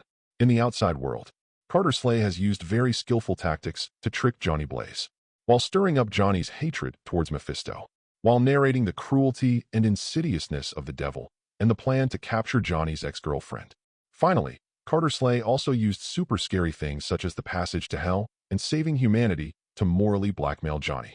Even Johnny's ex-girlfriend was scared and cried, looking at Johnny with anticipation. At this point, Johnny Blaze had no way out. After returning to his own little nest in Houston with S.H.I.E.L.D and his ex-girlfriend, Johnny devoured a bowl of rainbow candies, then looked at S.H.I.E.L.D solemnly and said, "Carter, you're saying that the root of everything lies in the so-called St. Van Gonzaga contract, right?" S.H.I.E.L.D nodded bitterly. Johnny's eyes lit up when he saw this, and he said, "If that's the case, why don't we destroy the contract?" S.H.I.E.L.D looked at the other person as if he were an idiot. Johnny's ex-girlfriend whispered, "Johnny, Mr. Carter has already said that the contract is the key. If the key is destroyed, the souls of the villagers of St. Venganza Village will be sealed forever. Besides, the contract is no longer in Mr. Carter's hands." Johnny immediately realized what was happening and said, "Yes, he was taken away by a powerful magician." "Wait, did you give it to him?" S.H.I.E.L.D, he insisted. "Johnny, just give it to him if he asks for it." S.H.I.E.L.D, "I refused. What can I do if he disagrees?" "And he brought." "Johnny, what are you wearing?" S.H.I.E.L.D, "He brought the method to get rid of Mephisto." S.H.I.E.L.D and Johnny Blaze, two generations of Ghost Rider, were talking to each other. Only Johnny's ex-girlfriend felt that something was a little strange the more she listened, and even her eyes became weird. Fortunately, this conversation ended quickly. Johnny Blaze was finally persuaded by S.H.I.E.L.D. S.H.I.E.L.D was no longer in peak condition at 0.8 and could not sense the devil's breath at all. But Johnny Blaze was different. Johnny, who was in his prime, quickly transformed after settling his ex-girlfriend. It didn't take long for him to capture the breath of the witch heart demon and his men. Two Ghost Riders, one old and one new, traveled at high speed throughout the night and began to hunt down the demon. First, there was the earth demon hiding in an abandoned station. Then there is the water demon hiding in the underground sewers. Finally, in a motorcycle tavern near the wilderness, they found the witch demon who was killing and slaughtering mortals. Roy and S.H.I.E.L.D's plan was simple. Capture the witch heart demon, take him to the ruins of St. Venganza, and use the St. Venganza contract to force Mephisto to show up. So after meeting with S.H.I.E.L.D, without saying a word, S.H.I.E.L.D and Johnny started fighting. Chapter 82. The power of the witch heart demon is stronger than the wind demon, water demon, and earth demon, but its strength is also limited. On the one hand, S.H.I.E.L.D is a pawn of Mephisto. Even though he has the title of Prince of Hell and Hell, he has never been properly trained. On the other hand, S.H.I.E.L.D sneaked into the earth from hell and was originally still in a weak state. So he faces two very powerful Ghost Riders, one old and one new.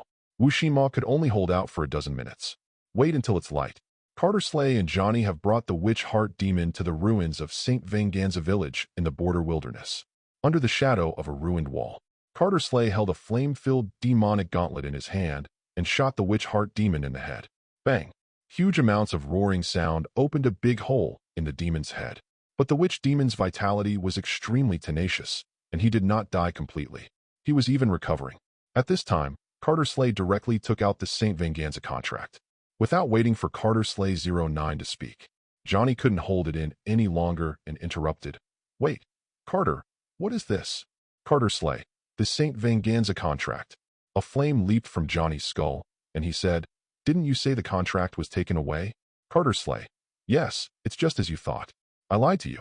"Johnny, Johnny wanted to say something, but was quickly pushed away by Carter Slay. He's just a tool. Why is there so much drama? In Roy and Carter Slay's plan, Johnny Blaze was simply a tool to attract Mephisto's attention and then use him to find the witch's heart demon. Now, Johnny Blaze's scenes have basically been completed. Revenge is imminent. The flames on Carter Slay's body burned fiercely. He pointed the short gun in his hand at the slowly gathering head of the witch demon and said with almost no emotion, "Mephisto, I know you can hear me. Listen to me. You damn B******************. D. Come out and fight me to the death. Otherwise, you'll soon see the Prince of Hell's power surge, and he'll rebel against the Demon Lord." As soon as he finished speaking, a handful of flames burned the St. Venganza contract. Immediately afterwards, gusts of cold wind began to flow through the ruins of the entire St. Venganza village. As the dark winds continued to gather, they soon formed a vortex similar to a black hole in the air. This is the demiplane that Roy has transformed.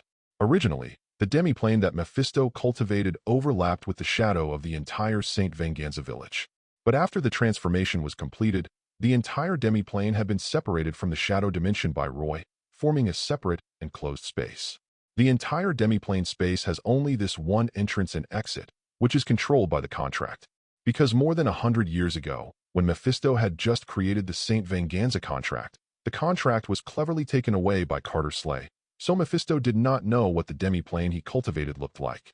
In fact, this so-called demiplane was not created by Mephisto himself. Mephisto simply anchored the resentment in the hearts of those saints' souls into a dimensional seed. The entire demiplane is nourished by those holy souls. Dimension seeds and the like are not uncommon. As the demon lord who solely controls a layer of hell dimension, Mephisto can refine a dimensional seed by simply taking a tiny bit of dimensional origin. Many Mephistos in the universe will condense such dimensional seeds and spread them in the material world. Wait until those dimensional seeds grow up. Those dimensional Mephistos will use that trace of original induction to harvest. It's the same principle as planting wheat. However, Mephisto's ambition is even greater. He doesn't care whether the dimension seed is mature or not. After it grows into a demiplane, he will turn it into a passage to hell. There is such a passage to hell. The earth, and even the entire material world, will become Mephisto's back garden. If it weren't for Carter Slay ruining Mephisto's plans more than 100 years ago, Mephisto would not plan for Wu-Shinma to sneak across the border and let Wu-Shinma and the new generation of Ghost Rider find a contract for him on Earth. Just as Roy and Carter Slay had speculated, the new generation of Ghost Rider has not yet completely escaped Mephisto's control. Wu-Shinma also has the means left by Mephisto, which can observe everything through his blood. It's just that Mephisto is such a sinister old man and is very suspicious. Carter Slay is nearing the end of his life and wants to use the contract as a threat to seek revenge on him. Although there seems to be no logical loophole in his plan, Mephisto still feels that things are going on too simply. Just when Mephisto was about to hold back and continue observing, Carter Slay had no patience any longer, so he grabbed the witch heart demon and threw it into the plane vortex. You dare. The moment the witch heart demon was thrown into the plane vortex, a sound like the roar of a beast suddenly exploded. Then, in the wilderness, a middle-aged man wearing a gentleman's suit and with a serious face appeared. Like a phantom, he crossed several miles in an instant and arrived at the village of St. Venganza. Roy and Carter Slay had not considered Mephisto's suspicion, but the two of them had already made a solid start when they were perfecting their plan. According to Kamartaj records, 510 Sorcerer's heart demon is indeed Mephisto's biological son. If there is a dimensional seed, the souls of 3,000 fallen saints, and the essence of hell in the body of the witch demon, once it resonates with the demi-plane, it is possible to break through the bloodline restrictions of Mephisto and become a brand new dimensional Mephisto. This is the trump card that Roy and Carter Slay planned to use to force Mephisto to show up. Mephisto's selfishness and Wu-Shinma's hatred for Mephisto. Mephisto would never allow Wu-Shinma to escape from his control, let alone give the ripe fruit to Wu-Shinma, and let Wu-Shinma become the new dimension Mephisto. As expected, when Carter Slay threw the witch heart demon directly into the plane vortex, Mephisto couldn't wait to appear. My knight, my dear knight, Mephisto, I will give the fire of hell to the witch heart demon. The new hell Mephisto will be stronger and more fierce. You wait for death. Without waiting for Mephisto to take action, after seeing Mephisto appear, Carter Slay leaped up and also jumped into the plane vortex. Mephisto, how come human beings nowadays are even crazier than demons? Are you really willing to sacrifice your life for revenge? Chapter 83. In the ruins of St. Venganza village, the plane vortex formed by the cold wind is still spinning. Mephisto's face looked very ugly. Johnny Blaze was completely confused. Wait, I haven't gotten in the car yet. Watching Carter's sleigh jump directly into the plane vortex, Johnny Blaze didn't know whether he should follow in. What if he shouldn't? Mephisto, roll. The scene was extremely embarrassing. It would be impossible for Johnny Blaze to say he didn't hate Mephisto. After all, Johnny's father died in Mephisto's conspiracy contract. But to say that Johnny Blaze's hatred for Mephisto is as deep as the sea is pure nonsense. First of all, Johnny's father has been dead for more than 10 years. Secondly, Johnny himself knew very well that it was just him back then, and his father would have died anyway. Thirdly, Johnny originally wasn't a particularly responsible person. Now that he was able to escape from this complicated demonic incident, Johnny Blaze actually agreed in his heart. It would be too embarrassing if he just left when someone told him to. No one cares what Johnny Blaze thinks now. Looking at the plane vortex that is still spinning, Mephisto hesitated for less than a minute before he suddenly walked towards the vortex. You have to go. Mephisto knew very well how filial his son was. Traitor is a very humble term. Dimension seed plus Hellfire seed plus one's own bloodline. If left unchecked, S.H.I.E.L.D, the filial son, could really stage a drama of patricide and treason for himself. And just when Mephisto disappeared into the vortex of that plane, in the ruins of the original St. Venganza village, sparkling portals began to appear in large numbers. Roy, Veronica, Mordo, Lao Wang, and dozens of other magicians began to unsteadily take out large amounts of magic materials and set up magic circles on the ruins of the entire St. Venganza village. This set of magic circles was discussed by Roy with Dew and others long ago. The earth, water, wind, and fire elemental sealing array is also called the Four Symbols Demon Sealing Array. The entire formation, through the magic array, can pull the entire area into a super strong mirror space, and then manipulate the four elements of earth, water, wind, and fire in this space to evolve the original environment of the universe.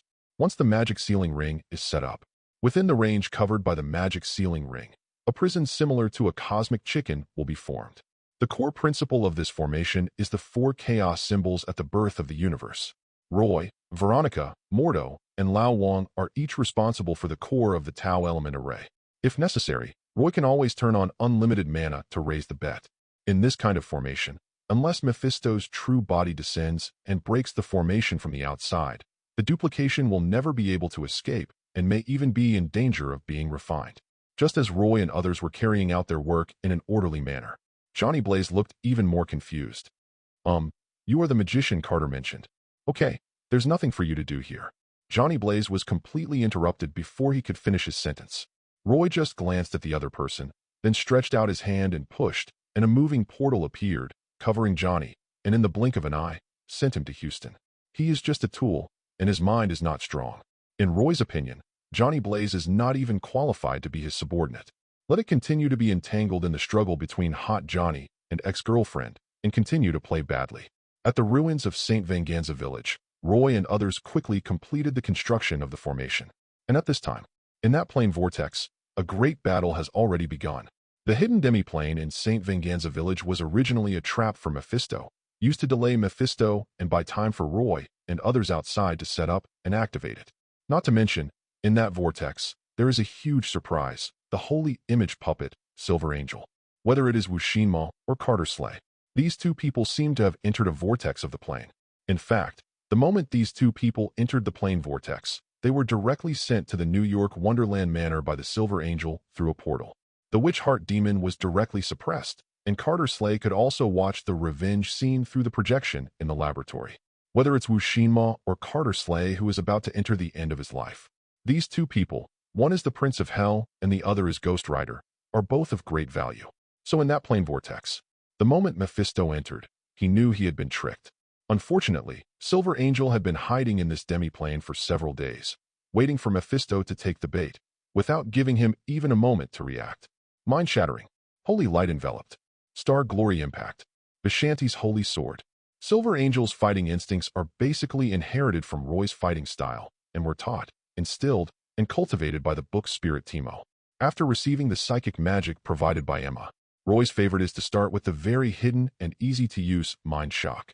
The magic of Mind Shock is not very lethal, but it has an extremely powerful advantage, which is the concealment and stiffness effects that cannot be exempted.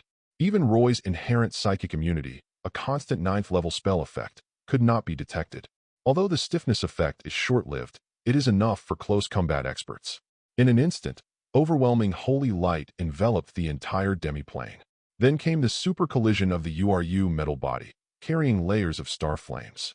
Qiannua's star impact is unique to Silver Angel. It simulates a meteor impact and combines it with the burning of the holy fire to form a unique skill with super strong displacement and locking effects. As for the damage, it must be quite terrifying. The main body of the Silver Angel is made of URU metal, and its own weight is quite huge. Not to mention the accompanying speed, collision, star flame, holy fire, etc. Mephisto entered the demi-plane and froze for a moment. Then he felt as if he was hit by a planet, and the holy light flames that he hated the most were drowning him like a river. Before Mephisto could break free from his grip, the rapier in the hand of Silver Angel has the spell effect of the Holy Sword of Wei-Shan. 8 consecutive hits in 1 second. Each combo comes with the effect of thousands of arrows piercing the heart. Trap. No ethics. Who is so shameless as to frame me?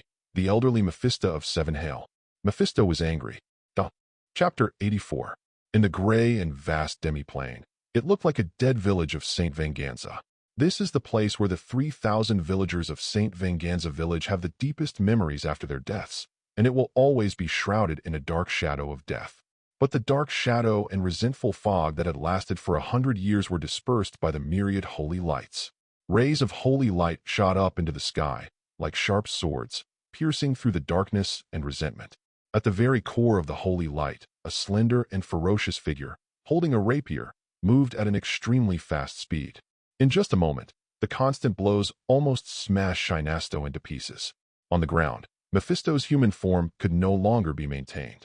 The surging hellish magma, the dark red scaly skin, the devil's horns like goat's horns, etc., madly broke out from Mephisto's broken human form. Damn holy light, damn angel, damn B*******************. Aw. Mephisto's demonic form appears, roaring madly. However, before Sophisto could roar, then the Silver Angel, who was still madly attacking Mephisto, stopped his action, stuck his sword into the ground, knelt on his knees, and made a prayer gesture. Immediately afterwards, above the Silver Angel, an extremely majestic 6-winged angel shadow appeared. Big move, divine punishment. This is a top-level forbidden spell of light specifically designed for dark creatures. Even if Mephisto's true body came, he would have to be careful when facing this forbidden spell of light.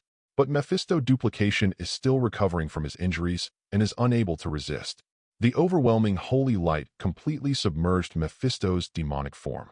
Mephisto looked like he had fallen into a pool of sulfuric acid, and his voice turned into a long series of howls. The prelude to the forbidden light spell has not yet ended. The Silver Angel had already stood up completely, drew out the silver rapier in front of him, and stabbed towards Mephisto. Following the Silver Angel's movements, the 6-winged angel's phantom in the sky also condensed a huge holy sword in its hand, burning with blazing holy fire, and fell towards Mephisto. Double attack, with continuous holy fire burning status. Mephisto's end was so tragic that it makes people shudder at the sight of it. It's so miserable. But even under such a powerful blow, Mephisto still did not die. The vitality of Dimension Mephisto is incredibly amazing. Even if it is just a duplication of Dimensional Mephisto, before Mephisto in Hell completely cuts off the energy supply, it is almost immortal and has endless combat endurance ability. The terrifying holy fire burned Mephisto's claws, tendons, tail, etc. to ashes. But in the blink of an eye, his demonic flesh and blood will be resurrected again. In the end, Mephisto was covered in a layer of continuously burning holy fire, and he stood up under the unprecedented suppression with incomparable strength. And this battle was too brutal and too frustrating. At this time, Mephisto's true form in Hell noticed duplication's miserable state. And the most important thing is that even after being ambushed so badly, Mephisto didn't even know who the enemy was. No, it still has linear elements. The Holy Sword of Vishanti. This is Kamartaj's unique spell. Ancient One. It must be that the the Ancient One. Mephisto said that the Ancient One had not cared about his own deceptions on Earth for the past 200 or 300 years, and had even ignored the tragedy in St. Venganza village. It turned out that I had been holding back a big one. Too outrageous. So rude. Ancient One, That be asterisk asterisk asterisk asterisk asterisk D woman attacked me, the old Mephisto of S.H.I.E.L.D, without even saying hello. What's even more hateful is that the opponent used a puppet to beat up his duplication. This is definitely looking down on yourself. Mephisto was extremely furious and could no longer suppress his inner anger.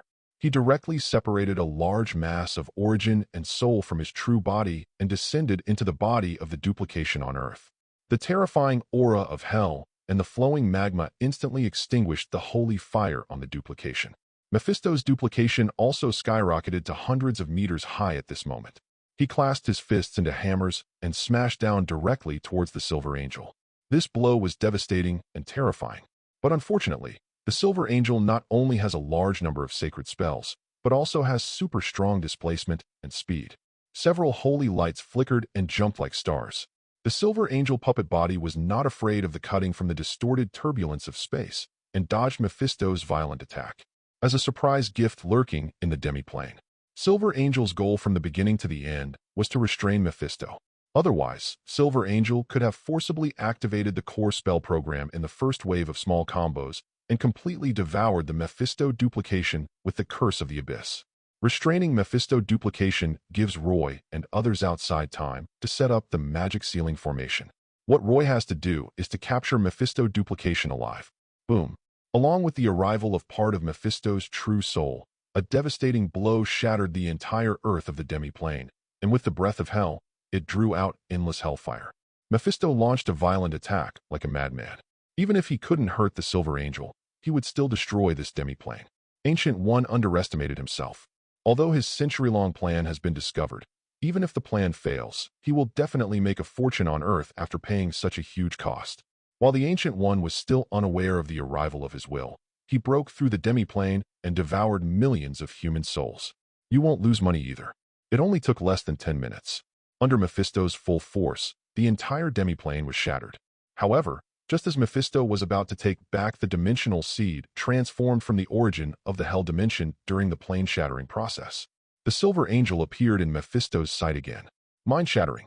Star Glory Impact. It doesn't matter if the moves are old, as long as they are useful. Two small combos once again made Mephisto stiffen. And at this moment, a portal flashed in the air and teleported the dimensional seed away. Dimension seeds are also good things, which can be used to build plane plantations and plane ecological chains. Just a moment. Mephisto became even angrier, and he froze for just a moment. My own dimension seed disappeared? Although there is not much hell origin in the dimensional seed, it is definitely a provocation. Ancient One, come out and CC. 4 symbols demon ceiling formation. Boom. Duh. Chapter 85. As a Hell Lord and Dimension Mephisto who roamed Hell and the Abyss, and even had a certain reputation in the entire Chaos Star realm, Mephisto swore that he had never suffered such injustice as today in his life. The first moment after falling out of the demiplane, Mephisto already knew who had designed, framed, and ambushed him this time. Not the Ancient One, but a group of magicians under the Ancient One. Moreover, this group of magicians are completely different from the Ancient One. They have no moral principles. Twice in a row, he attacked me while I was speaking. The first time was the sneak attack from Silver Angel, which hurt me to the bone. The second time was the current 4 symbols demon ceiling formation, which used the power of Chaos 4 symbols to launch a sneak attack on him. Anyway, I do have some friendship with Ancient One. Even the Ancient One had never bullied him like this. Young magicians nowadays are becoming more and more rude, cruel, and ruthless. It's really bad. Mephisto wanted to teach these young magicians a lesson, but unfortunately, the 4 symbols ceiling magic formation was so powerful that Mephisto could only defend himself and had no power to fight back. The village of San Venganza is a mess of ruins. However, outside this desolate and lonely mirror space, there are magical pillars shining with brilliant light, connecting the stars in the sky and the 4 constellations. Inside the mirror space of the magic circle, the terrifying 4 elements of earth, water, wind, and fire condensed into the elemental king, sealing off space and destroying everything. Layer upon layer of magic runes formed a light chain that entangled Mephisto. The 4 colored light pillars of earth, water, wind, and fire, driven by the elemental king, melted all the matter in the space. Every time Mephisto roared and struggled, trying to fight back, Roy would immediately and decisively activate the evidence of elements, drawing endless magic power from the endless elemental plane and pouring it into the magic formation. In this situation, the four elemental kings began to continuously condense into entities. The shadows of four ancient and ferocious gods fell from the starry sky and the 28 constellations, and even made the four elemental kings faintly develop spiritual intelligence. Since the advent of the Chaos Star realm, the stars in the sky are no longer a purely material world. The solar system, the Milky Way, the Orion Arm, the Virgo galaxy, etc., the planets in the universe are still there. But beyond the starry sky, beyond the galaxy, there are more infinite planes and dimensional worlds in the Chaos Star realm. The four elemental planes naturally also exist. The four ancient elemental gods of earth, water, wind, and fire, like the gods of creation, have long been integrated into the primordial laws of the Chaos Star realm. Under the suppression of this level of ancient power, the more Mephisto struggled, the more fierce the despair in his heart surged. It's okay that he was beaten by Ancient One before. After all, the Ancient One is powerful, and the entire multi-universe is medical. Moreover, the material world is Ancient One's home turf, so it is not shameful to be defeated in its home turf. But now being beaten by the disciples of Ancient One made Mephisto feel unacceptable and angry. This kind of thing cannot be concealed. If I were to be so cowardly and be blocked back to hell by a few juniors, I would be so miserable. In hell, when you meet old enemies like Satan, Lucifer, and Beelzebub, won't you be laughed at by them? Should I just lose a duplication and stop the loss? Or will his true self descend to the outer reaches of the earth dimension to fight the Ancient One fiercely and regain his face? At this moment, even Mephisto's true body in hell had a headache. It's not that I don't want to fight, it's just that I really can't win. Just as Mephisto was hesitating, suddenly, a sharp pain penetrated the essence of his soul, like a needle piercing his head, causing Mephisto to roar in shock and anger. Is this to refine his own duplication? He can't even get his investment back? I can't stand it at all. Let's fight, Ancient One. Mephisto realized that the soul fragments and original will that he had descended into the duplication were being refined. Almost without thinking, Mephisto left hell in his true form and rushed to the real dimension. Yes, Mephisto's premonition was correct. At the moment the village of San Venganza, in the four symbols demon sealing formation, Roy looked at Mephisto duplication who was being suppressed by the four symbols elemental kings, and his desire, which had been drooling for a long time, was about to take action. Refine, transform, integrate. With the upper hand, Roy's instinct was to use an extraction technique on Mephisto duplication. Oh. Please give me flowers. 0. It's just a pity that Mephisto's original will is too strong and fierce. When Mephisto realized that Roy was about to seize his soul power and even his original memory, he cleanly and directly cut off his control over the duplication. Although Mephisto's will escaped, part of his soul and original energy remained in place.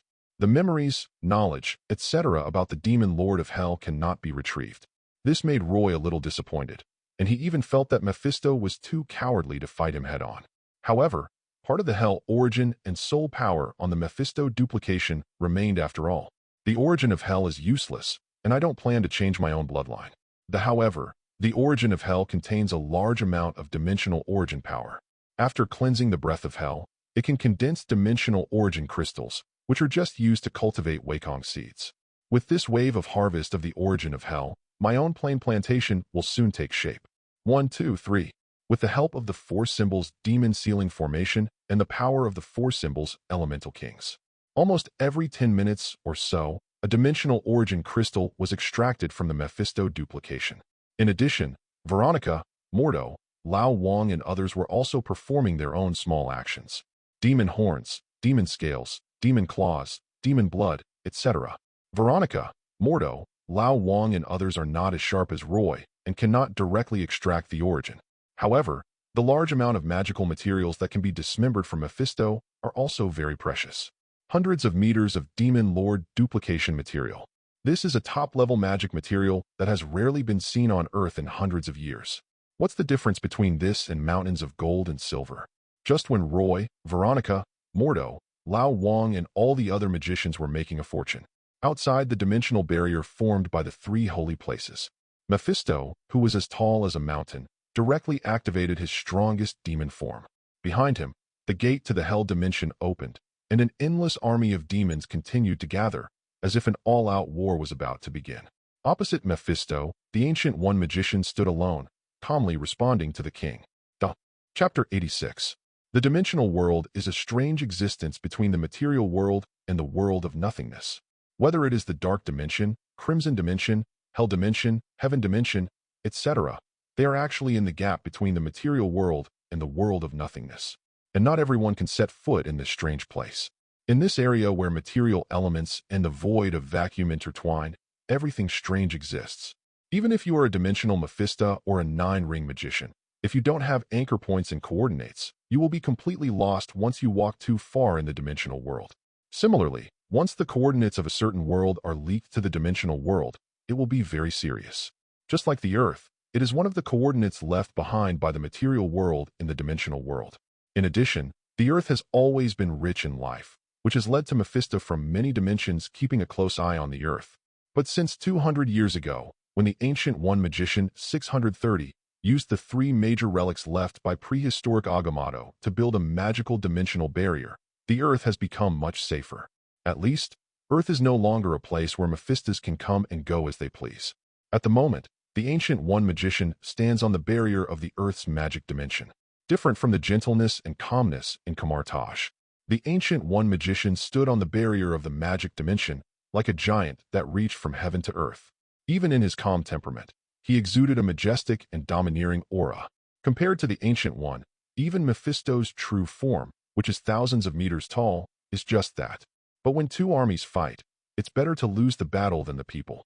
Looking at the magnificent magic projection of Ancient One, although Mephisto felt a slight toothache, he still spoke forcefully. Ancient One, we have lived in perfect harmony for nearly 100 years. I don't want to ruin this rare peace over such a small matter. Hand over the corrupted souls of St. Venganza village and the troublesome magicians. Otherwise, my army of hell will wage an all-out war against your Earth today. Mephisto's actions on Earth are clear.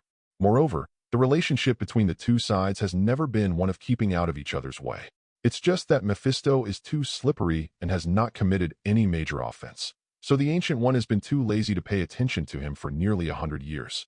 Seeing Mephisto and bragging about it in this dimension, Ancient One was also a little annoyed.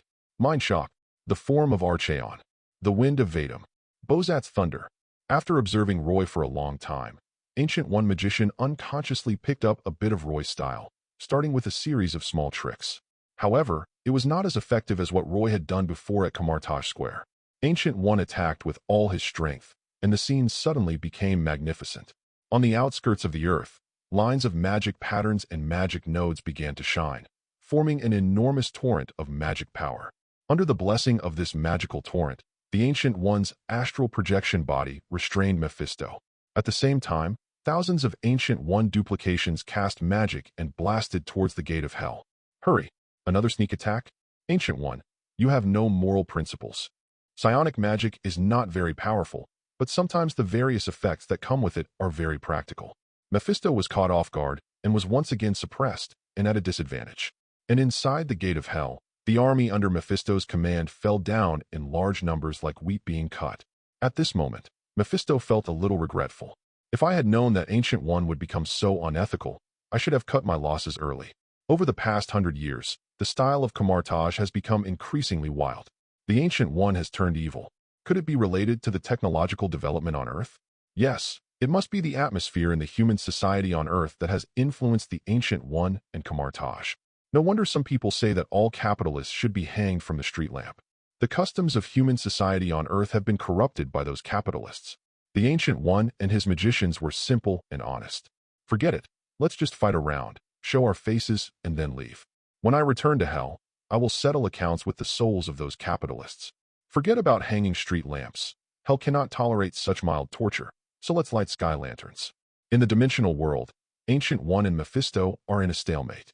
And at this time, in the village of St. Venganza, in the four symbols demon ceiling formation, after a large amount of essence and magical materials were extracted from Mephisto's duplication, its body, originally several hundred meters long, became thin. In addition, after Mephisto's real body was disconnected, his internal strength was insufficient and his recovery ability became increasingly weak. In the end, it was accompanied by the complete penetration of the four-color light beams. Mephisto's duplication also completely dissipated, leaving only a glittering soul crystal suspended in the air. Legendary level, Mephisto's Heart of Resentment. After seeing this legendary soul crystal, Roy's eyes suddenly lit up. Your own Magician Tower plan can begin now. With Roy's strength, he actually had the ability to build the Magician Tower after he got Merlin's inheritance, but before that, Roy had not yet started the Magician Tower plan. Firstly, Roy's knowledge at that time was not solid enough. Secondly, in Roy's plan, he intends to use the Sky City of the Red House as his first Magician Tower, which will also be the core of the future floating city. Since it is the core, it must be the best. It needs a legendary soul crystal to serve as the tower spirit. There is a huge difference between legendary tower spirits and top-level tower spirits. How should I put it? It's almost like the difference between Big Ivan and Little Boy. The Little Boy only destroyed 2 island cities. Big Ivan caused the entire Eurasian plate to move southward by 9 millimeters. Now that I have a legendary level 2.7 soul crystal, I naturally don't need to wait at all for my plan. After collecting the soul crystal left by Mephisto, Roy cast several spells in succession to detect the entire mirror space. Seeing that Mephisto had not left any trace of his presence, he called out to Veronica, Mordo, Lao Wang and the others to completely remove the magic sealing circle. This time, everyone present ate as much as they could and were full, especially people like Mordo, Lao Wang and others. Their belief in Roy soared to the point of worship. This is a Mephisto from hell. Even the duplication of Mephisto is shocking enough. In the 200 years of history of Camartage, there has never been such a brilliant record. From now on, if anyone in Camartage disobeys Roy, no. If anyone disobeys the young venerable, I will just knock their head off. Chapter 87. Roy didn't know that the campaign against Mephisto duplication had actually elevated him to the level of a junior venerable in the eyes of Camartage supporters. After seeing off Mordo, Lao Wang and others, Roy couldn't wait to check his harvest. There is a total of 1 legendary soul crystal, 1,200 top-level soul crystals, 1,500 high-level soul crystals. In addition, there is a Mephisto heart, 12 Mephisto horns, more than 40 Demon Lord blood essences, more than 800 dimensional essence crystals, and countless Mephisto scales, fur, claws, etc. This harvest alone is enough for Roy to create equipment for a group of constructed knights. Not to mention, the bloodline of the Demon Lord can create a necromancer with the potential to be a demigod. The Horn of Mephisto can be used to create semi-artifacts or even artifacts. The Mephisto heart can be used to constantly produce demon blood, breed war beasts, and build ecological parks. Rich, the harvest is indeed so rich that it makes people jealous. That's right, Roy himself is jealous of himself because he is too outstanding and too rich. And that's not all. In Wonderland Manor 09, there is also a Prince of Hell suppressed, as well as the Hellfire seed promised by Carter Slay. After the joy, Roy did not forget his next goal. After that, he gave most of his gains to Veronica and asked her to take them back to Wonderland Manor. Roy quickly packed up again and headed towards Mohesh. 2 days ago, Roy received a message that Natasha Romanoff, John Wick, and others had encountered some trouble in Mohegan near the southern rainforest. To be precise, we encountered some extraordinary obstacles. Now that Roy is ready to fully launch the Magician Tower project, he naturally has to focus on solving Natasha Romanoff's troubles.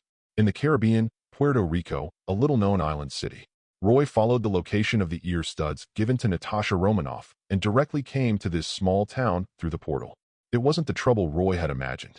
There were no bloody battles or any special confrontations. In a beach tavern in this small town, John Wick, Robert, Duncan, and Willis were sitting in a booth, drinking wine and looking at beautiful women. At the bar counter, Natasha Romanoff and a slender blonde woman were chatting and laughing. Seeing this scene, Roy felt a little relieved, but also speechless. Natasha Romanoff and John Wick, are they just kidding themselves? If this kind of leisure vacation can be called troublesome, Roy hopes that the rest of his life will be free of troubles. But since he was already there, Roy didn't say much. He walked straight to Natasha Romanoff in the tavern and put his arms around her slender waist without any hesitation. The moment someone grabbed her waist, Natasha Romanoff instinctively drew her gun and fought back. "Nana, baby, what are you talking about with your junior? You look so happy." Roy's voice made Natasha Romanoff relax immediately. As a result, the blonde beauty opposite Natasha Romanoff also relaxed her brows a little and quietly put away the pistol under her skirt. Roy smiled and nodded to the blonde beauty and found that he seemed to have met the familiar protagonist again. The Queen of Saren. No, it's a character in the plot who looks very similar to Charlize Theron.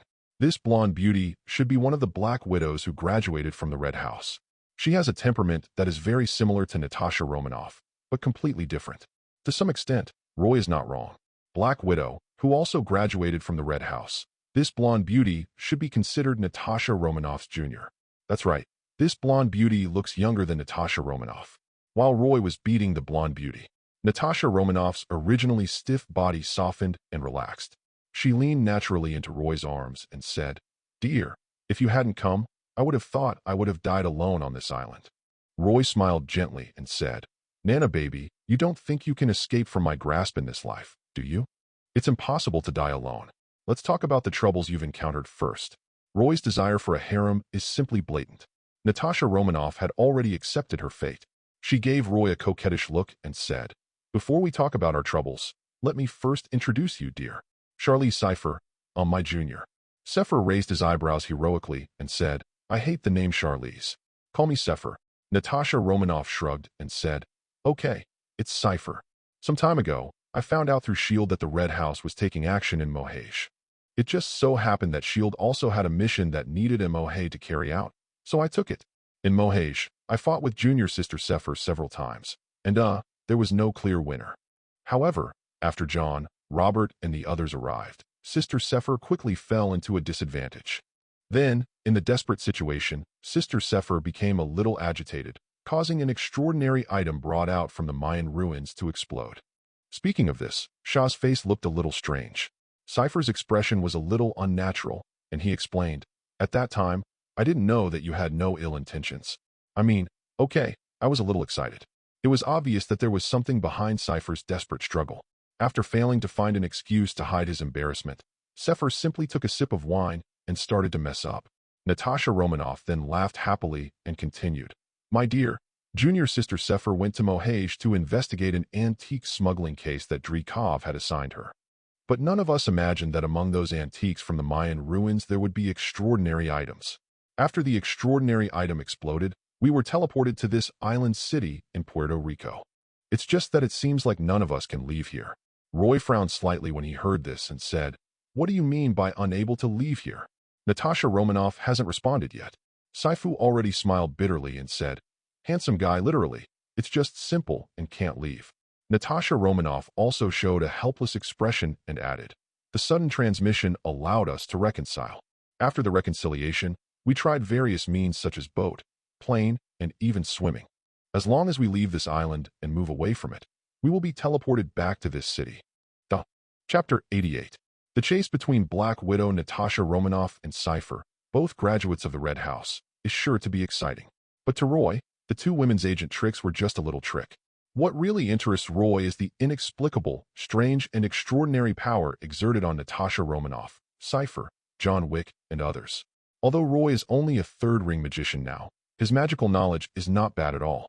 Merlin's heritage, Ancient One's heritage, Camartage dimensional magic heritage, and so on. To be frank, there are very few supernatural powers on Earth that can hide from Roy's sight and perception. And the abnormalities in Natasha Romanoff, Cypher, John Wick, and others. Roy couldn't see a thing. This is just like the cognitive barrier Roy once encountered when he was searching for the holy place on the streets of New York. There is no doubt that this is definitely another extremely rare extraordinary system. After learning about the troubles of Natasha Romanoff, Sepher, and others, Roy did not panic. He allowed Cypher, John Wick, and others to move freely, and then took Natasha Romanoff to travel around the city like a pure tourist. It's not entirely correct to say that it's a trip, but rather a way to look for clues through trip. But unfortunately, the whole day passed. Whether it was the reconnaissance spells Roy had set up or the legends he had heard from the locals, there seemed to be no clues. As night fell, everyone gathered at the temporarily rented single-family vacation villa. Since there are no clues found in the city, the only ones left are Natasha Romanoff, Cypher, and the others, in a magic circle temporarily set up by one party. Under the astonished gazes of Natasha Romanoff and Cypher, Roy casually opened a portal and said, "On the other side of this portal is my bedroom in Camartage. Camartage is the largest magician organization on Earth today. Don't worry about your safety. Now, come here one by one. I need to see what this so-called teleportation is all about." The temporary magic circle has little effect. It is purely used to capture all subtle extraordinary fluctuations and fix anchor points. As long as the mysterious power acting on Natasha Romanoff, Cypher, and others does not exceed the carrying limit of the magic circle, then wait until that mysterious power starts to work. The power of teleportation acting on Natasha Romanoff and others will be fixed on this magic circle. As Roy's voice fell, John Wick came to the portal without saying a word, turned his head to look at everyone, and stepped through it with an expressionless face. And the strange thing is, on the other side of the portal, when John Wick took a step forward, his entire body seemed to vanish. In just less than 2 seconds, John Wick's figure quickly turned into a handful of black light spots. Then, the temporary magic circle in the room glowed slightly. John Wick's figure, still walking, appeared on the magic circle. Seeing the presence of everyone, John Wick was stunned for a moment. Then he realized that he had encountered a mysterious teleportation incident again and returned to his original place. "Boss, don't say anything yet. Just stand there and don't move." "Yeah." After hearing Roy's words, John Wick, who was about to say something, quickly fell silent. After John Wick stood still, Roy quickly summoned the book spirit Timo and asked Timo to display and calculate the data variables recorded in the magic book. After a short while, with Timo's assistance, Roy quickly made further adjustments to the temporary magic circle. After the adjustment was completed, Roy opened the portal again and looked at John Wick. This time, Roy didn't need to give any instructions. John Wick drooped his eyelids, and as usual, he walked through the portal again like a wooden man. After just a few seconds, the temporary magic circle lit up again, and runes formed a hysteresis field. In that scene, everyone could clearly see that first a dark spot of light fell to the ground and took root, and then grew rapidly to form a black four-leaf clover. The moment the black four-leaf clover took shape, a hidden vitality bloomed. Then a large number of light spots appeared on the magic circle, giving rise to flesh, blood, bones, etc., gathering into a human form. The moment John Wick appeared again, the black clover quickly disappeared. Looking at these bizarre scenes, John Wick himself didn't feel anything was wrong, but just looked confused. But Natasha Romanoff, S.H.I.E.L.D, Robert, Duncan, Willis and others were all shocked to the extreme, and their eyes almost popped out of their heads. No one expected that they and others would be teleported back in this way. It would be more accurate to say that it grew out of a black four-leaf clover rather than being teleported.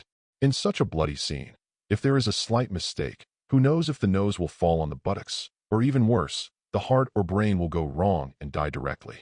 Then I think back to the crazy and suicidal behavior of everyone in the past few days.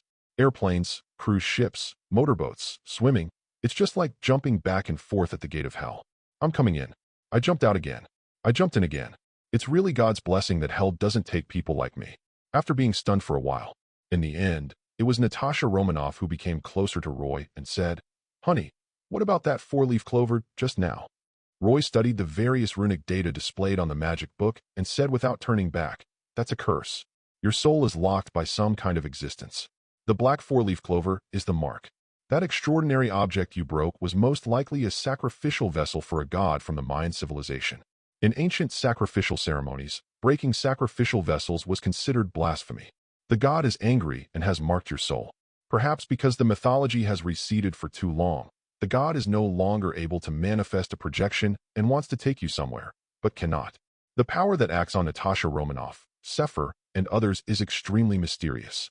On Roy's magic book, not only are there a large number of death runes flashing, but there are also extremely strong life runes covering the bottom layer, as if to form a mark, or perhaps a coordinate.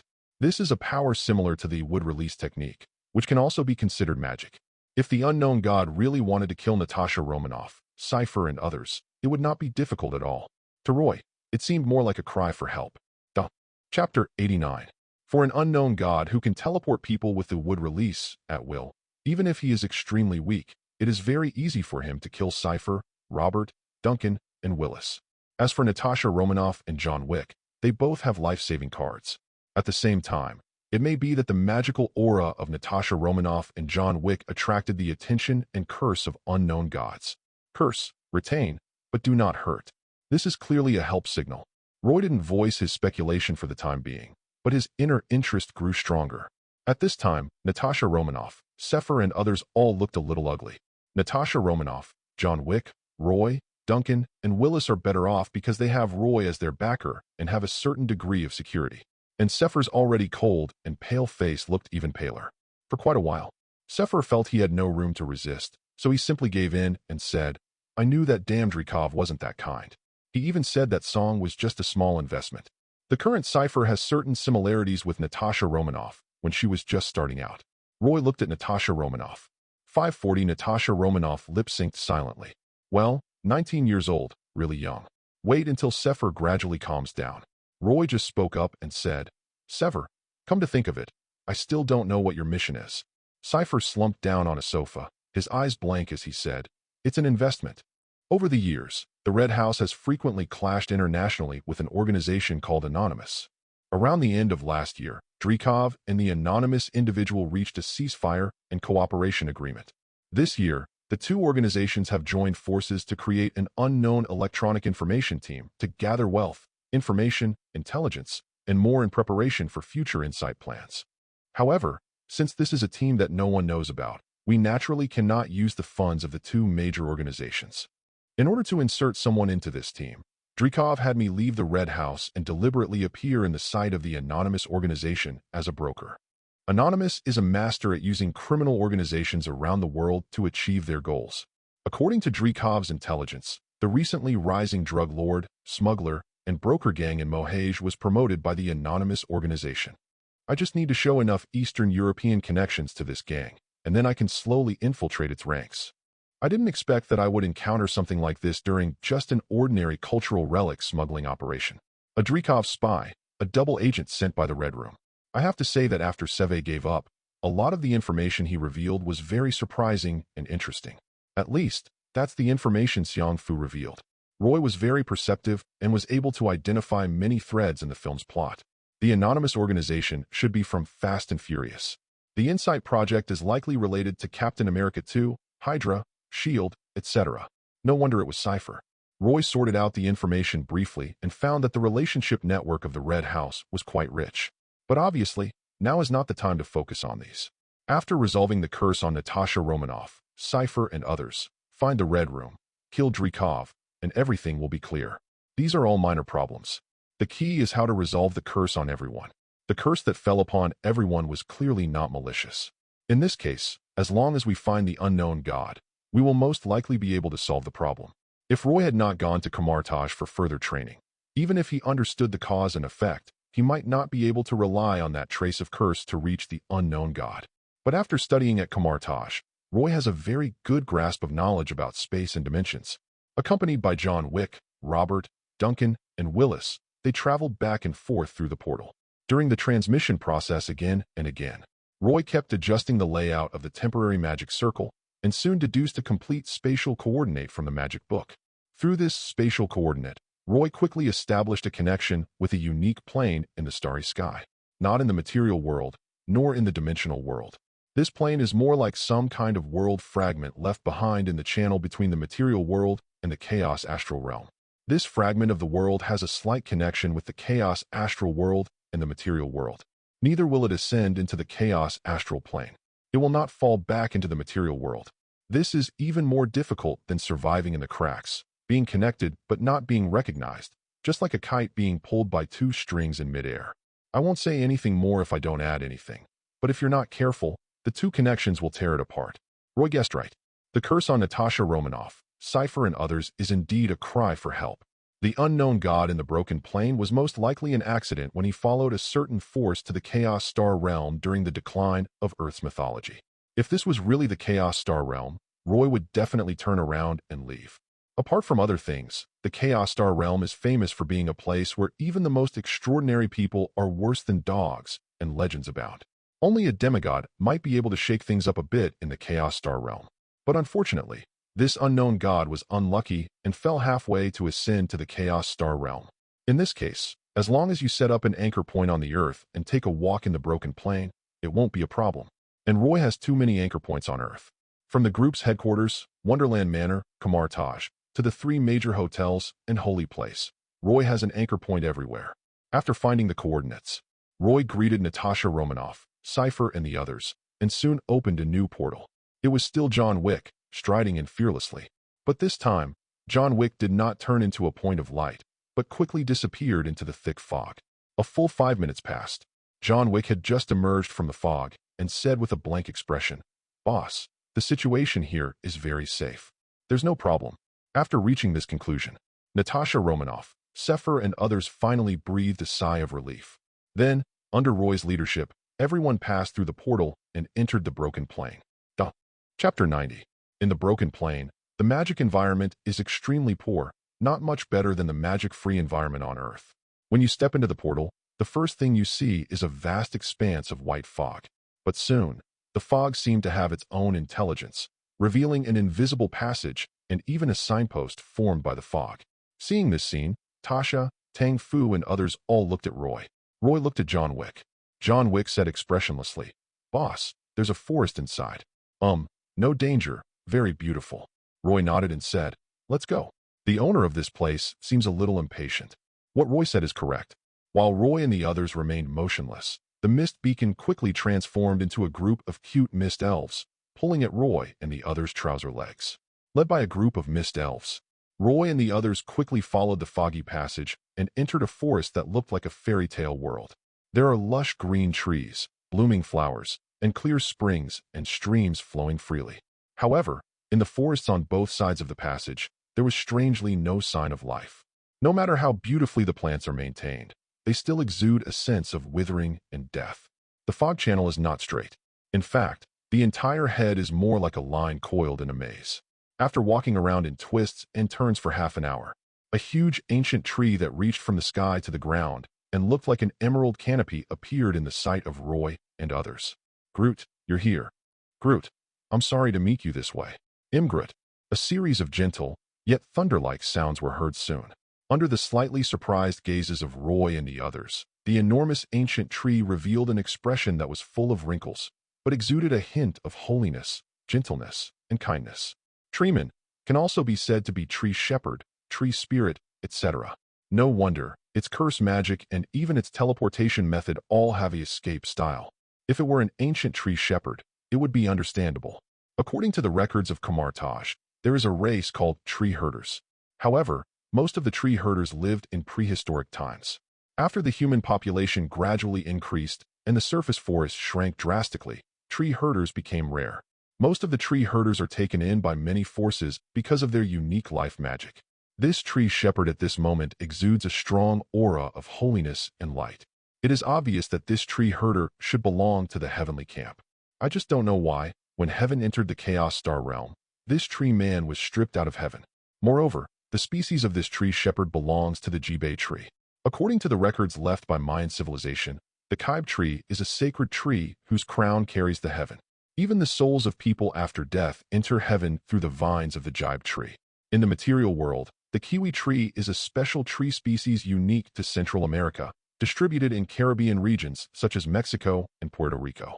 In this way, it is understandable that Natasha Romanoff, Xiang Fu, and others were often teleported to the small town in Puerto Rico. In all likelihood, that small town is where the Jibei tree once grew. Only the place where it grows can enable it to generate induction and connection after it is separated from the material world. At the same time, it was just as Roy expected. The current situation of this tree shepherd is not very good. During the long wandering time, the magic power of the entire plane has been completely exhausted by him, and even the vitality of the surrounding forest is constantly being transferred to the tree shepherd. That's why those forests look beautiful but lifeless. After understanding all this, Roy was completely relieved and cast a mind link spell, allowing everyone to communicate with the tree shepherd mentally. "Your Excellency the Magician, the tree shepherd Makai, greets you." "Roy, just call me Roy. You're quite polite." "Dear Roy Magician, your easygoing and humble attitude makes me sincerely admire you." "Makai, stop the pretense and tell me what you want." A tree spirit who understands the ways of the world. While interrupting the other party's flattery, Roy also gave John Wick beside him a look that urged him to learn more. "Zero. Please give me flowers." John Wick is still as wooden as ever. On the contrary, Robert, Duncan, and Willis had an inexplicable gleam in their eyes. Roy didn't notice the expressions of his three new subordinates, but instead focused all his attention on the Teshu man in front of him. Although this tree shepherd is almost at the end of his life, his essence is at least a demigod. To this fallen demigod, Roy had some ideas, but he didn't want to lose the opportunity due to carelessness. As long as this demigod has any bad thoughts, Roy guarantees that he will throw the silver angel in his face immediately. As expected, facing Roy's vigilance and precautions, the tree shepherd Makai fell silent. 00. Old people become wise, and old trees are no worse. The fact that he was able to earn the title of Sacred Tree among the heavenly gods of the mythological era meant that he was definitely not as gentle and serene as he appeared. It's a pity that trees, like people, have to bow their heads under the eaves. The aspect where the tree shepherd Makai is located is just a fragment of heaven. Over countless years, the entire plane has been pulled back and forth between the material world and the chaos astral plane, and it has almost reached the brink of collapse. When Roy and others came, why did they use the same air exhaust passage as the maze route? The entire plane and forest are filled with space cracks. The tree shepherd Makai couldn't even teleport a few people, so he could only use the little connection created by the broken extraordinary sacrificial vessel to cast a curse. This already shows how weak the tree shepherd is. You can't fool people at all. After a moment's silence, the tree herder Makai said solemnly, Roy Magician, I can submit to you, but you should know the resources required to nurture a demigod ancient tree. Before I surrender to you, I need to get enough protection. At least, I still have a choice. The essence of a demigod is the final basis for his ability to choose. And facing the negotiations with the tree shepherd Makai, Roy laughed and said, Makai, you have to figure out who needs who. Before I provide you with protection, why don't you tell me what you can bring to me? Chapter 91. For Roy, one thing is clear. Magician has always been my profession, and Mafia is my true nature. After 2 lives, Roy has always recognized his identity as a Mafia member since he was reincarnated into this world and understood that the essence of the world is troubled times. Makai the tree shepherd wants to negotiate with Roy. Roy didn't directly say this is how we do things because he was considering the other party's demigod nature. Just look at what happened to Roy's past opponents and colleagues, and you'll understand Roy's style. Hertz, Frank Lucas, Long Island Tycoons, etc. have long since turned to ashes. Nick Fury is still under investigation by multiple agencies, including the White House and the IRS. Natasha Romanoff has already deployed a lot of hidden agents in the S.H.I.E.L.D. agency. Even Mordo, if he was not a disciple of the Ancient One's old master, 197, would not even have a place as a supporter. Want to negotiate with Roy? It's not that it's impossible. Even the teacher from Ancient One has to pay extra. Under the ancient trees in a fairy tale forest, Roy's words were not vicious, but there was a faint and powerful aura in his pocket, surrounding the entire plane that was about to shatter. That was the pocket that Roy had expanded with the traceless extension charm, and inside it was a silver angel ready to go. A 7th ring level holy statue puppet, which also swallowed a large amount of Mephisto's essence, has become nearly as powerful as an 8th ring. If Silver Angel goes all out, in 10 minutes at most, this demiplane can be destroyed. And sense the presence of Silver Angel. At the moment, the tree shepherd Makai was just like Mordo when Roy put a gun to his chin. The whole tree was much more energetic and awake. Sir Roy, I have no other intentions. I can talk about it. Everything is negotiable. I can stabilize the plane and promote its growth. I'm good at planting trees, flowers, and grass. A long time ago, I was the best gardener in heaven. I also know many secrets of heaven. After the chaos astral realm descended, God died. I can help you gather the scattered angel servants of heaven. As long as I can recover, I will not help you fight. During the war between heaven and hell, I took root in hell and earned the name Taino. In Mayan civilization, Taino means many things, such as impatient, brave, and pioneer, which is probably similar to the title of a pioneer general. In the war between the 2 major divine systems, he was able to make a name for himself and survive. His strength should not be underestimated. Moreover, Taino means the ancestors of the tree herders. In other words, the tree herder Makai is one of the ancestors of the tree people. If he could completely subdue Makai, the tree shepherd, it would undoubtedly be a huge benefit for Roy. Roy's current strength is good enough to travel smoothly on the earth. But the premise of all this is that those powerful, extraordinary people do not appear. If it were an era when Iron Man was flying around, Hulk was smashing things around, and Thor was hammering things around, Roy's current strength would be a little insufficient, and he would have to rely on the reputation of Teacher Gusher. But if he could have a demigod tree shepherd under his command, it would be different. A fully powered demigod tree shepherd would have no problem taking on Avengers alone, apart from anything else. In terms of potential and hard power, the demigod tree shepherd may not be as good as Teacher Gu, but in essence, both sides are at the same level. This is a great opportunity and should not be wasted. Looking at the tree shepherd Makai, whose attitude changed drastically, Roy didn't rush into anything, but slowly raised his bet, saying, Makai, what you said is a bit outdated. My secret manor has cultivated a plantation of all ecological planes. My magician tower is already under construction. It will start with flight in the sky, capable of astral navigation. My teacher is the Holy Spirit of Magic, a guest of the Eternal God. My holy icon puppet, also in angel form, is far more powerful than an angel servant. Not long ago, it even crushed Mephisto's Mephisto duplication on Earth. As for war, myths and the supernatural have receded for hundreds of years. There is no war on Earth. What Roy said is all true, but it is all still in its infancy. But the fact is the fact. Even Mackay, the old tree shepherd, could not detect the slightest aberration and could only believe it. This made the tree shepherd Mackay very conflicted. Mackay, the tree shepherd, could tell that Roy was asking for his complete surrender. But no matter how you look at it, I am also a demigod. Even during the heyday of heaven, even though I was just an affiliate, I was still someone who was relied upon and demoted to the position of logistics leader. Could it be that I have been away from Earth for too long, and that being a demigod is no longer valuable? It's not impossible. Hundreds of years ago, before the Chaos Star Realm arrived, I had heard that there were countless people separated by the Star Realm. Damn it, it was all that old guy Jesus' fault. In order to find his adoptive father in the Star Realm, he said he wanted to give gifts and consumed a lot of his own essence to cultivate the tree of good and evil, the tree of life, and the fig tree. However, this caused his own strength to drop significantly, and he couldn't even enter the Garden of Eden. In the end, he was abandoned on the way to the Star Realm. Jesus is useless and cannot protect himself. It would be reasonable for me to switch to someone else now. Roy didn't even know that the words he used to increase the stakes had caused the tree shepherd Mackay to imagine a lot of things. But Roy understands the rhythm of negotiation very well. Looking at the tree shepherd Mackay in silence, Roy slowly probed. Mackay, you should reconsider whether to fully surrender. Why don't we talk about the curse on my subordinates first? Definitely, I don't mean to blame you, but I'm a little curious about this kind of curse magic. Mackay, the tree herder, didn't doubt Roy's words. He perked up a bit, saying, Sir, when you talk about this kind of magic, we have to mention the ability of our tree people.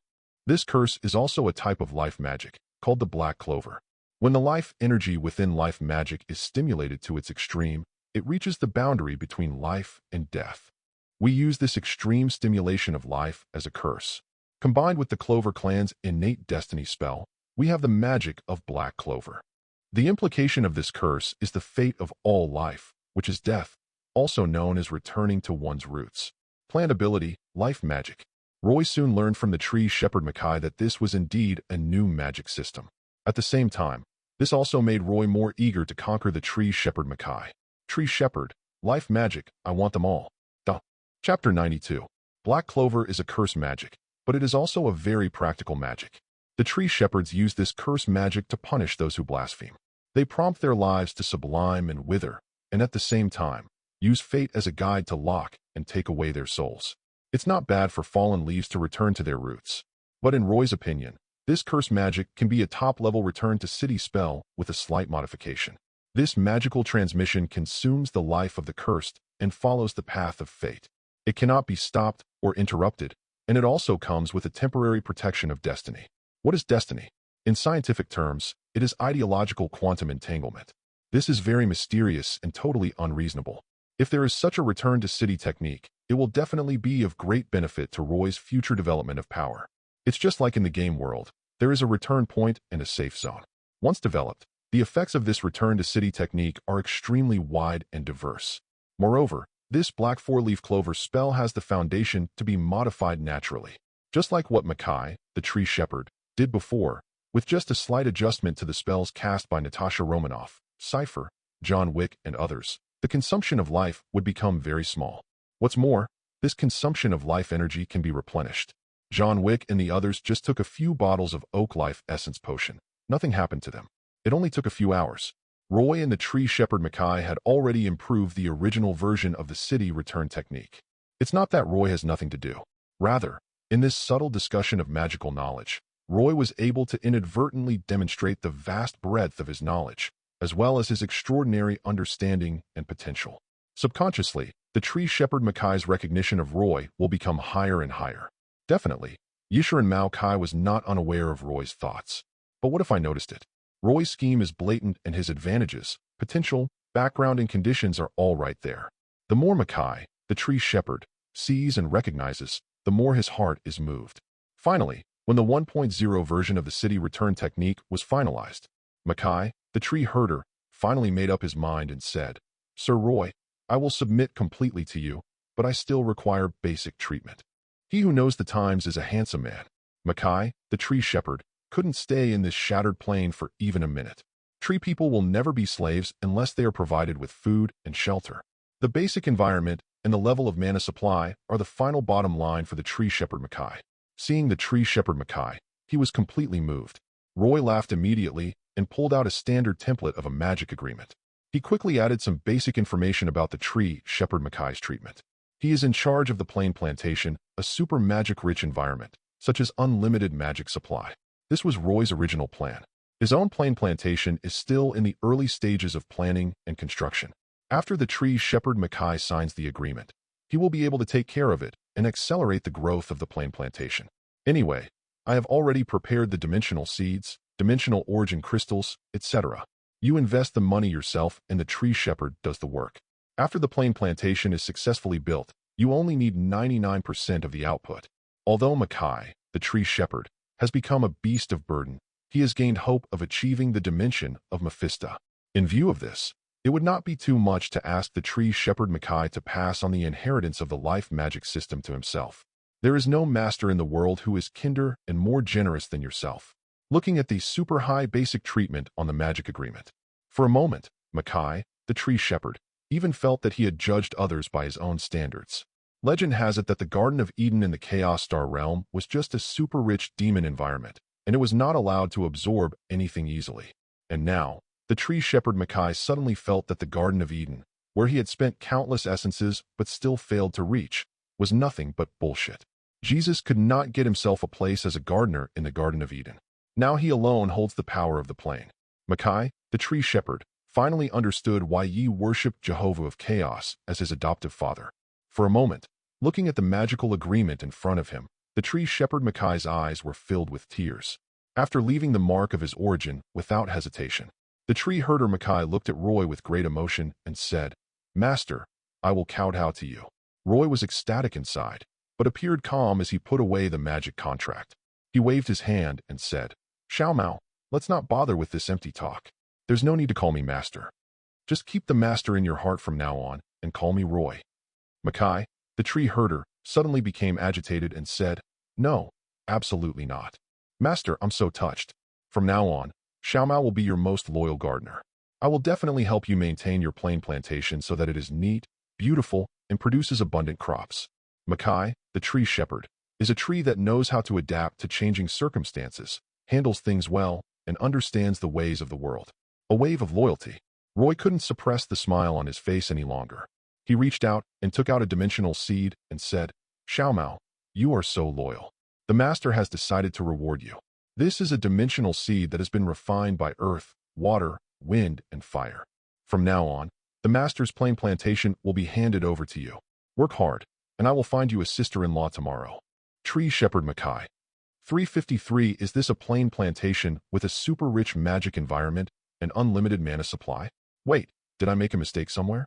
The tree shepherd Mackay opened his eyes wide and looked at Roy with tears in his eyes. Roy stepped forward and patted the tree trunk, saying, "Xiaomao, even though the seed in this dimension is small, it has high growth potential. Think about it. This is a perfect level dimensional seed, capable of evolving from a plane into a world of chicken dimensions. Demigods are great, but they have an end to their lives. Can they compare to Dimension Mephisto?" The tree shepherd Mackay was so moved that he cried on the spot. "I've gotten on a pirate ship. So, can a magic contract be revoked?" Even Natasha Romanoff, Severus, John Wick, and others found this scene a little unbearable. It's so tragic. The tree's IQ was not high to begin with, and now it has been fooled. Looking at the tree shepherd Mackay, tears welled up in his eyes. Roy probably felt that he was being too unkind, so he reached out and took out 3-dimensional origin crystals and persuaded him. "Mao, look at what this is. Be good, integrate the dimension seed. Master will help you repair this broken plane and allow you to grow." Mackay, the tree shepherd, cried even harder. This means that he can't even protect his own nest. Chapter 93. Located in a fragmented plane on the edge of the material world and chaos astral travel. Mackay the tree shepherd cried so hard, it was really touching. However, people cannot empathize with each other, just like Roy now, who just wants to laugh. To be honest, when I first came to this plane to serve as a minister, Roy had absolutely no intention of recruiting a demigod as his gardener. He just wanted to use the Ancient One's skin to lift the curse on Natasha Romanoff, Cypher, and others. But Roy really didn't expect that the tree shepherd actually believed what he said casually. As a member of a Mafia family who started out by stealing, robbing, kidnapping, and defrauding, Mackay, the tree shepherd, believed in his own words. Then Roy said that he really dared to fool people. Anyway, once the magic contract is signed, Mackay, the tree shepherd, can only serve as his own horse until he recovers to his peak state. What's there to be afraid of? Roy has already begun to refine the Book of Magic, turning his Book of Roy into the Book of Truth. A book of truth crafted from the branches and leaves of the world tree. Once it is mastered and all magic contracts are included in it, not to mention demigods, even true gods and eternal level gods may not be able to break free. What level of existence is the world tree? It is an existence that can overwhelm a small pantheon like the Nordic pantheon to the point of suppressing the Greek and heavenly pantheons. One tree can support 3 generations. Even when the god is gone, the tree remains. The Book of Truth, made from the world tree, is comparable to a divine artifact based on its materials alone. Therefore, he didn't care about the opinion of the demigod tree shepherd Mackay.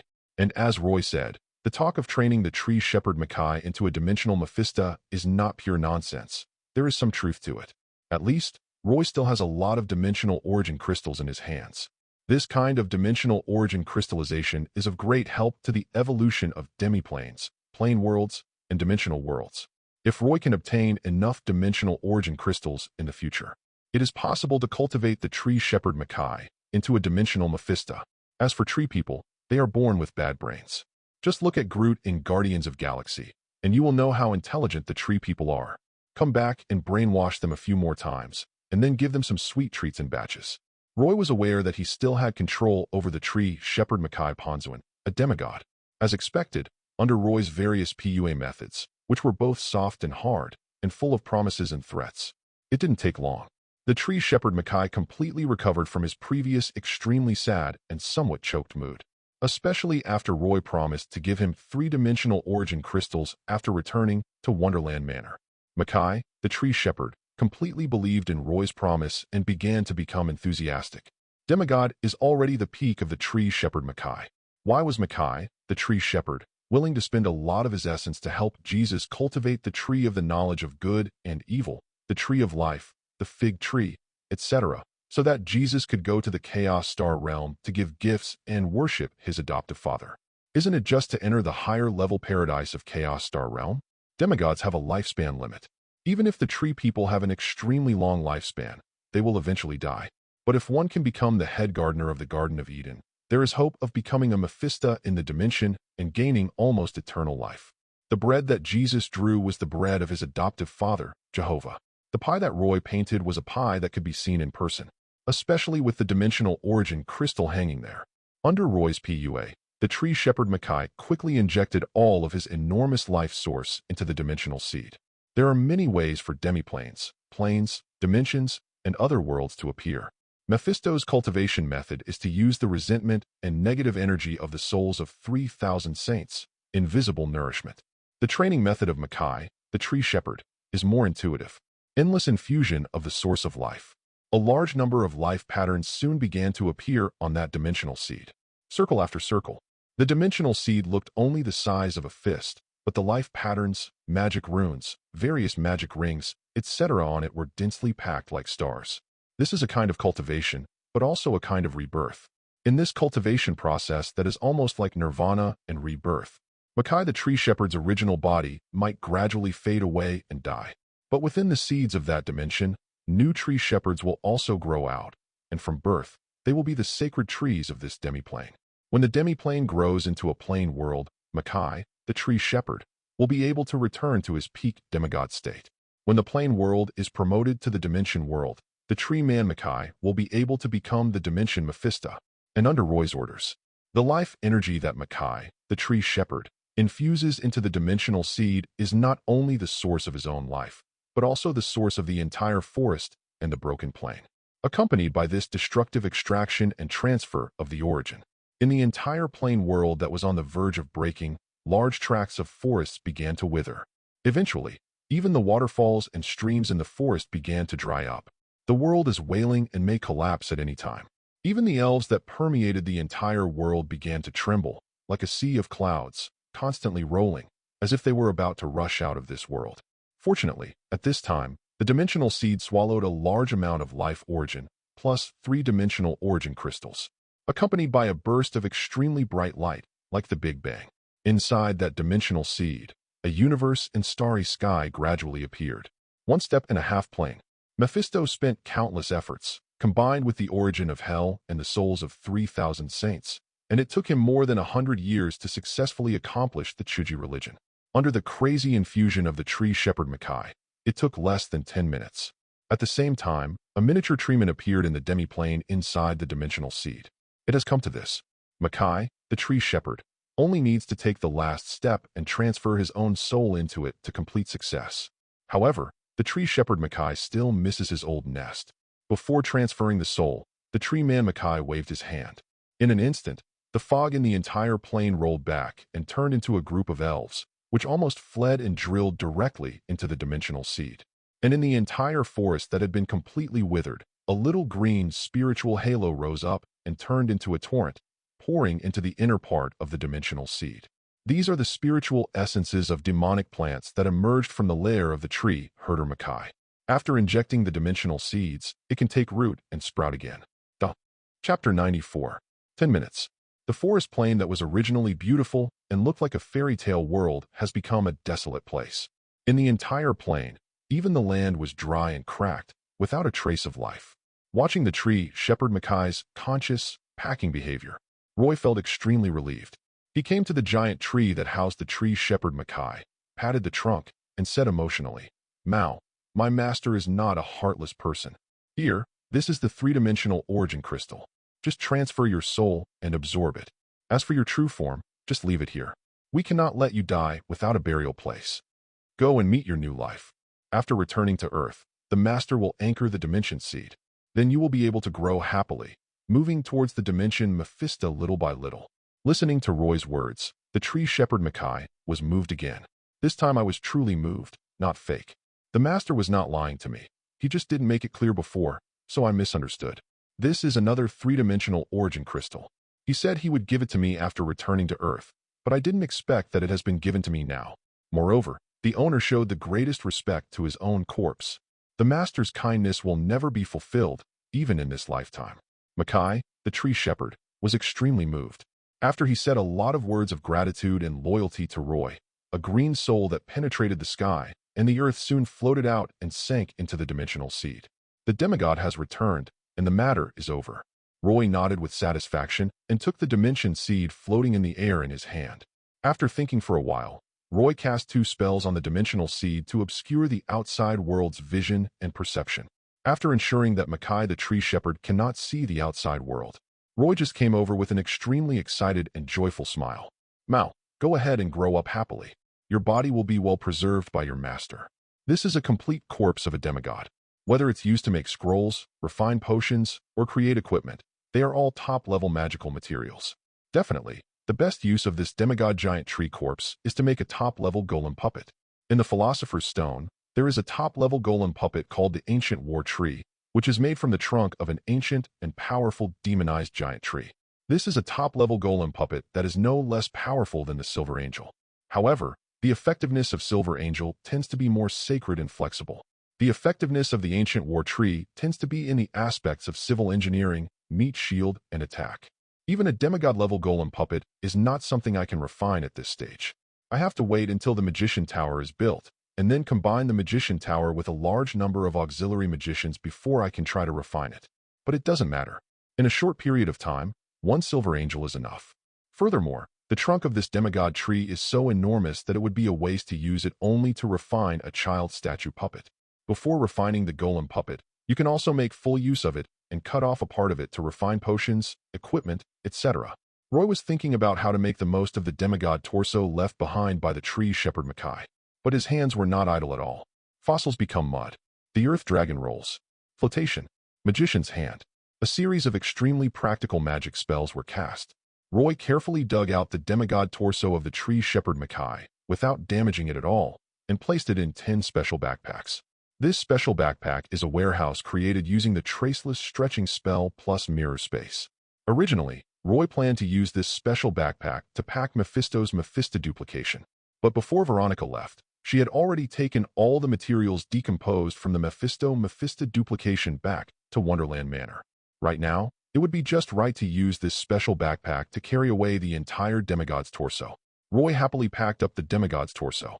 At this time, Natasha Romanoff and others, who were already speechless about Roy's deception of ability, became even more silent. Previously, Roy and the tree shepherd Mackay had a deep relationship as master and servant. It also made Natasha Romanoff, Severus, John Wick and others feel that Roy was not so harsh after all. Unexpectedly, the soul of the national herdsman Mao Kai was transferred. Roy did this cool move. That tree shepherd Mackay was so pitiful. After being bought by Roy, he even helped Roy count the money. As the trunk of the giant tree supporting the plane's heaven and earth was completely crushed, the entire plane quickly began to collapse at an accelerated rate. The outermost land was swept into the endless chaos turbulence. The last barrier of the plane was also completely shattered. Roy then opened a portal and filed out with Natasha Romanoff and the others. Returned to New York Wonderland Manor. Through the portal, one could still see endless chaos airflow, like a terrifying beast that devoured everything, swallowing up the plane that was already on the verge of shattering. Fortunately, the portal was completely closed before the chaos airflow swept in. But the vast and magnificent scenery of the Chaos Star realm and the cosmic void, even if it was just a fleeting glimpse, it was deeply engraved in everyone's memory. If I hadn't experienced it myself, I wouldn't have believed that the world outside the earth is so magnificent and majestic. Is this the truth about the universe? Compared to this magnificent and extraordinary world, I suddenly feel that the work in the Red House is quite boring. The extremely shocking scene left everyone stunned. In the end, it was S.H.I.E.L.D, who wasn't under Roy's command, who was the first to sigh. His entire demeanor had a sense of letting go. In a sense, this is also a very normal thing.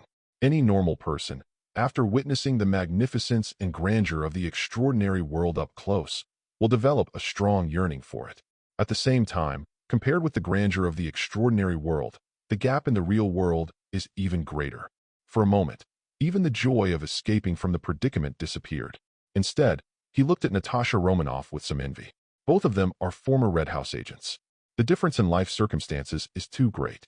Just when S.H.I.E.L.D was feeling extremely disappointed and his emotions were difficult to calm down, Natasha Romanoff also reacted completely. She instinctively put her arms around Roy's arms and looked at Cypher with bright eyes. Junior, I have an idea. What do you want to hear? Chapter 95. After returning to Wonderland Manor, almost everyone felt relaxed. John Wick quickly left with Robert, Duncan, and Willis. Although Robert, Duncan, and Willis have already joined Roy, it has only been a short time since then. Even if they accidentally saw the extraordinary world, they would not be able to integrate into the core all at once. At least, these three people will have to hone their skills under John Wick for a while. When these three people are fully recognized by John Wick, they will be introduced to the Knight's breathing technique. Perhaps, Roy would bestow the magic potion to help the three of them step into the extraordinary realm as soon as possible. At that time, these three people could be considered to have truly entered Roy's inner circle. After John Wick and his four companions left, Veronica and Emma, the hostesses of Wonderland Manor, quickly brought Natasha Romanoff and Cypher to the second floor of the Manor Villa. It was only at this time that Roy had time to come to the living room on the first floor to serve as a servant. In the living room on the first floor of the Manor House, there is also Carter S.H.I.E.L.D, who is already at the end of his life and is waiting for death, waiting to see Roy for the last time. It was different from the excitement or sadness Roy had imagined. After watching the complete torture and refinement of the Mephisto duplication in the Four Symbols Demon Ceiling Formation, Carter S.H.I.E.L.D appeared remarkably calm, like a monk who had seen through the mundane world. The TV in the living room was tuned to a Texas TV channel. Carter S.H.I.E.L.D sat on an old-fashioned single sofa, holding a bottle of beer in his hand, his eyes empty, until Roy arrived, waved and took a bottle of beer, and clinked it with Carter S.H.I.E.L.D.'s beer. White frost spread, making both bottles of beer become cold. Carter S.H.I.E.L.D.'s eyes finally focused, and he took a sip of beer and praised, "Magic is really convenient." Roy smiled and said, "It's just okay, barely." Carter S.H.I.E.L.D looked at Roy's smug expression and silently raised his middle finger. A dying person is also a partner. Carter S.H.I.E.L.D was fearless. Roy didn't care about it, and said with a restrained smile, "Old Ka, we can say that we have a pleasant cooperation. I've gained a lot this time. Before you die, do you have any wishes? I'll help you realize them." This time, Roy didn't fool around, nor did he use any tricks. Just as Roy said, he gained a lot from his trip to the south, which made him in a very good mood and he was ready to show some kindness. S.H.I.E.L.D took another sip of beer, his expression blank. Roy, will there be anything left after I die? I don't know. Most likely, there isn't any. Hellfire can burn everything. Forget it. Let your angels say a mass for me. I miss San Venganza Village. Accompanied by S.H.I.E.L.D's words, a hellfire began to spread gradually over his body, causing the magic pattern formations in the manor villa to begin to reveal an energy halo, forming a protective force field. It only took more than 10 seconds. The last bit of S.H.I.E.L.D's soul also completely disappeared in the hellfire. In the end, there was only a human-shaped hellfire, flickering slightly in the air. This is the root of S.H.I.E.L.D's ability to become Ghost Rider, the spirit of vengeance. At the same time, this spirit of vengeance is also the basis for Mephisto to control Ghost Rider. After the death of each Ghost Rider, his soul will be completely devoured by the spirit of vengeance. To be more precise, it will merge with the spirit of vengeance. No one can tell the specific origin of the spirit of vengeance. In any case, Roy could clearly sense in the spirit of vengeance a power that came from hell and even the abyss. It was as if, by mastering the spirit of revenge, one could gain a portion of the authority of hell. But in the usual style of Mephisto, hell, and the abyss. Roy was sure of it. Whether it is the spirit of revenge or the power of the origin of hell contained in it, there are definitely great hidden dangers. Fortunately, Roy has a way to avoid this hidden danger. This is not the first time that Yaoi has taken advantage of Mephisto, hell, and the abyss. An extraction technique was performed. Roy used the Philosopher's Stone as a medium and quickly extracted a top-level soul crystal from the spirit of revenge. The moment this top-level soul crystal took shape, information and knowledge rushed into Roy's body. At the same time, the spirit of revenge was completely destroyed. Roy could clearly sense the endless negative energy, forming terrifying curse torrents that fell madly on Roy. 000. Some of these curses come from Mephisto, and some come from the instinctive disgust of the hell dimension. There are even evil thoughts from heaven. The composition of this spirit of revenge is really outrageous. It's mixed blood to the extreme. The overwhelming curse did not affect things like magic circles, but directly affected Roy's soul, mind, and will. However, before the curses could take effect, the Philosopher's Stone trembled slightly, completely suppressing all negative energy. Roy's ability spell, Curse of the Abyss, also began to activate, absorbing a large amount of negative energy and feeding it back into his body. This feeling is pretty good. The wool in the Hell Dimension world is even richer than that of one's own teacher, Ancient One. If I have the chance in the future, I will definitely visit Hell more often. Under the impact of the violent flow of information, Roy's thoughts were in a mess. It took more than half an hour. After accepting all the knowledge contained in the spirits of vengeance, Roy was stunned for a moment, and then a sense of joy arose in his heart. Since going to Camartage for further studies, Roy's strength improvement speed has always been very rapid. At the second ring, Roy can also go to the Ancient One, get some wool, and get the origin of all things. But in the blink of an eye, Roy reached the peak of the second ring again. In a short period of time, Roy was asked to go to Ancient One teacher again to get some money, but he was afraid of being beaten. But if you want to reach level 3, the choice of ability spell becomes a problem. Roy had already made a plan. If he really couldn't find a suitable ability spell, he would wait for a while and then go to teacher Ancient One to ask for help. Unexpectedly, the knowledge carried by the spirit of vengeance gave Roy a surprise. Third level ability spell, Authority of Judgment, Scales of Justice, True Damage, Mark of Undying. This is an ability spell that does not belong to the string world and beneath everything. The spirit of vengeance possesses the essence of both heaven and hell, and their ultimate judgment of the soul unexpectedly triggers 10 series of law authorities, including judgment, fairness, and trial. This is also the reason why Ghost Rider is often able to escape from Mephisto's control. The ultimate power of judgment after sublimation has exceeded the original authority of hell and heaven. Even if there is only a part of transcendence, it is still a transcendent country.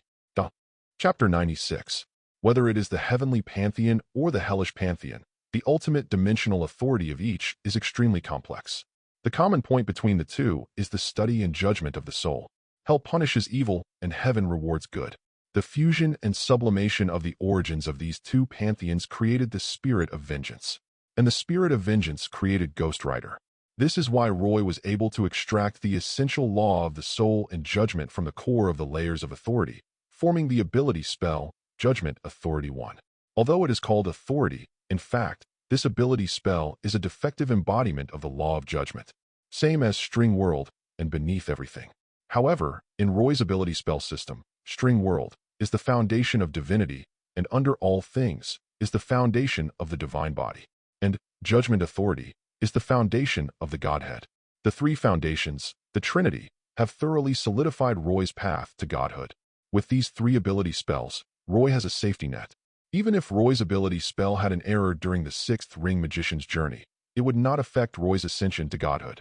At most, his authority would be limited. With this guarantee, Roy's potential is already comparable to that of the Ancient One magician. If Roy can continue on his path as a magician, his potential will only become stronger and greater. This is also the real reason why Roy was so surprised. Good people will be rewarded. I helped Carter Slade to get revenge and fulfill his wish. So isn't this a reward? Roy was delighted and quickly began to check his own ring ability spells.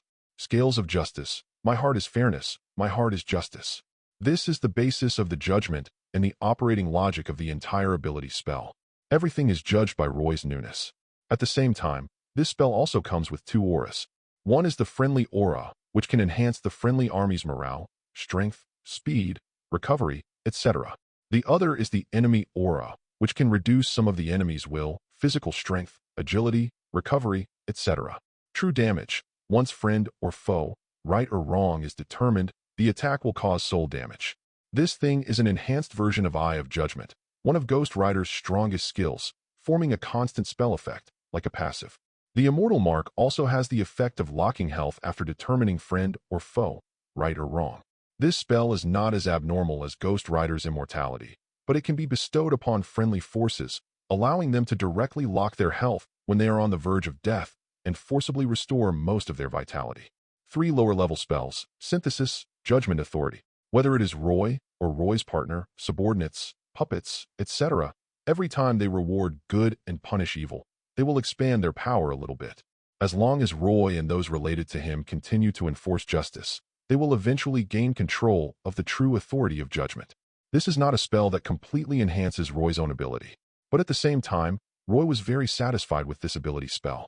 After all, from the very beginning, Roy had never thought of taking the path of ascending to godhood through independent study and contemplation like the Ancient One teacher, but was preparing to take the path of magician civilization. In Roy's plan, the Magician Tower, the Floating City, etc., require a lot of helpers. There are also magician apprentices, construct knights, golem puppet legions, etc. With the ability spell, Authority of Judgment. Not only can Roy greatly enhance his control over his subordinates, but he may also have enough subordinates to help him enforce justice, so that he can grasp the authority of God before he becomes a god. In a sense, this is similar to the Way of Faith, but without such major flaws. As long as Roy has enough men and enforces justice, this ability spell will be the greatest guarantee for Roy's ascension to godhood. After concentrating the 3rd level ability spell, Roy's strength naturally reached the 4th ring level. As a result, Roy's basic magic power, physical strength, spell level, etc. increased slightly. But that's all. Roy discovered that the depth of the inheritance brought by the Philosopher's Stone had also been consumed. If you want to continue upgrading quickly in the future, it may not be so easy. And that is indeed the case.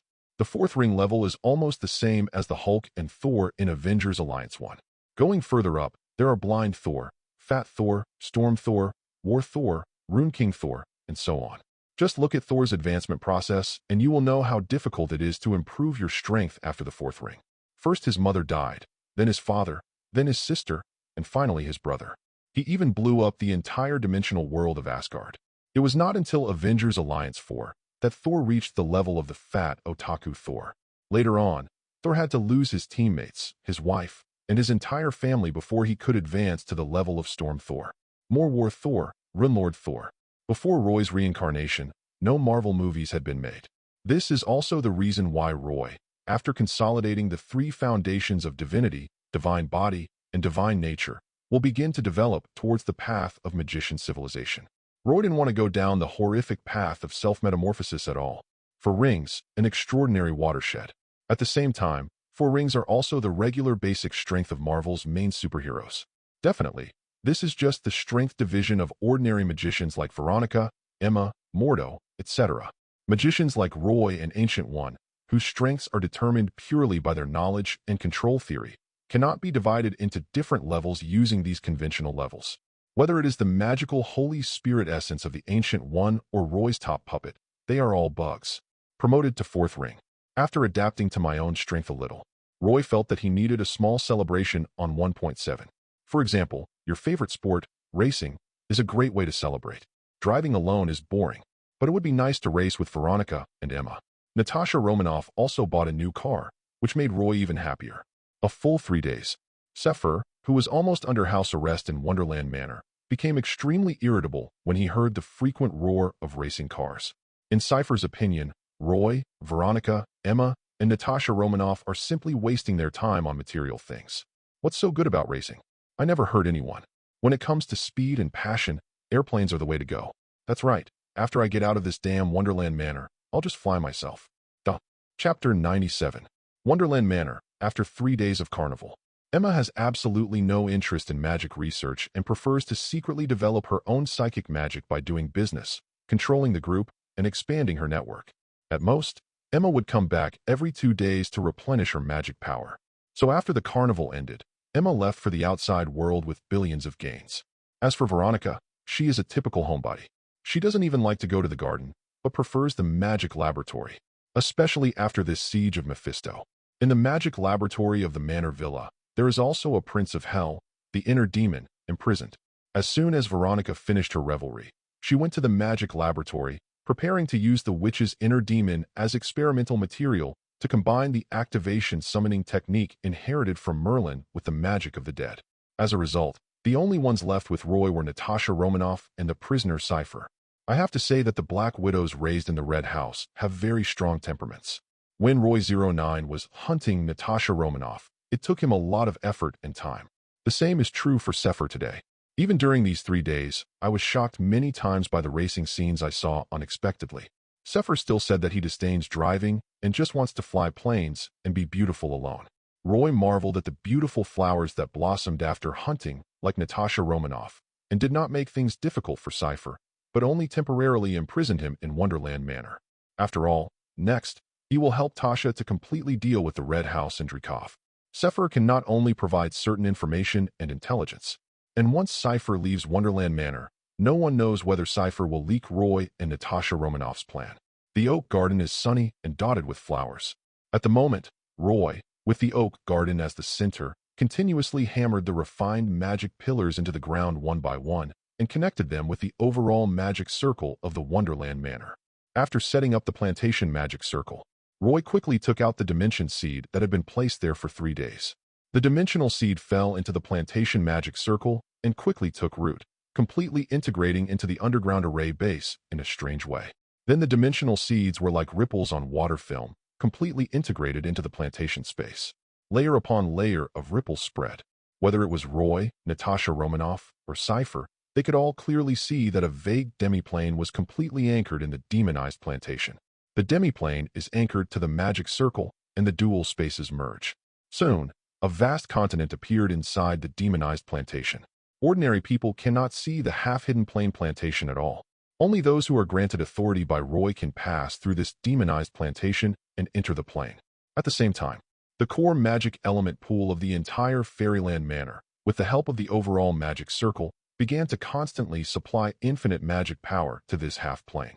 In that half-plane, springs of magic power continuously emerged, almost visible to the naked eye.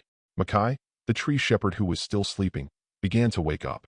However, the tree shepherd Mikey now has completely lost his previous tall and majestic appearance, and is now very small and cute. The current tree shepherd Makai is really a little Mao. When Xiao Mao sensed the strong magical power spreading, his eyes suddenly lit up and he ran happily on his short legs.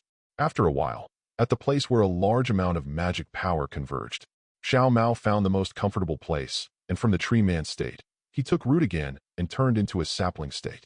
Xiao Mao, who was reborn after Nirvana, although his demigod nature remained unchanged, his power was very weak. Fortunately, there is an extremely sufficient supply of magic power. Xiao Mao's demigod nature can absorb and release a very powerful amount of magic power, and its growth rate is extremely fast. As Xiao Mao grows, dots of green spread across the demiplane. As a result, wisps of life energy began to emerge in the entire demiplane. It's done. The development of this half-plane was very successful. In order to reward Xiao Mao, Roy even took out an extra dimension origin crystal, letting Xiao Mao brag about it, and swear that as long as he got through the weak period of his newborn life, he would raise a large number of forests, magic plants, and even magical beasts for his master Roy. Deep in the brainwashing of Xiao Mao, Roy was in a very good mood. Looking at his still desolate half-plane, he found the scenery extremely beautiful. And next to Roy, Natasha Romanoff, who had long been taught the meditation method of the will of truth, also successfully mastered the meditation method with the help of the original magic power that escaped when the plane was born. Although Natasha Romanoff is still just a magic apprentice, she has successfully started her evolution. Especially Natasha Romanoff has magic ear studs specially made by Roy, so she has plenty of backup magic power. Many small spells at the magic apprentice level. After adapting for a while, Natasha Romanoff quickly became proficient in using it. Cleansing, silencing, lightness, magician's hand, etc. These small spells are inconspicuous, but very practical, and they have a strong auxiliary and complementary effect on Natasha Romanoff's own agent skills. Natasha Romanoff was naturally very happy about this. She showed her love to Roy and performed various spells. And looking at this scene, S.H.I.E.L.D, who also came from the Red House, didn't say it, but his eyes were full of envy. I really don't know where I lost. Is it because I don't race against the other party? I said it myself. Let's make the plane first. S.H.I.E.L.D was extremely depressed, but he refused to admit defeat. Roy saw it inadvertently, and a smile suddenly appeared on the corner of his mouth. It took a long while until Tasha's spell-casting enthusiasm, which had just started her extraordinary evolution, dissipated. Roy just waved his hand, took Natasha Romanoff in his arms, and said, "Nana darling, now that you have successfully embarked on the path of a magician, I think it's time to get rid of the Red House and Dreykov." Mention of the Red House and Dreykov. Natasha Romanoff's entire demeanor suddenly changed, becoming somewhat fierce, and she looked at Hayfo. Cypher rolled his eyes and said, "Natasha Romanoff, I've already told you everything about the Red Room. You don't think I've really been brainwashed by Dreykov and turned into a fool, do you? Our Black Widow tradition has never been about loyalty, only about benefits and disadvantages." Natasha Romanoff finally calmed down a bit and said, "Sister Sepher, your operation with Mohej failed, and Dreykov will definitely not let you go. Eliminating Dreykov is our common goal. I think you wouldn't mind helping me take the blame, right?" 1. Chapter 98. Inside the Arctic Circle, the permafrost canyons of the Ural Mountains. This is Polaris Owl Prison, one of the cruelest, most severe, and most ferocious heavy prisons in the world. There isn't even a single lightweight prisoner in this prison. According to information provided by the Natural Knowledge Group, the lightest sentence imposed on anyone in Owl Prison is 20 years.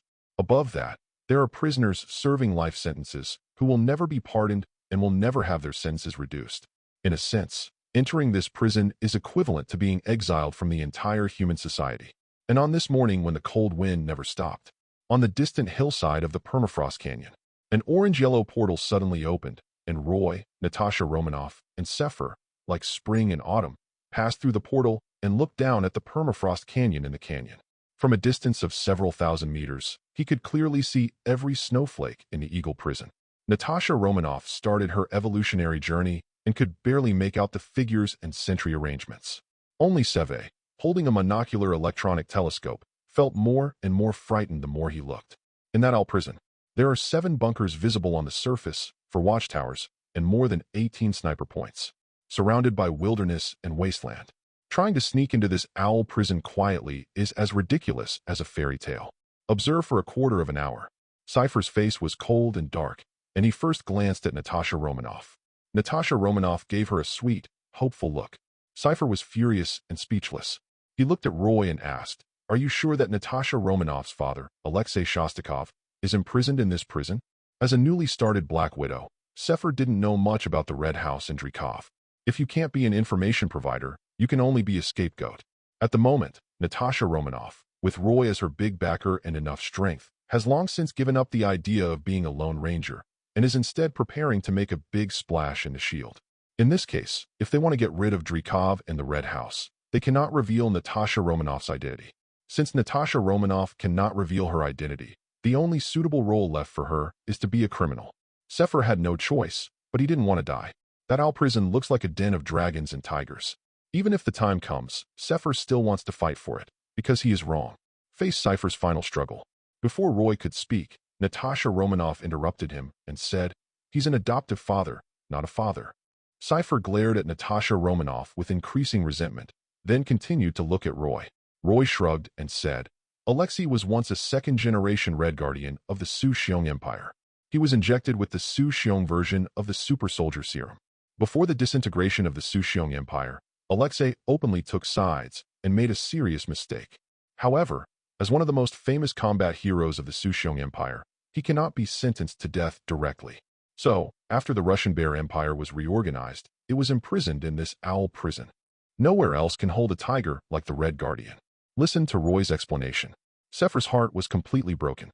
Roy has done such a detailed job of intelligence work, there will definitely be no mistakes. In other words, he had to go to the dangerous place of literature. Looking at Seve's sad face, Natasha Romanoff was a little reluctant. She touched the magic prop version of Widow's Bite in her hand, but was still reluctant to give it up. She changed it into a magic pistol and handed it to Cypher. "Junior, this gun has 4 special effects: explosion, penetration, freeze, and disintegration. Senior G sponsored you. What kind of senior are you? Is there any senior like you who forces others to die and takes the blame? Black Widow, it's like eating each other. The winner takes all, you know." Natasha Romanoff's words were very cruel, yet she said them with extraordinary ease. Although Sephiroth was unhappy, his hands did not slow down at all. He took the magic pistol and quickly familiarized himself with its performance. Before carrying out this mission, in order to ensure that the details of the operation would not be leaked, Cypher also signed a short-term magic contract with Roy. Because it was a short-term magic contract, Sephiroth could only be considered a temporary worker at Wonderland Manor. Therefore, Fairyland Manor restricted the provision of Kwang FA equipment to Tang FO. In addition to the basic protective combat suit and silence combat boots, the magic pistol given by Natasha Romanoff is the only offensive magic equipment that Sever has. It took him a while to get familiar with the magic pistol. When he saw Roy and Natasha Romanoff, there was no sign of softening his heart. Sefer silently gave the two of them a middle finger, then reached out and pressed a magic pattern on his waist and jumped directly into the canyon. When Cypher jumped out, wings took shape on his protective suit, flashing with a magical halo. It only takes a short while. In the owl prison in the canyon, continuous gunfire soon rang out, with occasional flashes of explosions. The entire owl prison was suddenly in chaos. Until this time, Roy just opened a large portal that led directly to a warehouse in the owl prison. An orange-yellow light flickered in the heavy punishment cell. Alexei, who was already on high alert, suddenly had his eyes light up. He reached out and pulled up a bench and threw it towards the portal. He followed behind like a tiger, prepared to break out directly. I have to say, as a second-generation Red Guard, Alexei's fighting instincts, instant surprise attack plans, etc. are all very good. Unfortunately, Alexei met Roy. Before Alexei could rush into the portal, a long leg, like a battle axe, chopped the bench in midair and kicked Alexei in the chest. Then, Alexei flew backwards as if he had been hit by a train. Bang! The entire prison warehouse shook violently, until Roy and Natasha Romanoff walked into the room, looking like a perfect match. Alexei just slid down from the wall slowly like a painting, his expression twisted into a knot. After a long while, Alexei dry-heaved for a while before he looked up at the person who came. Natasha Romanoff? My daughter. She's an adopted daughter. The relationship between Natasha Romanoff and her adoptive father doesn't look very good. In fact, if it was his biological daughter, Alexei might not be willing to send her to the Red House. But it is impossible to say that there is no emotion. Once upon a time, Natasha Romanoff, Yelena, Alexei, and Melina, a family of 4, lived happily in America for more than 10 years. That was Natasha Romanoff's most beautiful childhood memory. Chapter 99. The permafrost winds of the Ural Mountains are as biting as ever. Even in the heavy-duty cell deep within the owl prison, one could hear the whistling wind, mixed with gunshots, explosions, screams, and noise. On the contrary, the atmosphere in this small, heavy punishment cell was silent and cold. Natasha Romanoff's cold face made Alexei feel uncomfortable, and he felt more guilty. For quite a while, Alexei finally stood up with difficulty and said, "So, Natasha Romanoff, are you here to save me?" Or, Natasha Romanoff said coldly, "Tell me where Melina is." Alexei felt relieved upon hearing this, but also a little disappointed. He said, "I don't know. When the Empire collapsed, Melina and I had a big argument. I believe the Empire will eventually make a comeback, while Melina insists the purge will escalate. We discussed it for a long time and decided to send you to the Red Room. After all, Melina also came from the Red House and is quite familiar with Dreykov. The trend of the disintegration of the Sushiong Empire cannot be stopped by an individual. Even a family of combat heroes as strong as the Red Guardians can only go with the flow of the general trend, or even take the initiative to split up the family and not put all their eggs in one basket. That's true, but unless it happens to you personally, you will never be able to empathize with it. After hearing Alexei's words, Natasha Romanoff's face struggled for a moment, but it was still hard to forgive. Natasha Romanoff's mood became even more unstable. She interrupted with a hint of anger. Talani? Natasha Romanoff was sent to the Red House in 1997 when she was 13 years old. She had a clear memory of the chaotic situation after the collapse of the empire and could barely understand her adoptive parents' behavior. But Yelena was only 8 years old at that time.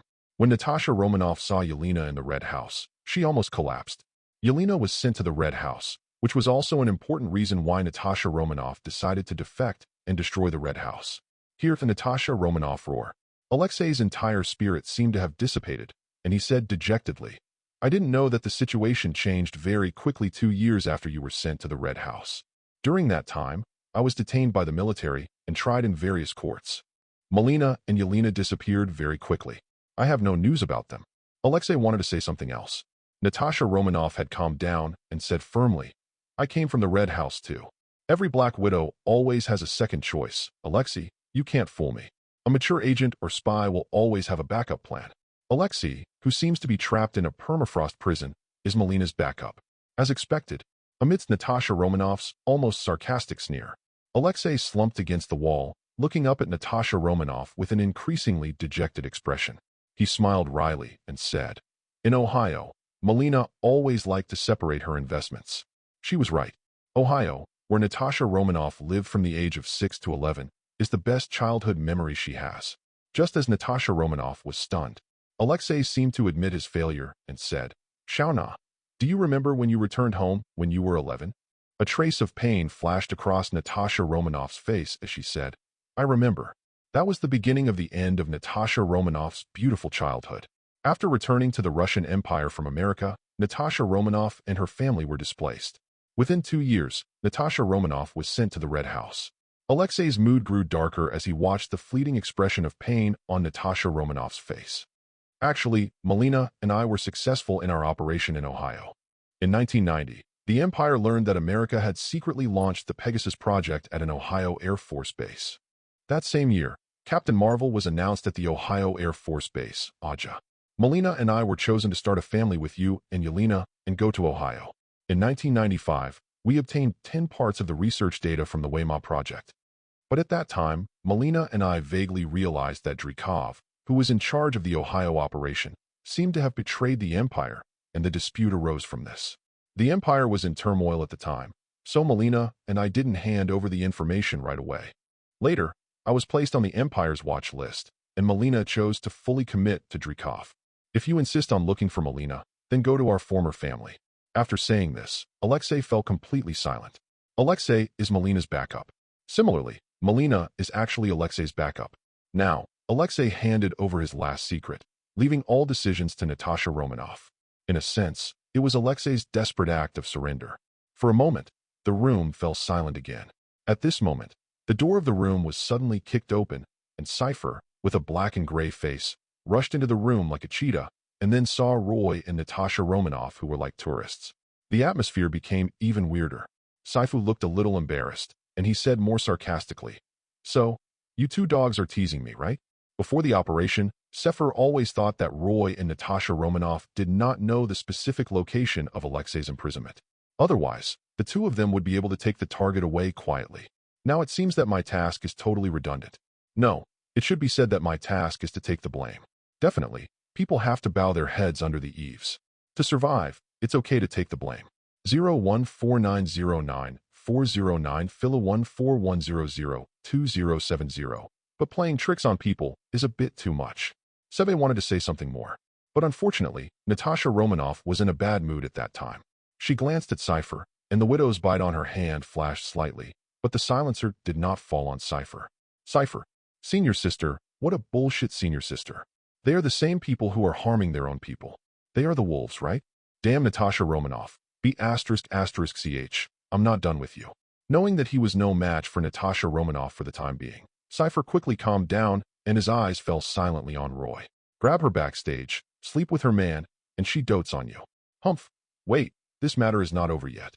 No one knows what Cypher is thinking. After Natasha Romanoff easily dealt with Cypher, she looked at Roy with a somewhat weak look and said, "Dear, everything is clear now. Let's go back." Roy kissed Natasha Romanoff on the forehead lovingly and quickly opened the portal. Alexei was also picked up by the magician and taken back to their home base in New York. Chapter 100. After returning to New York, Roy and Natasha Romanoff did not rush to take the next step. First of all, the Owl prison had just been attacked. Roy and Natasha Romanoff need to spread the news that Cypher has defected and attacked the prison, and this takes time to ferment. Meanwhile, Natasha Romanoff has to go back to S.H.I.E.L.D. to put on a show. Advertisement. Once the news of the Owl prison spreads, Natasha Romanoff will have another fight with Nick Fury, and then Natasha Romanoff will be able to perfectly remove herself from the whole thing. Sure enough, things are developing in the direction pushed by Roy and Natasha Romanoff.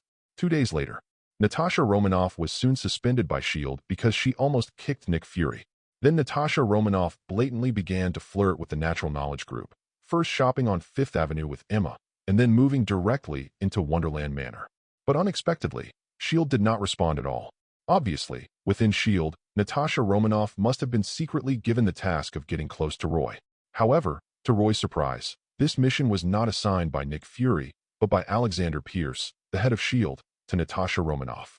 A two-faced, no, three-faced, or even multifaceted spy. With Roy's support, Natasha Romanoff is doing very well in S.H.I.E.L.D., and HYDRA. After making a series of extraction preparations. In the suburbs of Cleveland, Ohio, there is a country villa hidden by the fields and river. Roy brought Natasha Romanoff and Cypher, and like a ghost, they appeared in a secret laboratory behind the villa as if they were in an empty place. Melina. Who? Natasha Romanoff suddenly spoke, and Melina instinctively drew her gun.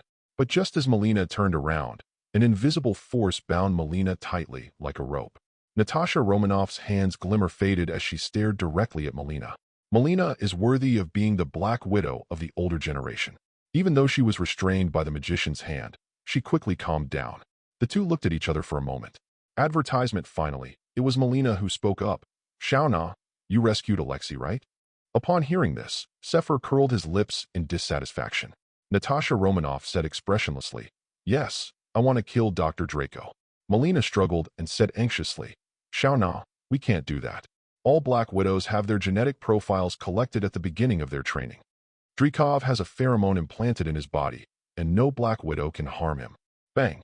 As Melina spoke, Roy suddenly snapped his fingers and used his mind to control Melina like a puppet, and came to the opposite side of the crowd and sat on the sofa. Only then did Roy say, "You don't have to worry about pheromones. You just need to tell me the location of Dreykov and the Red House base. In return, I can help you remove all the constraints in your body and let you choose the life you want." The Red House base is related to Roy's Magician Tower plan. After finding Melina, Roy quickly took over command of the entire operation. Neither Natasha Romanoff nor Cypher had any objection. Seeing this, Melina's face flashed with excitement, but she quickly frowned and said, "Who are you?" Roy reached out and took Natasha Romanoff in his arms, saying, "My name is Roy, and I'm half your son-in-law." Melina frowned as she looked at Natasha Romanoff. Natasha Romanoff said with a hint of happiness, "Melina, Roy is my lover. I am luckier than you think. You can trust him completely. Every spy is basically a smart guy among smart guys, and has almost no emotionality." Seeing that happiness in Natasha Romanoff, Melina's eyes showed a hint of surprise, envy, and comfort, and she said neatly, "Congratulations, Shauna, but I don't know the exact location of Dreykov. Dreykov doesn't trust me, or rather, Dreykov doesn't trust anyone.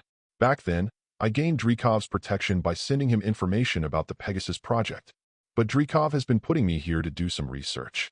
All I know is that Dreykov has been infiltrating Cleveland in recent years, using Cleveland's industrial distribution center to secretly build a steel base. 0. Advertisement. The Tianma project is the ultimate reason for the birth of Captain Jingqi. It makes sense that Dreykov used some extinct information from the Pegasus project to create the city in the sky. Otherwise, without some black technology, it would not be so easy to build a city in the sky. It is normal for Dreykov not to trust anyone when building this kind of nest. Roy was not surprised by this. Then, Roy pointed at Cypher beside him and said, "Melina, Dreykov should have received the news about the owl prison. Sever rebelled against the Red House and found you through S.H.I.E.L.D, but you killed him and subdued him. How about that reason? Dreykov would probably be very curious about why Seve betrayed him. Listen to Roy's plan. Melina quickly fell into deep thought, while Sefer became more and more depressed. It's bad enough to take the blame. Now it has to be used as bait. Roy, this be D, really doesn't consider himself a human being at all. Isn't it just that he wants me to race with him? What a dog, he is so reckless. Cypher complained inwardly, and had already made up his mind that after this incident was over, he would find a chance to confront that be D Roy, but he would have to keep it a secret from Natasha Romanoff. When I find a perfect opportunity in the future, I will teach Natasha Romanoff a lesson. Melina didn't know that Li Fu had already made up his mind to marry his daughter. After a brief moment of contemplation, Melina made her decision and said, I can try to contact Dreykov, but I can't guarantee the success of my plan. Roy shrugged and said, it's okay, just give it a try. This plan doesn't work. There are other plans. Well, there will always be one that suits Dreykov. Like Natasha Romanoff, Cypher is one of the best members of the Black Widow, and there weren't any major loopholes in Roy's overall plan. Sefer was ambushed in Mohego and then suddenly disappeared. He then inexplicably attacked the owl prison. Through S.H.I.E.L.D, he found Melina, who then subdued him using her high-tech counterattack. 014909 409 Philo 230. This makes sense, especially since the reason behind Cypher's rebellion is extremely mysterious. Roy didn't believe that an old fox like Dreykov was not interested.